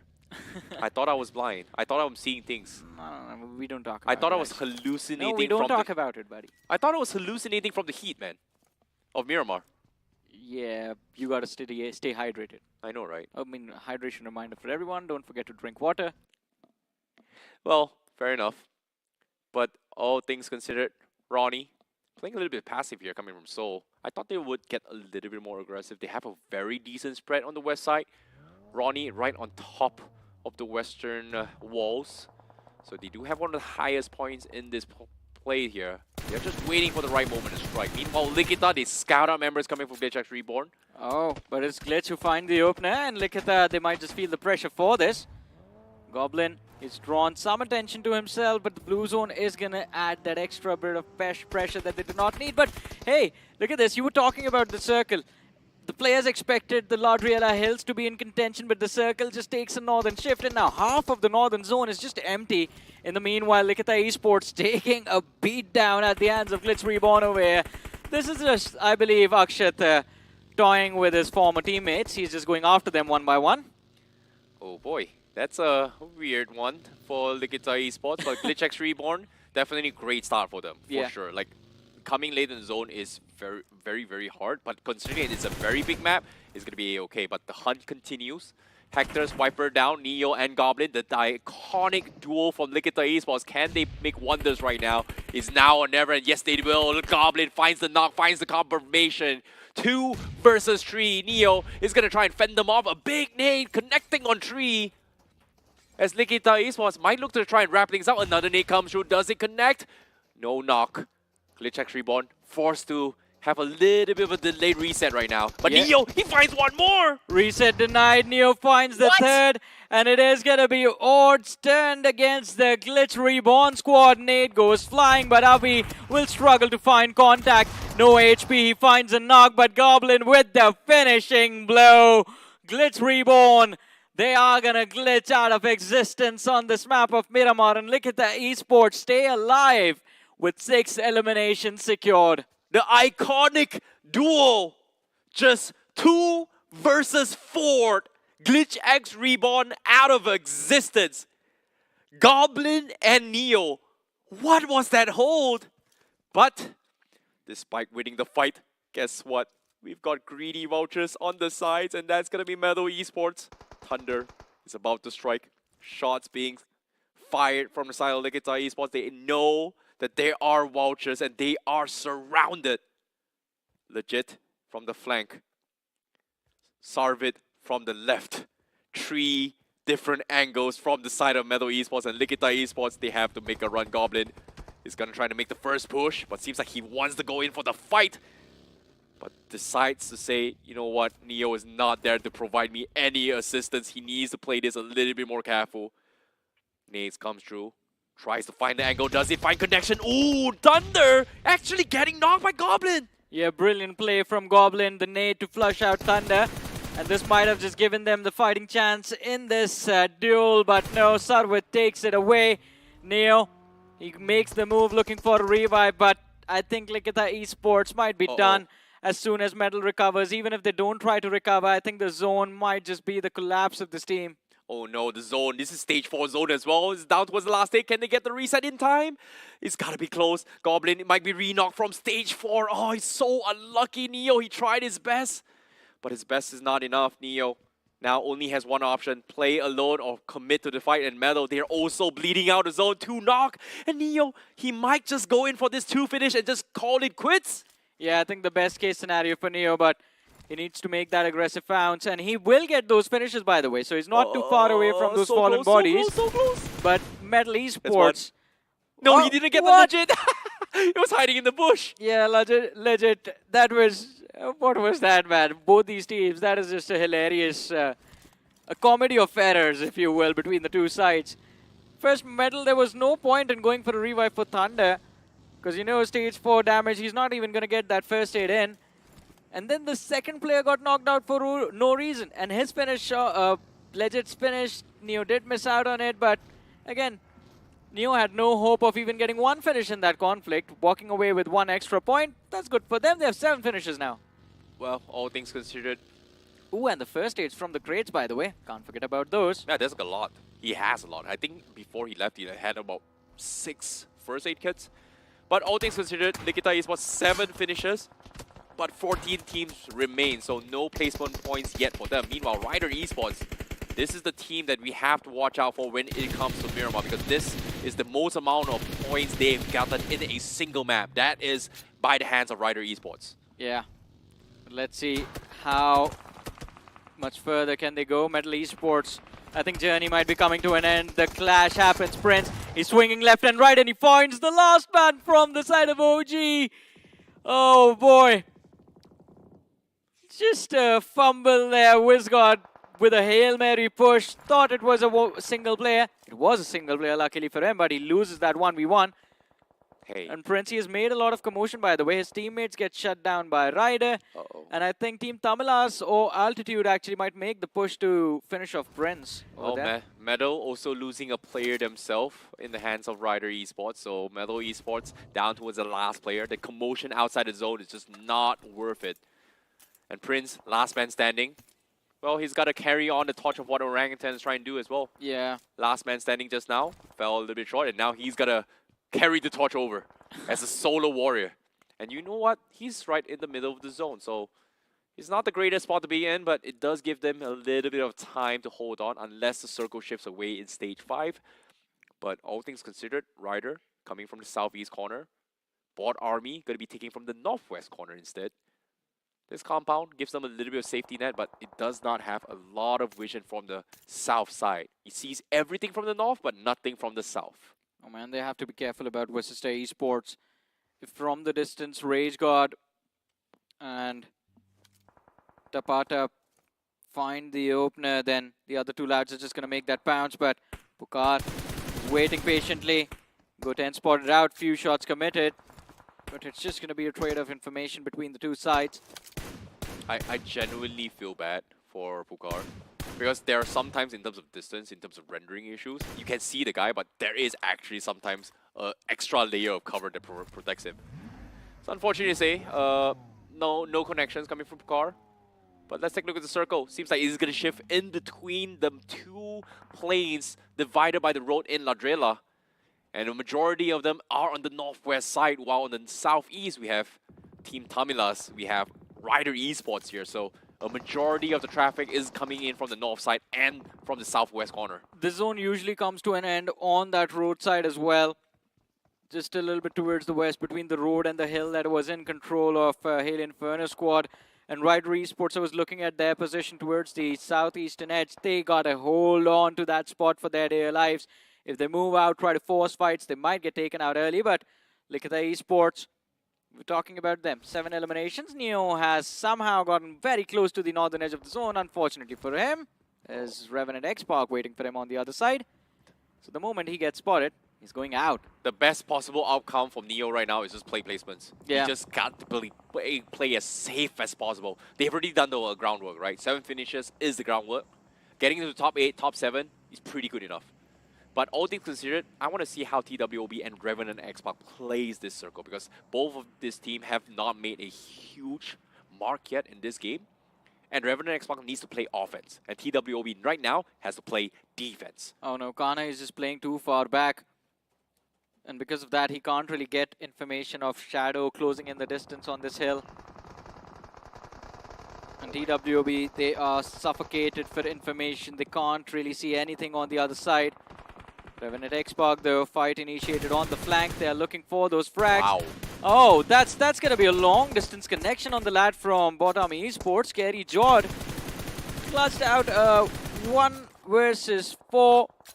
Not a clutch, but held out a 1 versus 4 a few moments ago. Now just falls to Revenant Xpark and Soul. That's really sad. But all things considered, Revenant Xpark was able to find a nice pick. They have a small little edge of the zone and north side, but look at this on top of the mountain here. Vasista Esports, they want to challenge Hail Inferno Squad. Goal 10 got the reset, but Vasista Esports, they finally found the opening to push through. Ajatid, one man from the sides, can he get the knock? He misses the shot, and the shotgun from Pukar will take him out immediately. Goal 10 gets the trade, but he also goes down. But for some reason, Vasista, they had the upper hand, but they lose 3. Yeah, they lose 3 players, and now the fight is in a 1v1. Quite an unfortunate turn of events for Vasista Esports. That should have been much cleaner, but a brilliant turnaround coming in from Hail Inferno Squad. And Vasista, well, they might have been eliminated over there. Turns out Soul are going to show up for the rescue first and then maybe just take away their picks as well. The nade goes flying. Owen should be confirmed, but it goes into the hands of... Alright, so there was a third party. TWOB get that finish. Very nice here. Vasista Esports, unfortunate to say, they could have dropped the revive and pick up Pukar first because he was bleeding out a little bit quicker, but they did not realize that there was no one pushing up. So Vasista Esports will have to sacrifice Pukar for this fight and continue their journey with 3 players. But look at this, Johnny. Circle. Focusing on towards altitude, having prime position in the middle. And Team Tamilas from the east side. Southeast, we have Ryder and also Troy Tamila, but the rest of the world have to push in from the north. Oh man, Ryder messed things up again. I believe out into the open, getting picked up. Exist, he's the last player left from the side of Ryder Esports, and Troy Tamilian. 4-man strong, trade, map control with Ryder. They are now towards the southeastern compounds of the circle. On the other side, TWOB, I mean, mad props to them. Look at how aggressive they are getting now. As you mentioned, Jax, the main aggressor for TWOB, has been brought into the lobby. And he's definitely getting the job done. Knock secured against the players of Revenant Xpark. Although Revenant Xpark, they do manage to get that reset going for themselves. Wow. And Jax again finds the knock. What a knock coming from Jax. Shadow going down. Sarang also getting taken out as well. Where did Sarang get shot from? Because just like that, Revenant Xpark, they are losing 2 players. TWOB, they're holding out very, very well. And now the push comes through. Anonymous going to go for the rush. Joker taking a little bit too much damage. And Anonymous wants to clean him up. He's got the shot. He's available. And he finds the connection. Joker is out. Spree is going to be the next. And now Revenant Xpark is slowly crumbling. They lose 3. Last player left coming in from the side of Revenant Xpark in the hands of Sarang. 1 versus 4 from side TWOB. The push comes through. Anonymous goes down. And Sarang was able to get a trade-off of TWOB. Oh man, Anonymous, that was way too much of an overcommitment. And now Sarang, he is left alive, but look at Soul.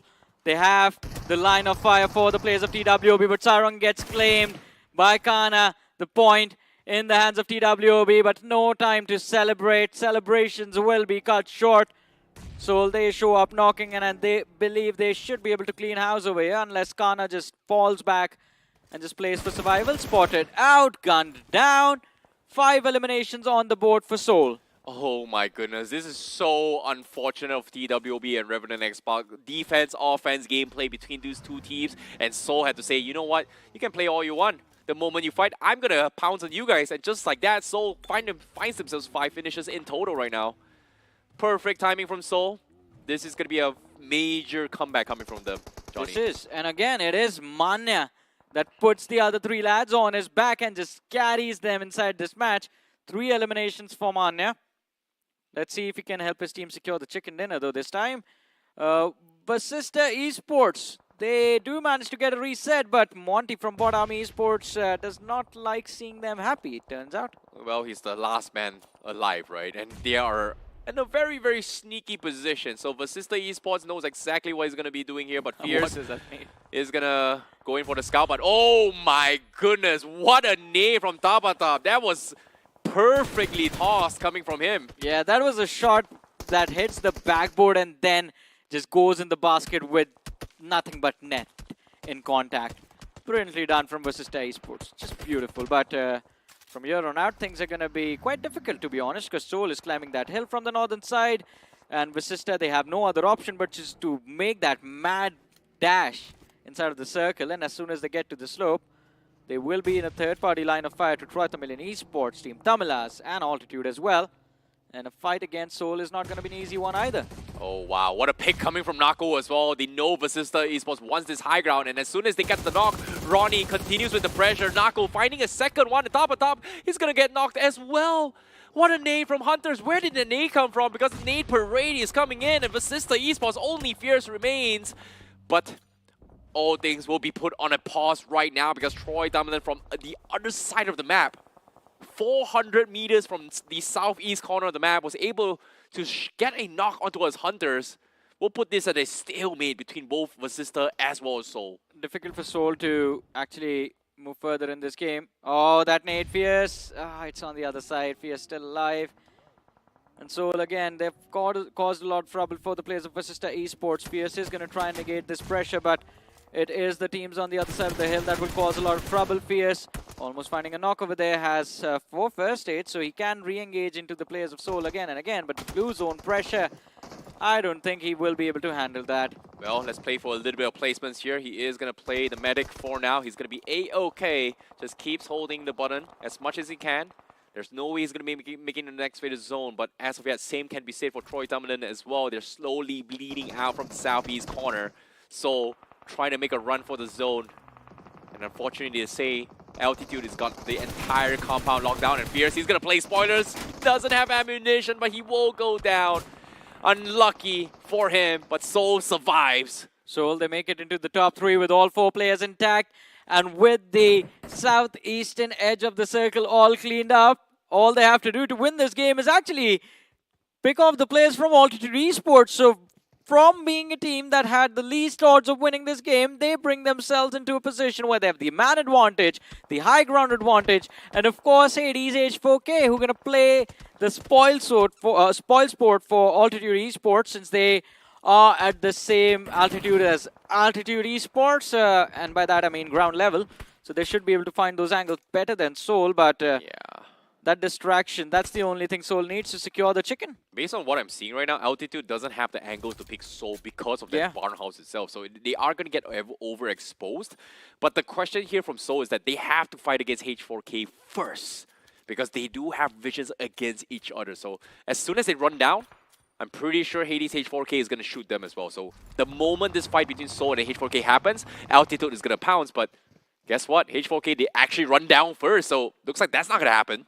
Yeah, I mean, this is the ideal scenario for everyone. H4K could not engage into Seoul. They had Altitude to worry about. They knew the factories were occupied, and they need that center control of the circle to secure the win. But as Seoul tries to move out, Gods from the side of Altitude finds the opener. Ronnie hits the floor.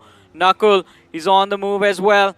Does not have a lot of HP, just a single shot connection, and he will go down. But Hunters and Manya, they show up knocking. Cloud needs to be able to handle this pressure all by himself. He can't rely on the remainder of his teammates, by the way, because Hades H4K in the backlines will definitely be a big distraction, a big threat for Altitude to deal with. But Clouds, he regroups. This is a smart call from Altitude Esports. I don't know if this is a smart call or not, Johnny, because right now, Altitude let H4K and Seoul walk up to them. This is not good, because as soon as the fight breaks down, they're going to be in a little bit of pain as well. H4K, they're still holding on, but the zone comes through. Look at this. Zone coming in. They need to find the opening. Altitude holding down the fort. H4K needs to push through. Seoul not making a mark yet, and now Drexy getting caught off. Altitude losing a lot of members themselves. They are going to go for the flush. Clouds goes down. Sojal trying to hold on. Knight as well. H4K, one player remains. Seoul, where are they? Because Altitude is holding out. And H4K, their finishes are being picked up by Seoul. But this blue zone is going to make sure that Sujal fall. He lobs out a nade, and that might ruin the day for the players of Altitude. They are going to look to recover, but Gods off angle. If he spots out the men from the side of Seoul, he can find the opening for his team. Manya with that nade finds one atom, hits the floor. Prime OG is all alone in that factory, and his HP, it's extremely low. Gods, he's the last player surviving. Two players in the factory. Gods finds one on the outside. Can he find the second? He's going to take this fight head on as one player from the side of Soul is looking to go for that. He'll battle in the backlines, Manya. This peak needs to be perfect. Damage dished out in tandem. The players of Soul, the coordination kicks in at the last second and they secure the win. It all came down to the timing of that third party when Altitude and H4K were fighting. And the one thing that went wrong for Altitude was losing out on one of their players. Had they been able to hold on to that man advantage, it would have been better. And the reason I said that regrouping, Gods moving back, was the right call, because you play on two things. Either you play on the man advantage or you play on information. While they had the information of the players of H4K, because H4K had nothing to play with in the end game except that broken wall, you can't really take a fight against a team that is hiding inside of a building, even if it's just one house. And it's just one player there while the other three are engaged onto the other side. So 4v3, go against H4K. If it's a clean fight, then you can readjust to Soul. You know, this is the first time I have a little bit of a split opinion on that fight here, because I disagree with that regroup coming from Clouds. Because firstly and foremost, Altitude had no reason allowing both H4K and Soul to push down to them. That's point number one. Number two, if they commit to the fight against H4K, free access for Soul to actually go in for the push. If they have left Clouds on towards the side to keep tabs on Soul, and they just waited H4K to kind of get pushed out in the open, they might have won that and then switch their fight towards Soul. But they got so desperate where they wanted a hard come into the H4K, get the quick wipe, and then take a fight against Soul. And that was pretty much the worst possible outcome you could have asked for Altitude, to be honest. Not really, to be honest, because this is a game of situations, right? What if Clouds gets taken out? Then it's just a 3v3v3. Then the odds are stacked against you. At least if you run and make one fight into the 4v3, you have more odds in that fight. And if you win that fight in a clean way, if you do not lose a player, then in the other fight, you're again into a 4v3 engagement. That gives you better fighting chance in both those situations. Okay, you're playing the numbers game, but for me, I'm talking about the space game, because they're in the middle of two different teams. That's the reason why you need one buddy behind to stall them. That's why I feel like even if they lose one, it's still a 3 versus 3 versus 3, rather than a 4v3v3. Then you just die for no reason. Well, don't even win a single they keep taps or stall, because that fight when they regroup gave Soul the opening to say, guys, this entire place is clear, let's push it. Because before they went into the warehouse, they already knew three people was there when Naku, I think Ronnie was knocked off on top, crawling down. So they already knew there was 3 teams inside the warehouse. So it comes down to information and interpretation. So the way I see it, that's my take. The way you see it, that's your take. But again, when it comes to war like this, any situation is possible. Yeah, it's all just different situations and different probabilities of success. But then again, I mean, at the end of the day, it is what it is. Altitude lost the game and Soul walked away with the chicken dinner. Well, congratulations towards Soul, but for Revenant X Park as well as TWOB, this is not a great start for them, because this attack and defense fight was a major collision for them, but none of them actually got a lot of finishes, because eventually the one that reaped the rewards was actually Soul taking both parties out. Yeah, the timing on all of this was just perfect, and Revenant X Park, I think they got the worst blow in this fight. The entire team getting taken out. The only thing that worked out for Revenant X Park in this game was the fact that they got those early eliminations, I guess. Yeah, I agree. And even with the southeast corner here, Team Dominus and Troy Dominant, they had to have this run in to actually push from the southeast corner, but they just couldn't push out because H4K was the reason. Yeah. Like, you pay attention to this circle, right? H4K had no business coming down. And I'm surprised Altitude actually let them through. Like, yeah, I think this is the situation, right? They hard committed a 4. Yeah. Circle came through. All they needed to do is just wait for the circle, because they had to push out in the open. So I was very surprised that Altitude pushed out for this fight. Yeah, that I agree with. There was no reason to commit. They could have just waited behind the cover and waited for the players of H4K to step out from behind that broken wall. And towards the end, Gods, I think huge props to him. He brought it down to 1 versus 2. And then he was trying to finish off that player so that he does not give any info to his teammates. But by then, it was too late. And even he whiffed that shot on the fallen knocked out player. But still, I mean, Altitude, I think this was one of the best matches we have seen from their side in semifinals entirely. I agree. This is one of the best matches. A little bit sloppy, but win is still a win. Like, top 2 is still a win for me. But all things considered, you have to give credit to Naku as well. The disciplined play play of not re-picking, allowing Manya to get the reset and then going for the double pick was so important. So the patience paid off and they got the chicken dinner. So congratulations, Seoul, because that is the first step to a comeback. Exactly. First step. And of course, Mane as well have to give props to this IGL because once again the situation is same. His team is struggling, the stars are not aligning, the star players are not performing, and the IGL steps up for a big game for his team. But is this going to continue as the games go on? We'll find out after this break.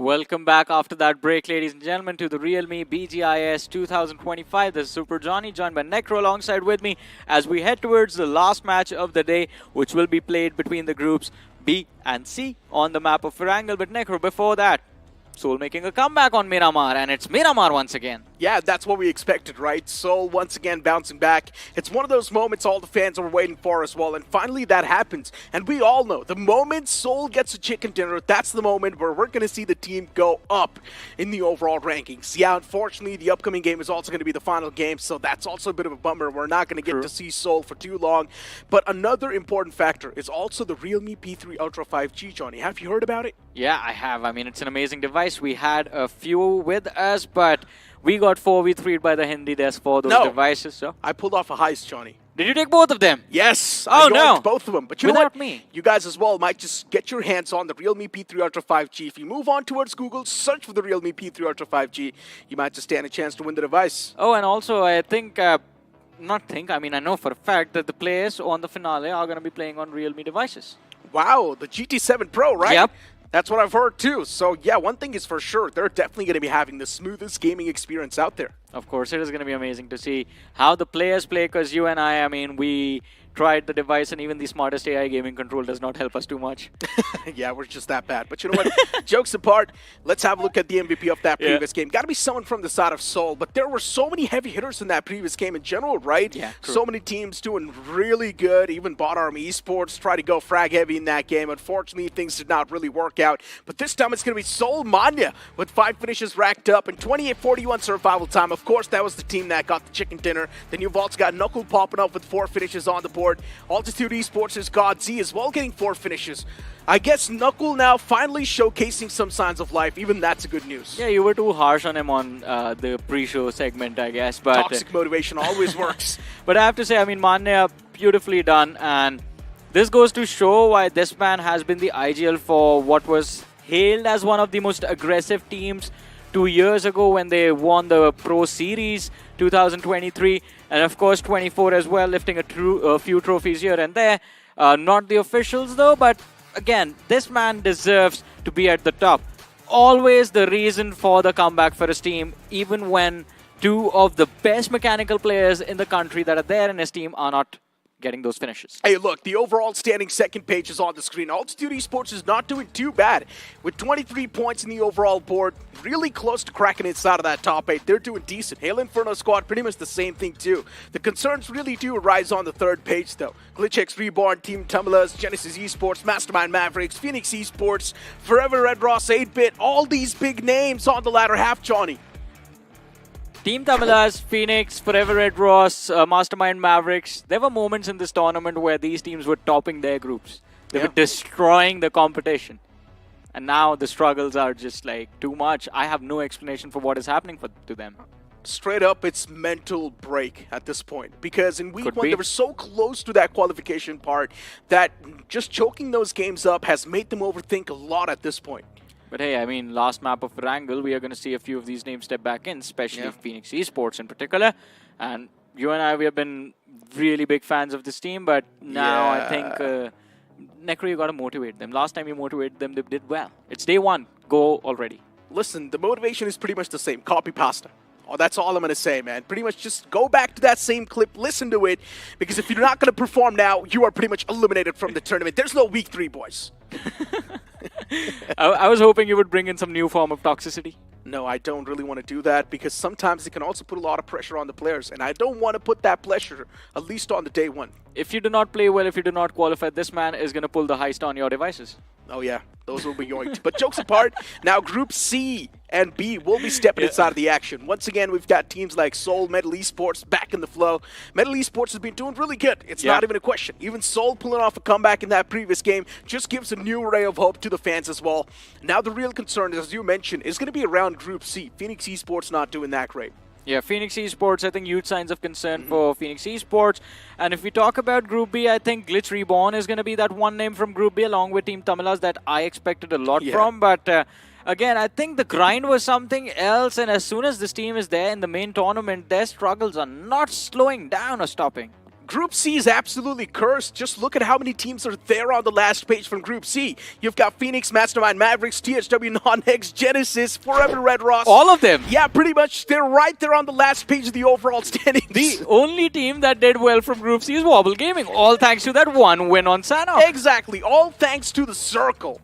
That's got to be the key point as well, because the Circle is favoring Wobble Gaming, and that's why they got that chicken dinner. We've got the groups playing on the screen, Group C as well. Hyderabad Hydras, Mastermind Mavericks struggling a lot, THW Non-X, Genesis as well on the struggling side, Phoenix Esports, 8-Bit's not doing good, Forever Red Ross is not doing good. Group C is cursed. Is it 6 names from this group that are on the last page? Yes. Oh, man. C for cursed. 6 out of 8, Johnny. That's a lot of names. And yeah, C stands for cursed, yeah. Yeah, I mean, this is going to be tough, man. What is going to happen to this group? I'm concerned now because day one, you play 4 matches. You play 4 matches every single day of semifinals week 2. And if these 6 names struggle in the first 4 games, that is going to be such a big mental breakdown for the IGLs. Phoenix Esports' struggle is a complete different struggle, though. It feels like they want to put themselves in that struggling phase because sometimes they go for those drop fights. They're just not winning those. Phoenix Esports is just being really stubborn at this point. I understand. I'm a big fan of aggression, but sometimes implementing tacticality is also something that can save you a lot. You gotta go. You have to get those godlike esports right in now. Find an empty spot in the map where no one is dropping or a big name is missing. Drop there, start the game, copy-paste the game plan. It's too late to try something new, Johnny. It's too late. 12 matches left, including this 13. Yeah, but still, we're still inside of the semifinal week 2, and I'm pretty sure just in 12 matches, you cannot change a whole strat book. You can. It's almost 75% of their journey that's left. In my opinion, just stick to the comfort zone at this point. Simple, man. So you're asking them to drop Flash? Just stick to the comfort zone. Do whatever you think's going to work out. But let's move on towards the upcoming game.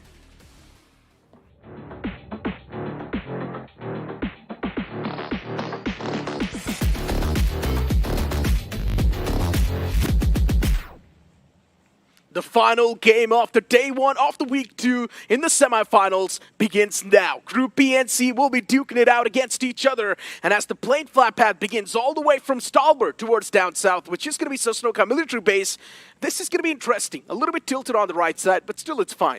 Yeah, a little bit tilted towards the right, but hey, this gives us the opportunity for that early fight. Where we might have Rider Esports and Phoenix Esports colliding in Yasnaya Poliana. Even that is a big drop clash that happens most of the times on Erangel. Hades H4K, the first team to take an exit towards shooting range. They will have a comfortable start, shooting range and Savani. That's going to be good map control, but in a situation like this where the flight path is kind of a default one, you want to wait for the circle to see where it's going to take this lobby. And speaking of taking the lobby, Troy Tamilian Esports, they've had one decent game so far. Yeah. Where there was a solo man surviving till the top 2 in the map of Sanhok. But after that, we haven't seen Troy Tamilian Esports do that great either. They're moving down south towards the Sanhok military base. I guess the intentions are clear, but this time, Phoenix Esports, they collide against the players of Rider Esports. Rider Esports, a team that's already doing decent in the overall standings, but Phoenix Esports, they need all the points they can. All 2 gets confirmed. Phoenix Esports already handicapped. They haven't found weapons yet. Fury is just there with one AR, but Rider Esports, all 4 players have found those weapons to take this fight, and Fury can't even move a single step. The moment he moves, Rider Esports, all 3 of them in the same building are going to come hunting for him. He knows. His teammates are in the backlines, and the peek comes through. Fury commits the clip, and it almost is empty. Last 30 rounds left. He's going to try and make a run for his life. On the edge he goes. Oh my god, he still finds the knock. Fury, this man's an absolute assassin. Pulling off some parkour moves, was on the ledge too. Fury once again snatches that advantage away.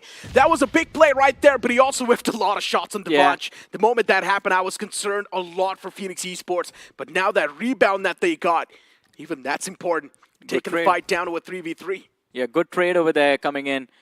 But it could have backfired, as you mentioned. Shots whiffed, he could have been the one on the receiving end, and then Rider Esports in complete control of this fight. Is that an apple? Where? There was an apple right there in front of Exist. Oh, I didn't see it. I was looking through the window as well. Should have eaten it. Now that's going to cost him the fight. Watch. Why? There aren't any doctors to keep away in this game, man. Hey, my apologies. Forgot about Hector. Yeah. Used to be known as Dr. Hector back in the days when the man had one responsibility just to get those placement points for his teams. Hold on. Oh, Fury! What are you doing? Moving so exposed out in the open like that. And of course, still Phoenix Esports somehow clawed their way back inside of the fight too. It's now taken down to a 2v1. Exist, does he actually want to back away from this? That's my question. Phoenix Esports swinging the flow of things back in their court. They've got the advantage inside of the fight. 3 elimination points secured to Rider Esports. They dropped the ball. And I think the ball has been dropped by Likita Esports as well, by the way. I told you he should have eaten the apple. Oh, man. Now he's just going to run for his life and would have no energy left later on. Yeah, the apple buff was needed. But hey, I mean, talk about buff. I think Likita Esports have received a huge nerf at the hands of Mastermind Mavericks. They've lost 2 players. They were never allowed to move towards Gatka. They were forced to play Ruins and lost 2 players early. And we have a Western Circle, by the way. This one, I believe, is going to take us towards Gatka or maybe the slope hills of Everest itself. But all things considered, this is actually a good start for Phoenix Esports. Yeah. 3 points off the rip. That's exactly what Phoenix Esports needs to get that momentum going. But a man down, now that's concerning. Mastermind Mavericks, one of the undergods that showcased some great signs of life in the early stages of the tournament, including the quarterfinals. And now looking at Mastermind Mavericks, it feels like it's a complete different team that's playing. Let's have a look at the replay on the fight that just happened a while ago between Phoenix Esports and Rider Esports. They've got the advantage, but they still somehow messed things up with this knock from Fury. It just instantly brought back things back in the hands of Phoenix Esports, but even Fury almost messed it up. Oh, it's all just falling apart. First of all, okay, I mean, Phoenix Esports, Fury getting knocked out, that was hilarious. But how did Ryder drop the ball? What made them think it was safe to run in there like that? Yeah, and even Likita Esports getting dismantled by Mastermind Mavericks. And they wanted to move towards Gatka, and they tried to play a little too quick. Mastermind Mavericks just caught them off guard. Hell of a start. And Likita Esports left wondering what exactly just hit them. But still, I believe as long as Hector is alive, this team can make it happen. We've seen this man pull off that solo survival top 2 finish, if you remember. Yep. In the wildcard stages to qualify for the semifinals. So if he can pull it off again, maybe the team can make it through.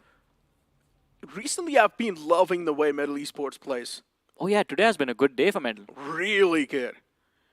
Consistent games after games, and Metal Esports doing pretty okay in the overall standings too. The strategy is simple. Make a mad dash towards the center, take the fight, win the fight, and be the turrets. Yeah. I mean, you can't really forget about the fact that this is the same lineup that finished top 4 in the last Pro Series. Yeah, but then after that, their run in the third parties was not that great either. Hey, Prince is not that great when it comes to third-party situations. He likes to take fights one team at a time. What's with this mindset? of performing just in the officials and not performing in the third parties? I don't know, man. Is it the prize pool that motivates the players? Maybe. I mean, we gotta talk to Revenant X-Pac if we're gonna get the details, because that's the team that started it all, that, hey, we are just gonna play the officials. Everywhere else, we don't expect anything from us. And they say it up frontly as well. The funny part is they're not doing too good right now either, so... Yeah. So right now is not the best time to ask. Maybe when they move on to Grand Finals, we can ask them. If they win the Grand Finals, then we ask them. Maybe when they're in the top 16 as well, we can ask them. Are you sure? Because according to them, they want to win the Grand Finals. Last year, BGIS, Revenant Spark, was never a part of Week 2 because they qualified directly from the Week 1 itself. They got eliminated in the grind and made a comeback. Yeah, true that. But then after that, something just switched. They were just dominating each and every single stage they played. I think that team is built different, right? Because I keep going back to the same story of conversation with their coach at Pro Series 2024, where they won. He very clearly said, we have no hope of winning this tournament. Day 3, they win the trophy, but hey, Soul, what is going on? They lose one player for no reason at all. Hunters, Manya shut down. Oh, no. He wanted to get the revenge on Phoenix Esports, but Soul stepped in out of nowhere, and they paid the price for it. Soul's going to be kicking themselves after this when they go back and watch the VOD. Soul's going to be so mad at what just happened to them. One man eliminated, and that's now going to give an even-Steven fight in the hands of Phoenix Esports, and you already know what happens. But Hunters, what a clean knock that was. Straight to the dome. That's going to give the advantage in the hands of Soul. 2 players already down. Phoenix Esports down to just 1 man. Venom needs to go big. Phoenix Esports, today's day has been blunderous. Venom is the only man that can save the day for Phoenix Esports. He's getting charged on by the players, and what a nade that was, but still it's not going to matter. Soul, they eliminate the man, and Phoenix Esports out of the game, but Soul just left with 2 players standing. Necro, you have to agree that did not look like the intention, like Phoenix wanted to win the fight. They just wanted to ruin the day for Soul. They just lost 2 players. They went for the peaks, and Hunters with that precise shot on the dome, and instantly the second man as well fell down. So Phoenix Esports, for them, there was just 1 man alive. They could not even win the fight if they wanted to. Hey man, I mean, we saw these plays being made in the quarterfinals itself, where players would actively try to clutch out fights instead of just looking for finishes, even if they were the last players alive. He did not even make an attempt to swing towards the right and look for that second knock. Safer plays, you're going for safer plays. Well, you're not in a safe position to do that. Yeah, I guess the man just thought that grab what's in front of you instead of being too greedy, I guess. Phoenix Esports need to get greedy. They're on the last page of the rankings. Yeah, but it's still just the day 1, I guess. That's what Phoenix Esports is thinking. They're probably going to go back to drawing boards after the end of the day and think what exactly is going wrong, and then maybe be back on the day 2 with much more of a swing in hand. If you guys want to swing back in your matches, check out the Realme P3 Ultra 5G, world debut of the Dimensity 8350 Ultra chipset, 90 FPS BGMI gaming, and the smartest gaming control, AI gaming control. Search on Google for the Realme P3 Ultra 5G, and you can win some exciting rewards for yourself. Just like Mastermind Mavericks are looking for a few rewards, I guess, in open fields of Gatka. I mean, they've managed to claim 2 points against Look at the Esports. That's one of the best rewards you can ask for. Threat eliminated early off in the game. And speaking of potential threats, even Rider Esports, Phoenix Esports is out. And I guess one thing is going to be confirmed. Phoenix Esports is still going to stay at the bottom of the board at the end of the day as well. And speaking of that, Metal Esports, a fight against Hydra by the Hydras. AJ's knocked out. As I mentioned, for Metal Esports, the strategy is simple.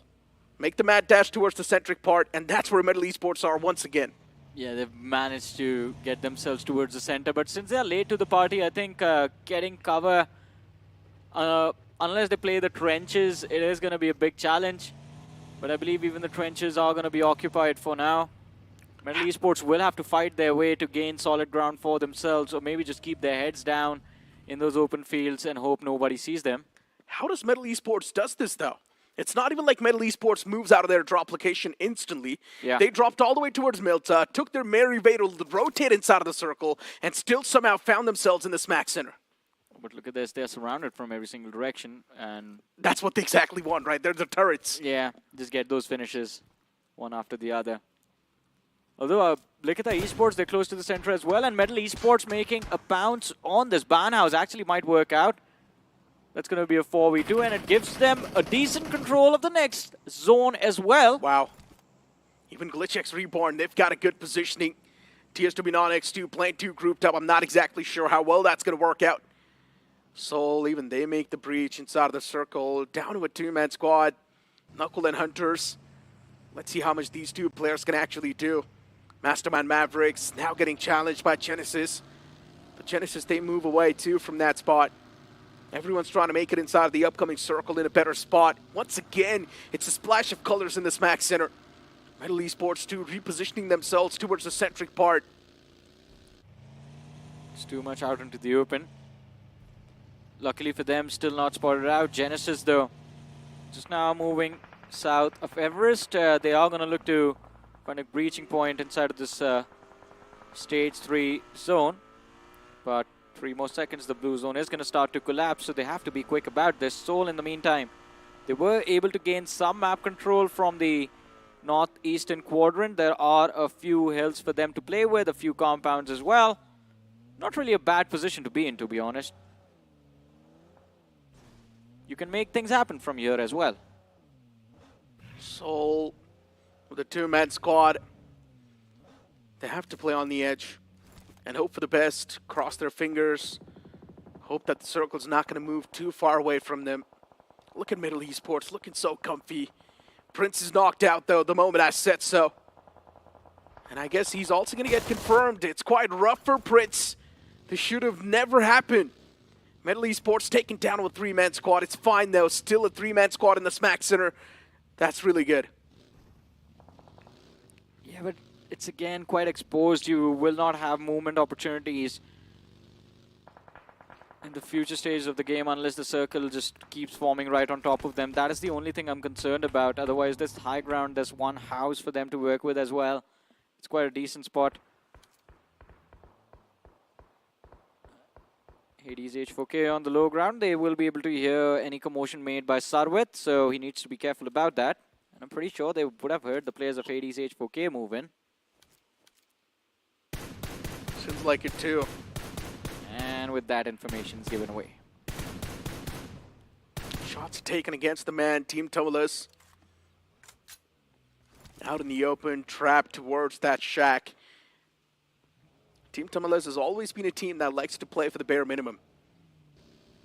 And once again, they're trying to use the same strategy. But in my opinion, Team Tumulus, it's time to wake up. Playing for the bare minimum might not make it. And week 1 was a prime example of that. You guys were pretty much using the same strategy, trying to get those points. And this time inside of the week 2, that strategy is not even working out because you're all the way on the last page. So Team Tumulus, maybe a bit of that aggression can work out for you. But I think that split, it does not give them the opportunity to be aggressive. Look at that. Soul breaching the zone, but they are going to be spotted by the players of Glitch Reborn. And I believe either Knuckle or Hunters might just get knocked out. Knuckle steps out, the players of Glitch Reborn pinned. And with this Molotov, he should be able to find those knocks, but from the flank, Knuckle is going to get knocked out. Hunters, he closes in, looking to see if it can be the distraction for the players of Team Tamilas as THWNON. They build up on all of the hard work put in by Knuckle to find the damage, to find the knocks. Even Troy at the Million Esports chime in. Oh no, the Molly and then the nade. Hunters, he's not going anywhere after this. The man's messed up big time. Even return Molotov was there inside of the shack. And what a Molly that was from Mr. IGL. But even Mr. IGL super lucky. The Molotov that Hunters tossed did not make it in the shack. Yeah, Hunters was put under so much pressure. Shots coming in from every single direction. You can't really keep your composure when you have bullets colliding on every single piece of metal that is around you and you're hearing those clicks go off. But Glitch Reborn all of a sudden down to their last 2 players. And Genesis is falling right in the trap laid out by Akshat. 3 players knocked out. Glitch Reborn, is this the end? Utility goes out. Akshat runs out as well, but Akshat falls. Apollo goes out and Glitch Reborn gets eliminated. Who got those finishes, man? Was it Troy Tamil Esports or Glitch? Troy Tamil Esports. Well, at least they were able to snatch those elimination points away, right? The man from GlitchX Reborn was just trapped inside of that shack. GlitchX Reborn now down to just one man, Clutcher in the back. Not even sure exactly what he can do at this point, but Troy Tamil Esports, 3 elimination points. That's definitely going to put a bit of a smile on their face. GlitchX Clutcher. Utility is tossed against the player itself. That nade was close, but it's not close enough. Needs to be in the shack directly. This Molotov, it might just flush the man out. But what a nade that was! Beautiful from Inferno. A 3-pointer on the mark, and that's going to seal the deal on the player. Beautiful, beautiful utility display from Troy Tamil Esports, man, as you said. The molly pushing him into the corner, the nade in tandem to just finish him off. But their position on the southeastern edge of the circle, that has me a bit concerned. DSWNON have a line of fire. At least they've got something to work with. Looking at teams like 8-Bit who are playing on the top left, surrounded by so many foes, for them the survival seems impossible. You've got TSW Non-X on the right side. They control a lot of that terrain. Hyderabad Hydras in a world of trouble. Not looking good either. Turbo's knocked out. The man's back up on his feet. Even Ninja, he's going to be patching himself up soon. But once again, Turbo gets knocked out. Hyderabad Hydra's woes constantly continue. TSW Non-X, the spread they have is insane. They control a lot of that zone. Yeah, a lot of map control towards the northeastern quadrant, and I think they are looking to pick a fight against Hyderabad Hydras, and that decision actually pays off, since if they move in towards that northern hill and wipe out Hyderabad Hydras, TSWNON will be able to gather information of where the other teams are closing in from. But Troy Tamil Esports, they need to be careful. The moment they move out, they will have to pick a fight against Wobble Gaming. And Medal, if Medal keeps their head down long enough, I think eventually 8-Bit will come knocking and Medal will be able to find those finishes for themselves. In my opinion, even Rush Boy should actually push up and help the remaining players. He's the only man all the way in the back inside of the compound. He cannot even provide the cover fire, so I'm not even sure what he's doing. He should help the players out, but hold on to that thought. Hyderabad Hydras up against the players of Team Tumulus.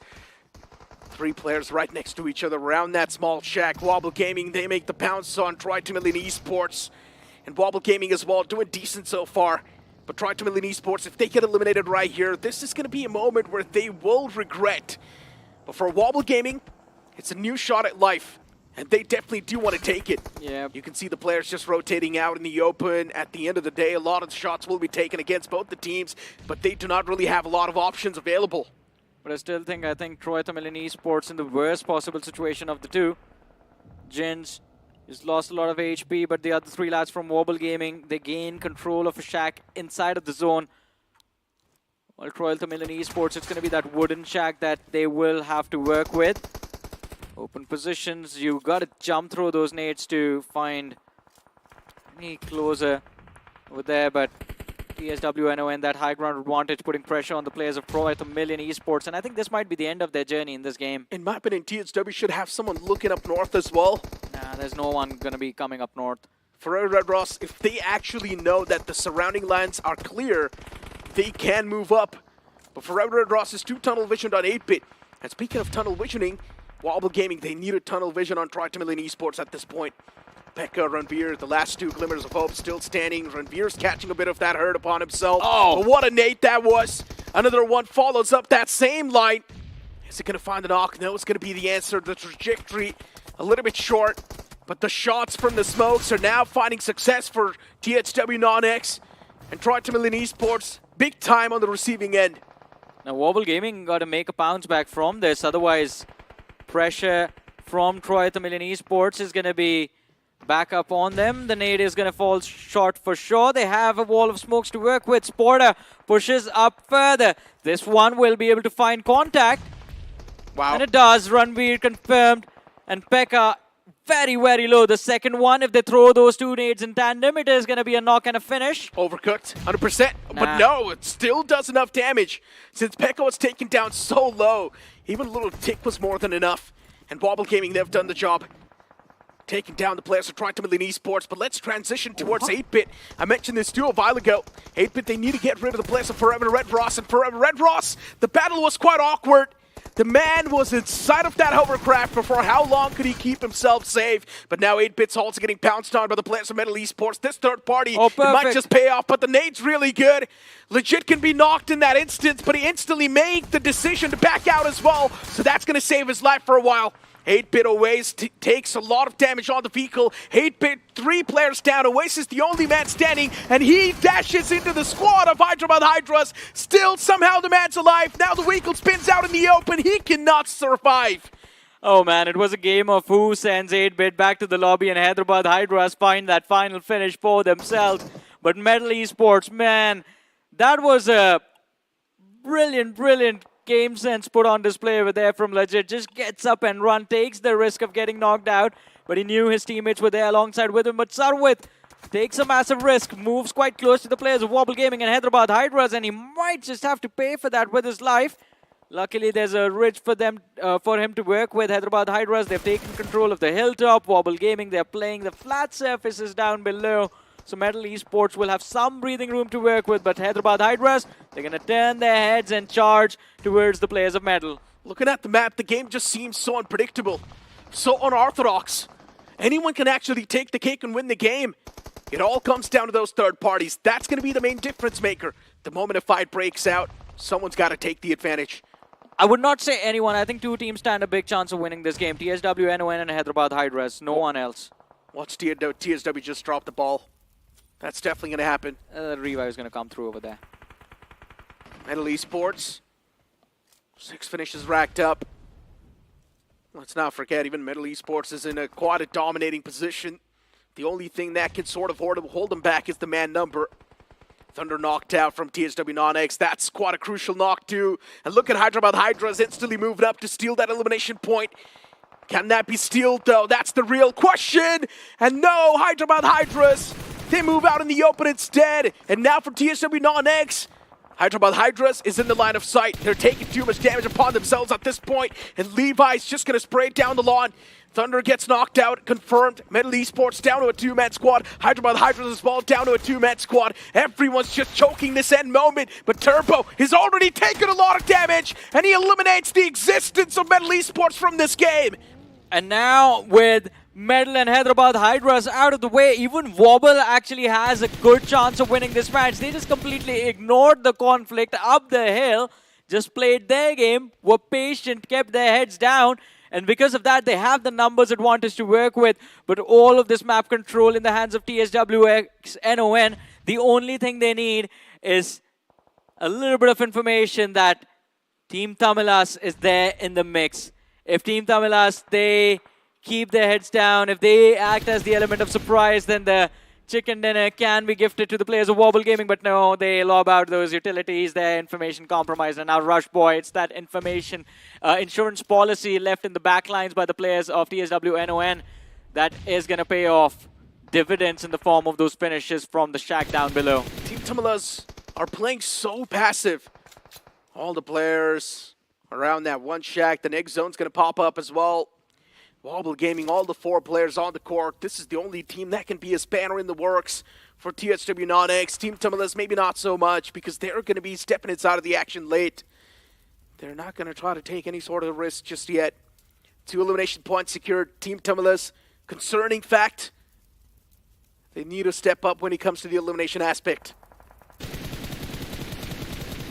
Big commitment coming in from TSW NON. They just want to take Wobble Gaming out of the way. It makes sense. Wobble Gaming, they're pushed outside of the zone. All of them just grouped together towards the southwestern edge, and they're trying to make that breach. Is Team Tamilas exposed to this threat? That is going to be a big sign of concern. Levi towards that northern side. If he finds control on the slope, it can be a game changer. Wobble Gaming can be caught off guard, but no, Roman in the distance, he's been spotted out, and Team Tamilas now finally pulled the trigger as they take a few shots on the players of Wobble. That's not going to be the difference maker. Team Tamilas, Mr. Erangel is the only man who can fall down first. Seems exposed from the sidelines. Wobble Gaming, oh no, they lose out on the man. Vampy's knocked. And that too because of TSW Non-X's Lovish, he's got the line of sight on the players. TSW Non-X, they need to pull things back, get things back on the court once again. Team Tumulus, they've been playing it as passive as possible. Something needs to be changed. They've got no intel to play with. This one's going to connect. Seems like it. And yes, that will. Mr. Erangel's now knocked out. Can he back away towards the shack? No, it's going to be the answer. Wobble Gaming, they steal that elimination point away. Beautiful stuff. Wobble Gaming, as long as they've got all the 4 players on the court, that's concerning for TSW Non-X. And speaking of concerning, another concerning fact is that they've just lost out on a man. He's knocked out. Rush Boy out of commission for now. That's going to give enough time for the players of Wobble Gaming to actually reposition and gain some more control on the map.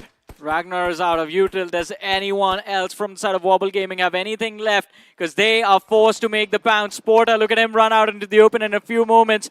The players of TSW NON, they are going to pull the trigger on this fight. And even Team Tamilas, Maxi, he had saved all of those nades. Everything is being committed towards Team Tamilas. From both the sides, they're just trying to pinch them down. And TSW NON, they get that revive back. It's a 4v4. The nades are now lobbed towards them. And again, Jin's dropped extremely low. Stage 8, 28 seconds. It's going to be the blue zone collapse next. And now Team Tamilas, they're going to be there to ruin the day for Wobble Gaming if the nade find contacts, and it does. And now the man advantage is there for TSW NON. The Molotov is going to burn. Team Tamilas maybe a little bit, but no, just a few pixels away. Maxi is safe. Sporta goes down as well. And one after the other, the players from Wobble Gaming are going to wobble a bay. Back to the lobby. Sporta extremely low. The finish is going to be secured by TSW NON. It's a 2 versus 4 versus 2 situation. Oh, Jins falls down too. Ragnar's in the back lines from Wobble Gaming. That's the only concerning string that's still alive from Wobble Gaming. Ragnar wants to keep himself still alive and cooking inside of the game, but as TSW Non-X, they make the bounce against Team Tumulus. Team Tumulus is playing this way too passive. They need to step outside of the house and be in their comfort zone, and that's what they do. Team Tumulus stepping out, getting the knock. That's going to save the day for them. Long time. 2 players still alive inside of the game. They can still put the spanner in the works against THW. Team Tumulus trapped in the shack for such a long time. And that one nade's going to seal the deal. It finds the 2-piece. THW Non-X securing that chicken dinner. But Team Tumulus, they could have played things a little bit differently. They could not have done anything over there. They were stuck in that shack. It had one exit, just that door.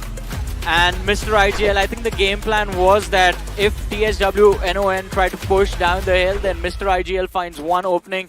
Or if Wobble Gaming moved in, then he finds one opening. And that would have been the breathing room that put them in a 3v3 situation. Pick off the numbers from one side. And then the best case scenario was always to finish second. But Mr. IGL went down first. And luckily for them, TSW NON were just tunnel vision towards Wobble Gaming instead. So they still do end up finishing second. But it is hilarious that TSW NON did not want to commit to a gun duel against these 2 players. They just kept throwing nade after nade towards them instead of going for a head-on fight. Yeah, they had a lot of utilities in the final few moments, right? Because TSW NON, they had so much land coverage that they did not need to push up close and personal and go for those utility-ranged fights. But still, all of the crates were towards the western side. This team was stuck on the northeastern edge. Where were they getting this utility from is the question. They just never used it. They just never got the chance to use it. Because the fights that they were taking was purely off of guns. True. They had so much terrain control. They were shooting out in the open. They had so much control and they had so much line of sight. They never needed to move up close and personal for those elimination points. And the exact opposite of this would be Wobble Gaming, who just committed all utility just to try and pick Team Tamilas because they needed that shack to be clear before they took the slope of the hill. But because they were not finding those knocks because they were not finding those frags, they were just stuck on the corner for so long, and then they were forced to run out into the open with no smokes, no nades, no Molotov to keep the players pinned down. And speaking of Wobble Gaming, this has been the most consistent day from Wobble Gaming so far. True. Once again in the top 3 with a decent amount of elimination points. Team Tumulus, yeah, in the top 2, but with just 3 eliminations, that's not really going to give them that big advantage, man. And since Team Tumulus, from the start of the day, they were just dropping that ball over and over again, not getting a lot of points. Yeah, these 7 to 8 points are not going to help them too much in the overall standings. But something that's going to help you, it's going to be the realme P3 Ultra 5G. Move on towards Google, search for the realme P3 Ultra 5G, and you might just stand a chance to win the device as well. But once again, moving on with the conversation, right, as I mentioned, Team Tumulus, that's not going to help them a lot. Wobble Gaming consistency is there on the board, but TSW Non-X, maybe this team from Group C has moved out from that last page. I agree with you. I think this was a pretty big game for TSW Non-X, because Wobble Gaming finishes secure, Team Tamila's finishes secured, and I believe they got a few from Hyderabad Hydras and Metal Esports as well, so that's going to be a lot of eliminations for them. And maybe the helping thing, if Team Tamila's make it to the finals, is going to be the realme GT7 Pro that they're going to get to play on if they make it to the finals. Maybe that is what helps them perform to the best. Yeah, Johnny, but for 8-Bit, it feels like, once again, you're back to the ground zero. 8-Bit is performing in the same way they were performing in the third parties. That was such a beautiful position, by the way, on that western edge. All they had to do is not mess up the fight against Metal Esports, and that's the one thing they did. Metal Esports was on the move, 8-Bit had cover to play with, and yet it was 8-Bit, the players getting knocked out left, right, and center. But generally speaking, Metal Esports has been in a really top-notch form. Good flow. They're just winning their fights. They're able to get some good positionings inside of the circle, too. In the end, the circle just took a curveballing shift away from Metal Esports. That's why they were not able to survive till the final moments. Yeah, the game was against Metal. A simple way to put it. But you know what's the most hilarious mistake in this game towards the end? It was the two players from Hyderabad Hydras running behind the exact same rock where Thunder from Metal got knocked out by TSW NON. Yeah. They should have known they had the line of fire. They got the knock, not you guys. Yeah, the presence of mind a little bit lacking from the side of Hyderabad Hydras. They just never saw that the players of TSW Non-X are right there in the back lines with the line of sight available, and they still pushed on towards that rock. At least they should have tossed a smoke and then move in towards the rock. I guess they wanted to go for the replenishments and also find the line of sight on the players in the front, but Hyderabad Hydras completely lost that. The flank angles are completely exposed. We've got the top 5 players from that previous game. Sarvit 2 popping off right next to Levi from TSW Non-X. Then you've got Ragnar from Wobble Gaming with 4 elimination points. Rushboy 2 with 3. Filter OP from Team Mastermind Mavericks. I mean, Mastermind Mavericks, I think this could have been a good game for them as well. They got Likita Esports very early out of the way, secured a decent position towards the western edge of the zone as well, but weren't really able to handle the pressure that fell upon them later on. But wow, Wobble Gaming! Yeah, 45 points. That's a good start. That's an insanely good start, but hopefully they're not going to follow the footsteps of Orangutan and just drop the ball after the day one. But hey, consistency on display. Metal, the only team in the top 6 that does not have a chicken dinner to their name, but 41 points. Solid stuff. Metal Esports positioning, firefights have been on point. They're just getting nice amount of finish points and even a good amount of placement points. Bot Army Esports too, right there in the top 3. OG on the 4th. TSW Non-X after that last game, they've made a great bounce back in the overall standings. Just that one game is what got them back in the race. And this is also a good news for the teams on the last page. Yeah. One good game is what separates you from being in the top 8. Exactly, especially for Rider Esports. They had one good match and then everything else was not so great. But one more decent performance and they can break inside of the top 8 from there. It will just be about holding on to that spot. No more bounce back coming in from this match except for Team Tamila's on that 11th position. I think 8 points were secured from this game, a total of 23. Still in a fighting position, but Forever Red Ross, 8-Bit stuck on single digits. That is a big struggle. It feels like Forever Red Ross is not the same Red Ross that we saw inside of the grind and the same Red Ross that we saw inside of the overall pretty much previous rounds, right? So yeah, on the last page, we've got so many known names just struggling, not doing too good.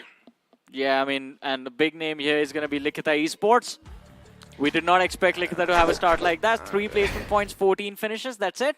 Yeah, it's pretty much the day one for the week one as well. That's how Likita Esports started. They did not feel too good in the week one as well. So I'm not really surprised with Likita Esports' performance. But our producer definitely was. He was like, talk about Likita Esports. But do you know what is giving me deja vu moments? It's Bot Army and Orangutan in the top 4. That is how they started their journey on day one, man. I told you, the teams in the top 3 do not follow the same footsteps of OG. OG, with 38 points, were on the first spot in the overall standings. OG is following OG's footsteps right now. Yeah. The only thing they have to do different They're not on the first spot, though. They're not on the first spot. They're in the top 4. Do not mess up this lead. Another thing, they dominated Miramar, not Erangel this time. Ooh. Different maps. So maybe a little bit of a differentiation is something that might just save them. At the start of the day, we made our predictions. My prediction is down in the trash can, so leave that aside. OG, they did pretty good. Icy Babies, Rider Esports did decent. Likita Esports, bad. Ocean is the only reason why Likita is not performing. Since this man is back, Likita is struggling. Oh, man. I mean, he was talking about how he's the lucky charm for Jonathan whenever he's there in the tournaments. Jonathan does well. Yeah, not now- for everyone else. Look at the esports fans. Now you know who to target. What about Maisie and Soul, though? I mean, Soul is doing Soul's decent. doing decent. Yeah, that Off to one a decent game is start. just doing really good for the side of Soul, and that just brought them back inside of the race. So, yeah, decent prediction from Maisie, but my prediction is just out of the gates, man. You did not motivate them enough. I'm telling you, you should have given them a speech. Not on the day one. Speech is always for the final moments when things are just not working It's out. too late on the final day, Necro. Do you want your team to play in the finals or not? Not on the final day. Maybe on the second last day, I will ready up a speech for You gotta- Phoenix Esports. You're If they gonna don't give bounce us back. new words, right? A new speech, a fresh speech this time. Not I just will like try you. my best. I mean, what else do you want me to say at this point, man? You're the most toxic guy I know. Bring something new. Have man. you heard all the motivational speeches out there on YouTube? Majority of them literally sound the same. The only things that are different are the synonymous. That's it. I do not listen to motivational speech. I am motivation myself. Cool. I'm not really gonna entertain that fact, but you know, jokes apart, overall standings Yeah. looking decent. Pretty much the same thing is happening over here that happened inside of the week 1 too. A few newer names now breaching in, like DSW Non-X are right there in the first half of the board. On the first half of the board, this is what I have to say, that as long as the teams are there in the mid-20s and the mid-30s, even the teams on the last page are going to be able to bounce back.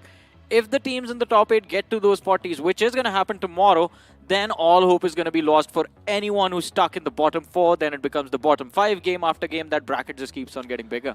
The only concern is going to be for the teams that got a chicken dinner and then got inside of the top 8. Because that really does not showcase the consistency. Instead, it just showcases that one big game that you got and that got you back in the race. And on that note, I think a round of applause for Prince and the boys, man. Of Second course. position with no chicken dinner throughout the day. This team was just consistently wreaking hellfire on everyone they would see. And before this tournament, Metal Esports wasn't even having that good of a form, right? Yeah. They were struggling, and Metal Esports, now you look at them, it's a complete different team. The strategy is simple. Make the mad dash towards the centric part, get the center part in your hands, and then just wreak havoc. Sometimes they don't really convert a lot of elimination points, but majority of the times they're doing pretty good. As long as you're getting the placement, that's what matters. The same thing is also for Team Tumbleless. They're trying the same thing, it's not working out. Before now, it's time for us to take a leave. That's going to be it from me and Johnny. We'll see you guys tomorrow on the day 2 of the week 2.